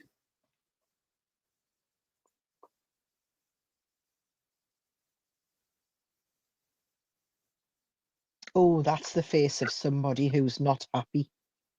Oh, he's highly drugged. He went and they finally declared him competent. But he was highly medicated. But he also, when they talked to him about whether he was going to testify or not, instead of saying yes or no, it was no comment. No comment. Finally said, are you going to testify or not? No comment. He's been told to say no comment. And he's taken it literally. His fingernails are like longer than mine. It's weird. And there's something about hair growing out of molds that just makes me.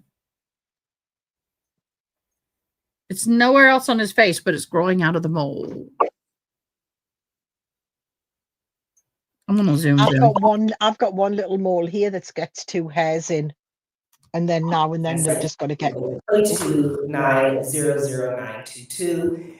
We are present here in the open courtroom. President of the court, the clerk, the court reporter, Mr. Lanz, who is represented by Attorney Jimmy Berry, and the state is represented by Assistant District Attorney. I cannot get rid of the echo. I have done everything I can. That's why we got captioning.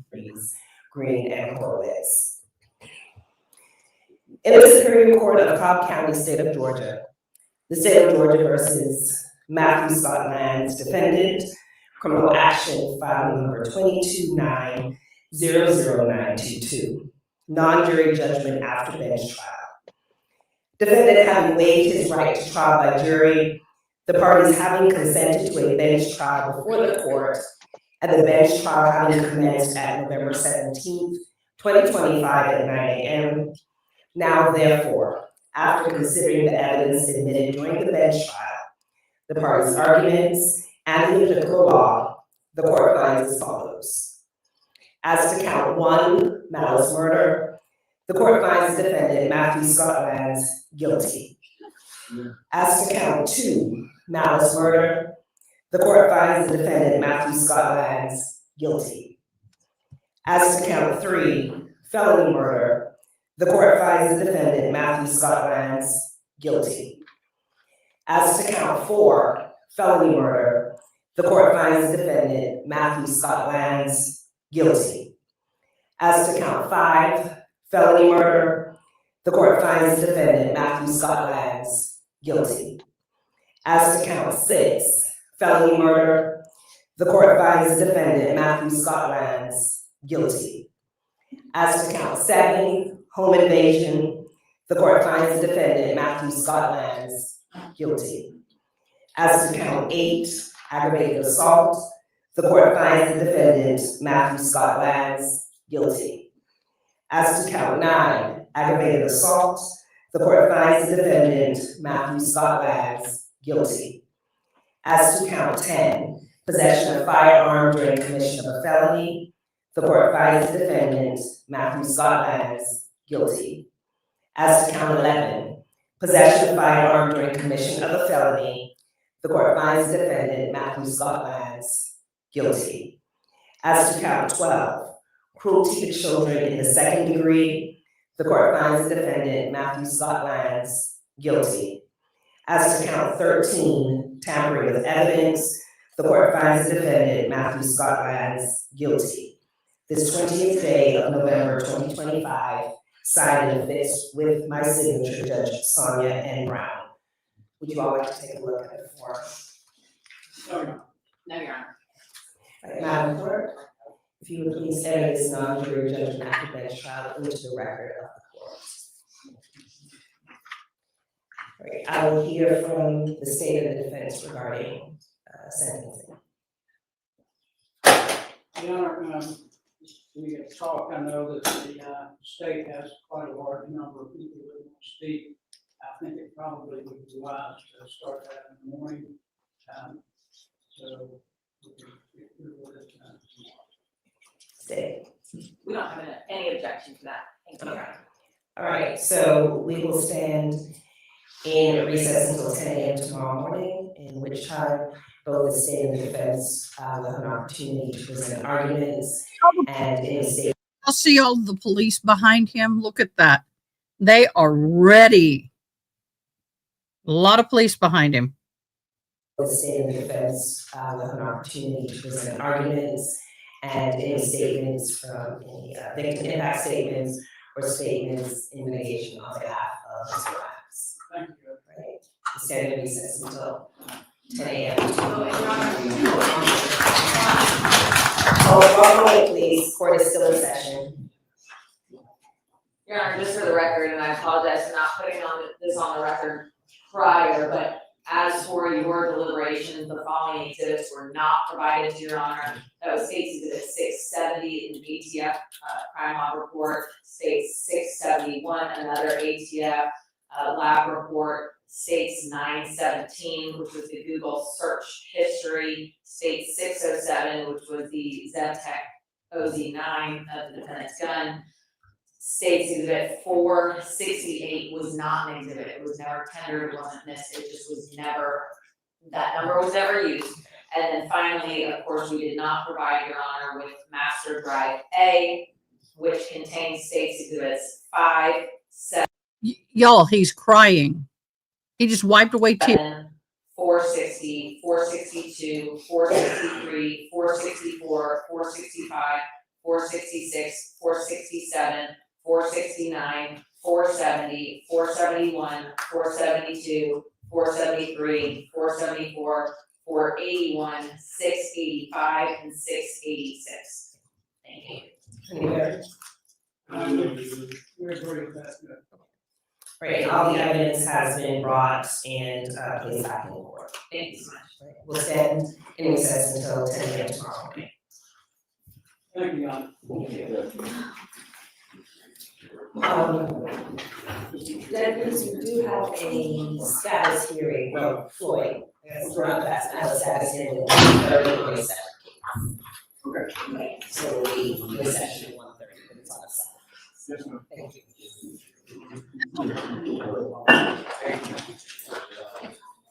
That's a lot of officer force in that courtroom. I think I counted 9.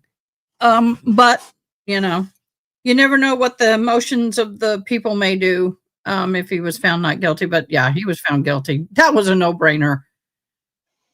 And that lady in the black, I don't know if she's a member of the family, but she behaves more like a victim advocacy person. Bittersweet for the families. Meaning things are going to come to an end. They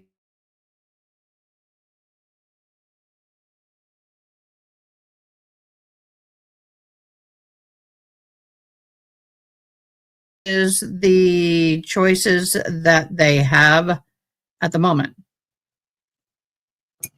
So I'm pretty sure the judge is going to do without possibility. I mean, there's 12 counts. So did they say they're back tomorrow for the statements? Yep, and the sentencing. It's actually going to be the sentencing tomorrow, because I know they said about doing the victim statements. I just wondered if that was actually going to be tomorrow. Well, because this is a bench trial, it's a little different. Yeah, it's a bench trial, so it's a little different. A lot of people respecting the families as they leave the courtroom. So that's really good. Really, really good. And I'm so grateful that this is over for them. My heart goes out to the young child who lost both of his parents. And, you know, even though he will possibly not remember when he's an adult the events that he experienced that day, he will subconsciously remember. Body memories are still there. Oh, and he will have, I just hope they're getting him the help he needs.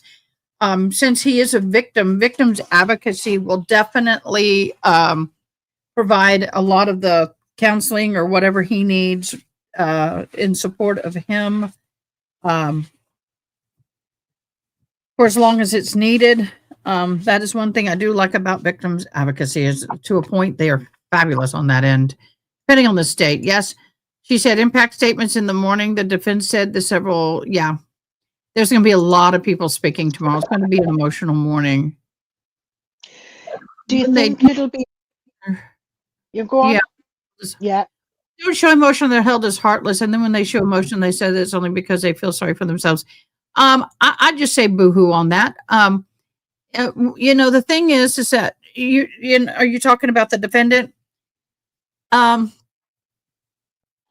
This is the thing. While a jury is present or during trial, you don't want to show emotion because that can elicit prejudice. And so they can't do that. They don't want them to evoke emotions because the people in the courtroom that are either for or against them will feed off of those motions.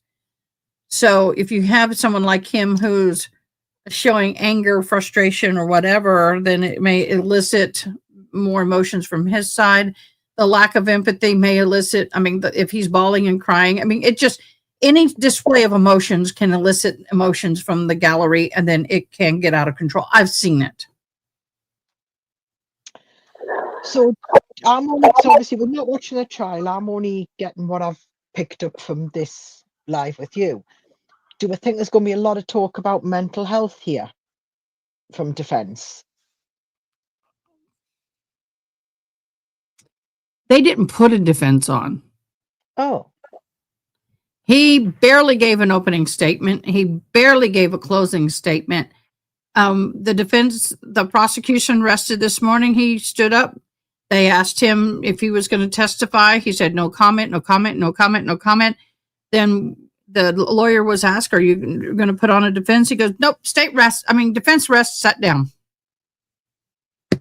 Which is his right. They don't have to defend them. But this case was a no-brainer. There's what can he defend? And his client definitely did not fight for defense.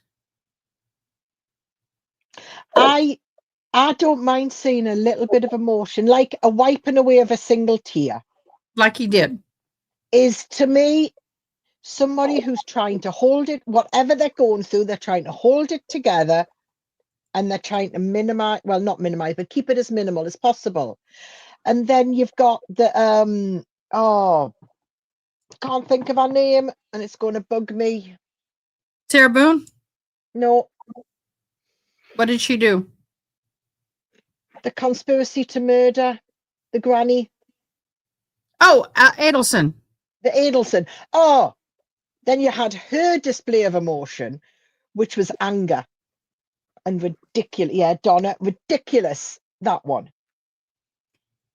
Their emotions don't bother me so much as the sense that either it is raw or manipulating. Either way, to them, it's real. Okay. See, I felt that one, what he did there, was human and justifiable. Even no matter how much he was trying to hold it back, a tear came through and he got rid of it because he was told not to show. A tear came, he got rid of it. I'm not showing it. And that was probably quite human. But even though he did do this and him being found guilty, that may have been, he may have some remorse. He ain't going to show it. He may be crying because he knows what he's in for. Even though you do this crime, let me tell you, the reality of prison is, no matter what you do, they're damned if they don't and damned if they do. Is really, you're right about that. You're right. They are damned if they do and damned if they don't.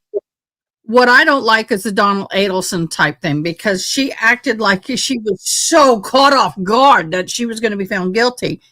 Did she really think in her right mind that there's a chance that she'd go home? Probably. And that reality of I ain't ever going home again hit hard. But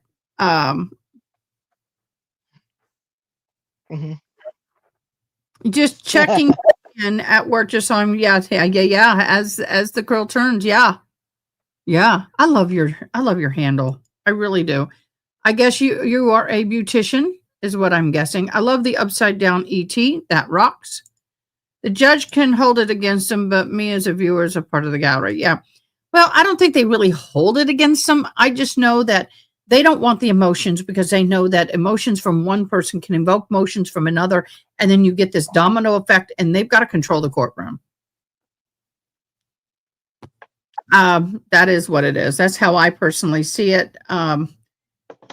It's just, I have seen courtrooms where one person gets a little emotional, and then it's somebody else, and then somebody else, and then somebody else. And then it's like, okay, everybody out. We got to do something here. Everybody out, because it's too much. That's my opinion. Now, we are still on hold. We still are on hold for the, what is it called? The Walsh. They are seating the jury. I noticed they didn't show him leaving and entering the courtroom. It should be, it's 1:00. I think they said they were going to take their lunch about 1. So I'm going to see if that comes back in. Yeah, Donna was delusional, like really thought that she was guilty. Yeah. When they said guilty, she just went, oh, oh, oh. And you're like,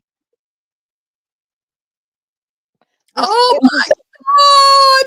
That's what she said. Oh my God. No. And then she started thumping the table and drama queen, drama queen, drama queen, drama queen. But then, don't go there because she just annoyed me. She's so annoying. In a little cardi. I find it interesting with the Walsh case. Have you seen him paraded in and out? Oh, Lord child. Watch this dude walk in. Let me share screen. This dude's mother was standing there, and as he left, blew him kisses. What? Yeah. So what did this person do? Oh, Brian Walsh, his wife is still missing. He murdered his wife. He's being charged with red rimming his wife. How did I get that before? Oh, I'll just do and that. Somebody's blowing kisses, or is he blowing them? Or somebody blowing them? His mom blew him kisses. And she's ashamed. We've got another Donna Adelson. Hey, hold on. Why did that do that? What? Hold on a minute. Why is this giving me? Why are you giving me this warning? It's a camera on you. Your camera. Let me get you back in stage. We're having a connection situation, boo. Hold on. I don't know why your connection. Do me a favor. Come back out, leave, and come back in. Okay. I hear you, but I can't see you. So anyway, I'll keep this talking while we do that.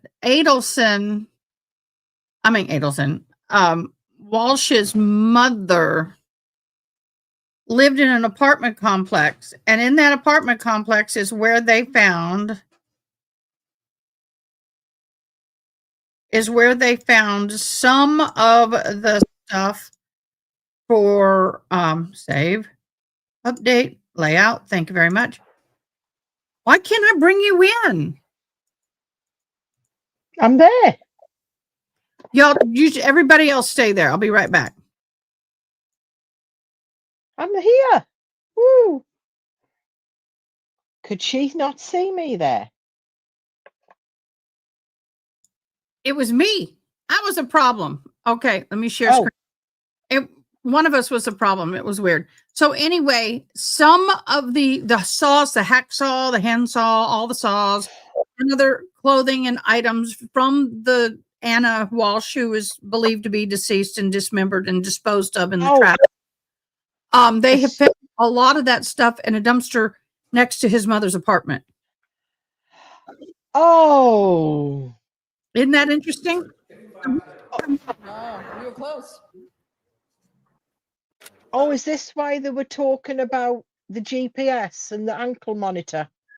Yes. That's okay. Okay, that's him. Now his mother comes from. Okay. Right.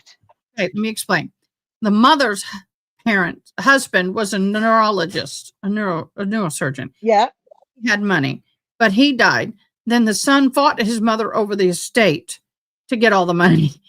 Anyway, she's supporting him now, but he was not raised in an affluent manner, but he tried to live that way. He even was selling fake Andy Warhol paintings for the real thing. He had a federal fraud charge that was 37 months in prison, $450,000 ish in fines, and he's a con man. Home arrest. Between the guilt, he pled guilty. So between pleading guilty and sentencing, they had him on house arrest, and that's when he murdered the wife. Nala. My monkey's banging her cage. So watch him parade in, and this is every day.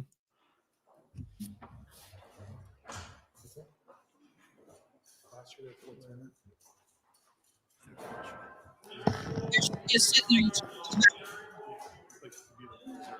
I'm going to try and find the video where she's. I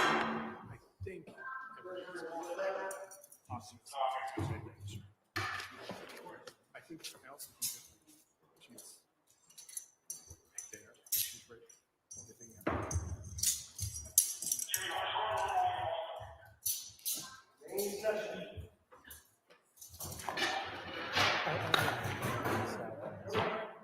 But she gets a lot of enjoyment. Yes, please. Thank you.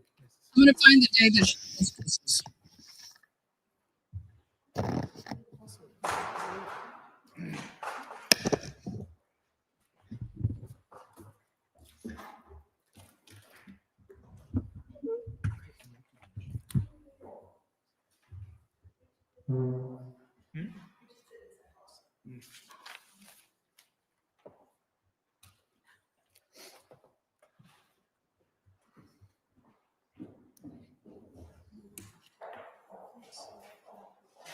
So that is his entrance every day, and I'm trying to find the kiss blowing incident. Oh, that's just. Ugh. Yeah. Let me embiggen this because it's not doing what I want.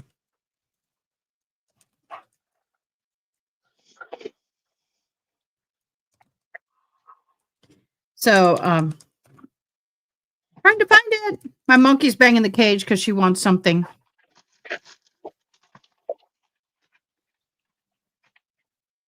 Oh, here it is. Oh, right. You to be focused on whether or not they are being offered for the truth of the matter asserted, and if they are, what your positions are, and see if you can make some headway on. This is the mother. She was is the Commonwealth's position is it's not. This is the mother. People thought it was the girlfriend, but this is the mother. She came in. She was asked to leave because she's a potential witness. Then they allowed her back in. Blowing kiss incident. Where's it from?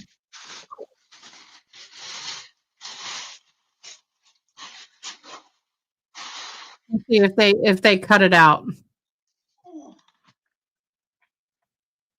Come on. They're shackling him. Now he's shackled both hands and wrists. Watch this. He nods at her and kisses at him.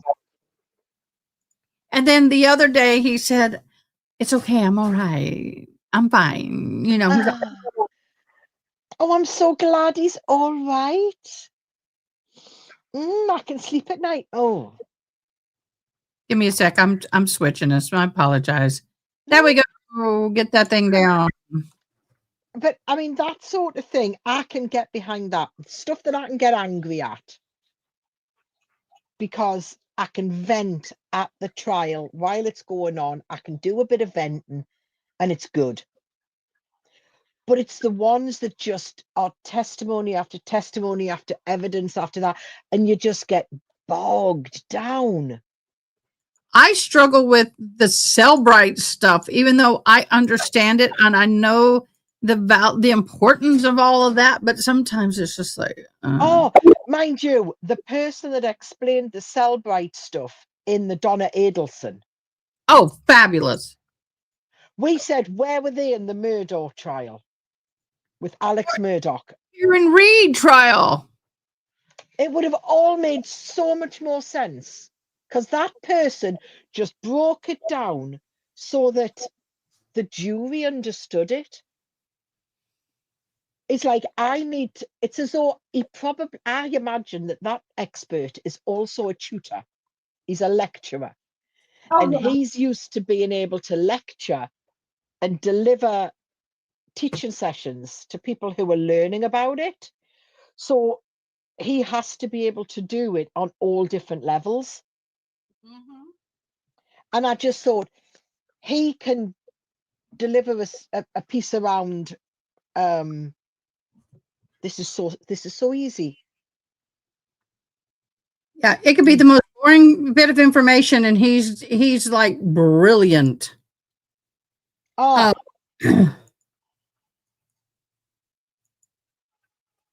okay, so your ET is right to die. I remember when ET came out. How old are you, Boo? I watched the original showing in the movie theater. That's how old I am. We were around before ET even was in existence, but I loved ET when it came out. Loved it when it came out. What you looking at, Boo?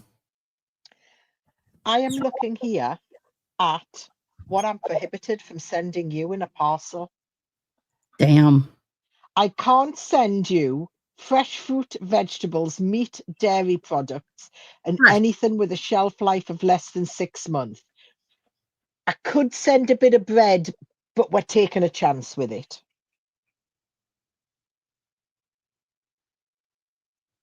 Well, if it is what we saw on Amazon, what you were going to send me? Oh, they're fine. Okay, what the bread is? Can I send bread? Can I send bread? Oh. Hey, Ashley, the white girls in the house. Hello, Boo. Well, just so you know, if you're coming in, Lanz got found guilty on all counts. We will be going into the witness statements and the sentencing tomorrow.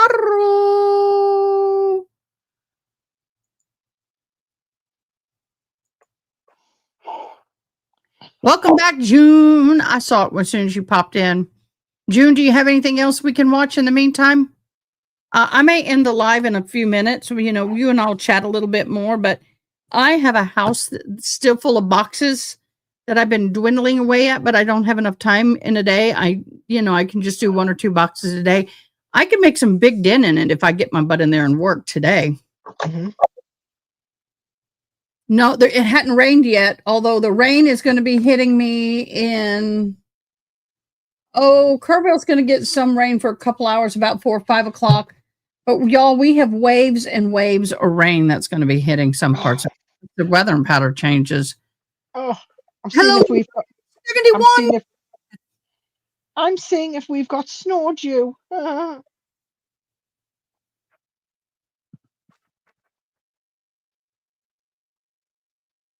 no, we haven't got snow due. You haven't got what? Snow.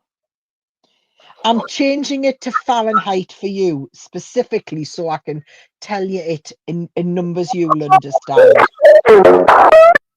That's what happens when new people come in. I play that noise. Yeah. Right. Tomorrow will be a maximum of 40 degrees here. Oh, that's not too bad. So, can you send bread? Well, it's got to have... I'm going to have a good look. I can get away with that sending, but I'm going to send you things like Tunnocks tea cakes. Well, send me whatever you send me. What kind of bread is it? It's a Greg Stott. A Greg. You'll never get it there. It's a Greg Stotty. Well,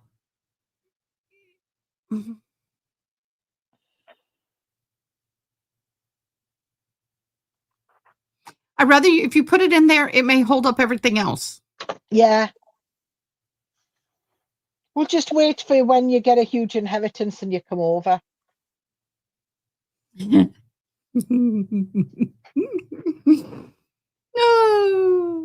that'll be great.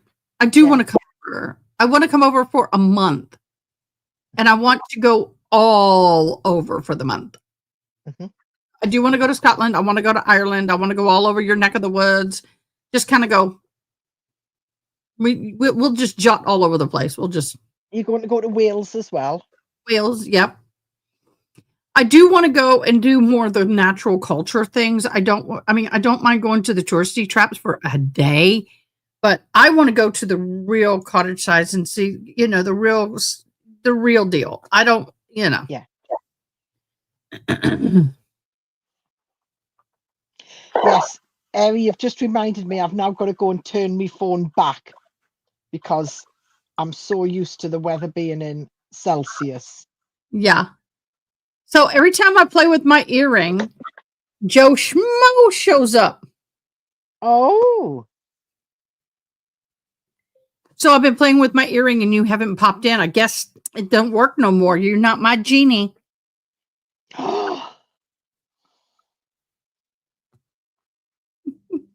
Called him my genie. So anyway, so I need to figure out what I can send you. Key facts.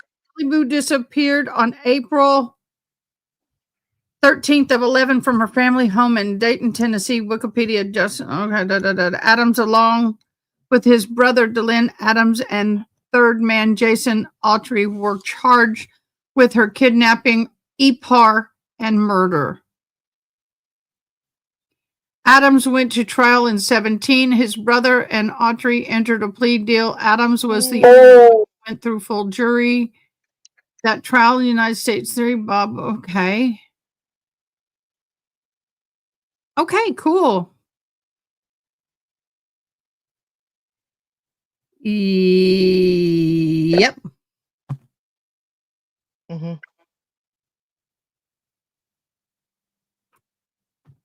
I'm giving him hell. What? What, Boo? I want to talk to you off screen in a minute. So, what we're going to do is tomorrow we will come in, we will watch this. We may have a short day tomorrow. We're going to have a short day today. It'll be nice. I got a college paper due tomorrow. I got a house to get ready. We got a bunch of rain coming. Okay. No problem, love. You have a blessed day. Just teasing you. Y'all know that, did y'all know Joe Schmo and I are dating? No, just kidding. It was accused. So we play with it. We can't do it in a straight face. I tried. I can't. Do you know what? I love the fact when I was at university, right? I was friends, and I mean friendly and supportive of everybody. And I had, as going as a mature student, I had a big cohort of people that I used to talk to. And so lots of our friends, lots of the cohort, lots of the people at the university were convinced that I was sleeping with about 12 or 15 of the cohort because of the way we just messed on together. And you're like, you mean I can't even be friendly to people without them assuming that there's more going on? And that, it's sad that that happens now, that as soon as you show friendship to somebody, there are people that assume that there has to be more. Well, it's kind of funny, and I just spelled birthday wrong. Oh, well. It's kind of funny that Herbie is married. They've been married for like 20, 30 years or something like that. But he and I are partners in crime when it comes to first response. We served in the Red Cross together for years. We went on many deployments at the same time and together from the same chapter. We went through, we're volunteer fire department buddies together. He is a chaplain in my ministry with me. So all of that kind of stuff. And we're just like brother and sister. Huh? That's it. Yeah. Well, you know that we've been a part of a fire department for over a year together. And they still, up until this last meeting, they thought we were married. And I said, no, he's a brother from another mother. Well, I've got this. Have you holding him? No. There's a friend that I've got called Steve, and I call him my uni hubby.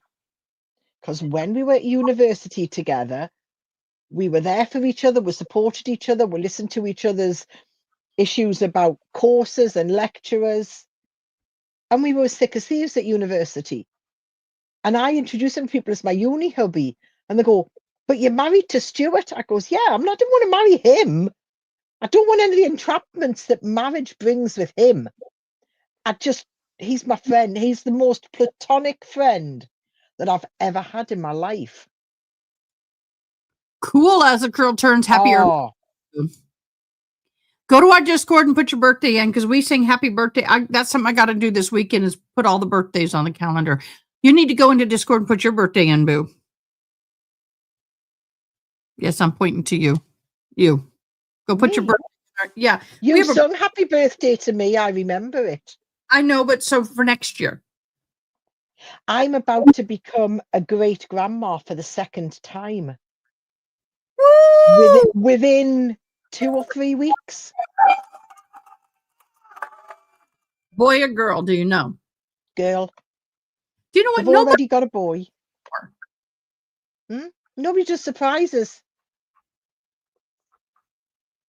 And so we're going to say something about a surprise or something unique. I cut you off. I'm sorry. No, but she's her youngest is going to be 1 on the 5th of December, and our second is due on the 4th of December. She got pregnant like at 3-4 months after birth, and she had a cesarean as well. I'm just like, that must have been the first time. Ooh.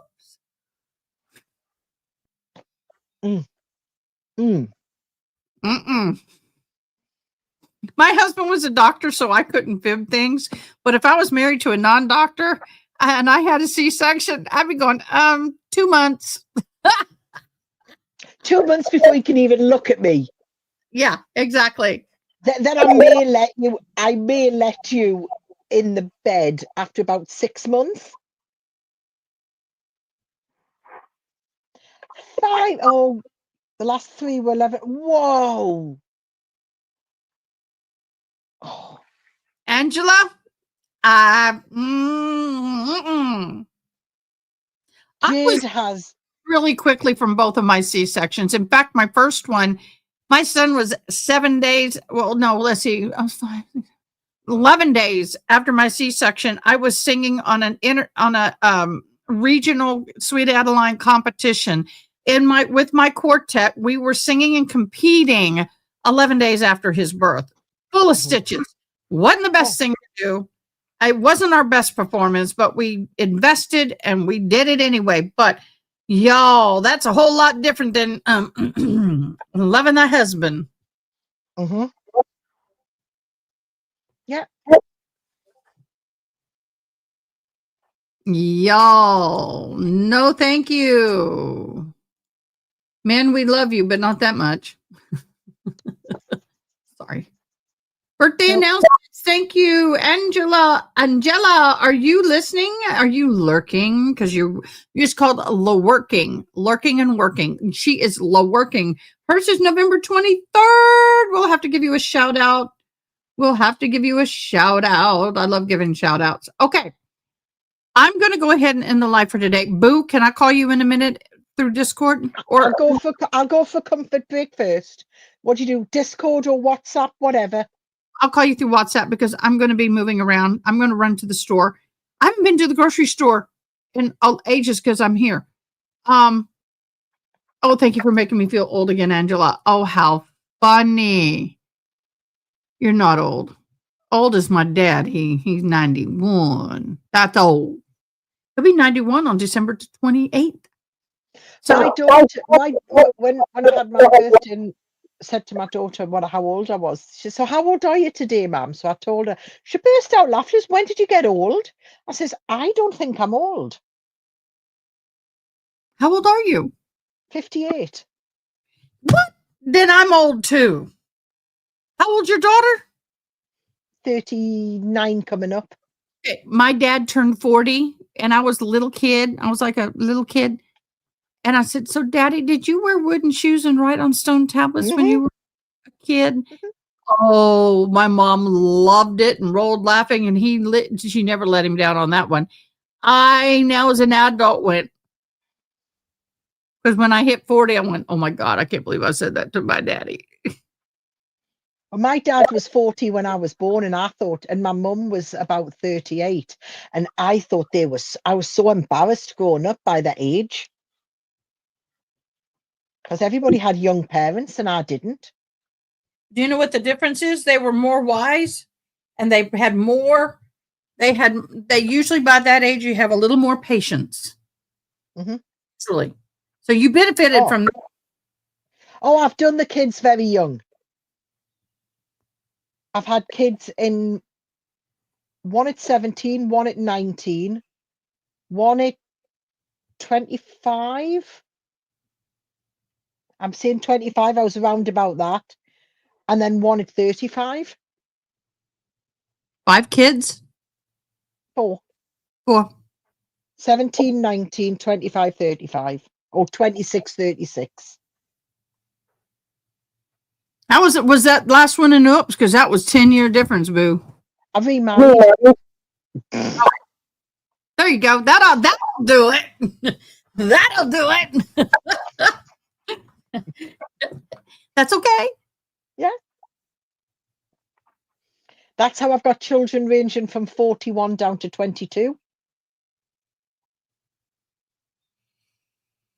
That's all good. Well, guys, we are going to end early today. Everybody go and enjoy the day. We've got a hint of sun coming out before we have days of rain. And before the rain hits, I'm going to go to the grocery store. I got to get a few things done. I'm just going to go pick me up some cranberries, orange juice, and Sprite. Yes. Oh, I like Sprite. We're going to make these. And then from there, I'm going to be working on the house for the rest of the day and evening, which is a good thing. I need to. This is Thursday night football. So tonight, June, I don't know who's playing. June, who's playing? Please let me know before we say goodbye. Who's playing? And we live stream football. We do football on our thing. So everybody in Texas and everybody affected by these rains that are coming through, please be safe. Don't do anything stupid. Turn around. Don't drown. And if you are in our Discord, please, guys, go to our breaking news section. I'm going to share this beautiful face. Oh. You guys go Thank and you. love. Lord, we just ask that she be found safe. We just are hoping this beautiful, beautiful girl will be found safe. Look at that beautiful smile, stunning eyes, just a beautiful girl. Oop, didn't mean to do that. She is 13 years old. Jacqueline Weber, age 13, vanished on November 17th of 2025 in Arizona. So everybody keep an eye out, especially all of our viewers in Arizona, and prayers for the family. Bills versus the Texans. Woo! We're going to be watching football tonight. I guess it's about 7 o'clock Central Standard Time. And then we'll be here live at 8 a.m. for the sentencing and the impact statements and the sentencing on the Lanz trial. All right. Everybody, blessings. Be safe. We'll see you. Thanks for watching. Please comment, like, share, and most importantly, subscribe. I hope you have an awesome day. Till next time, take care.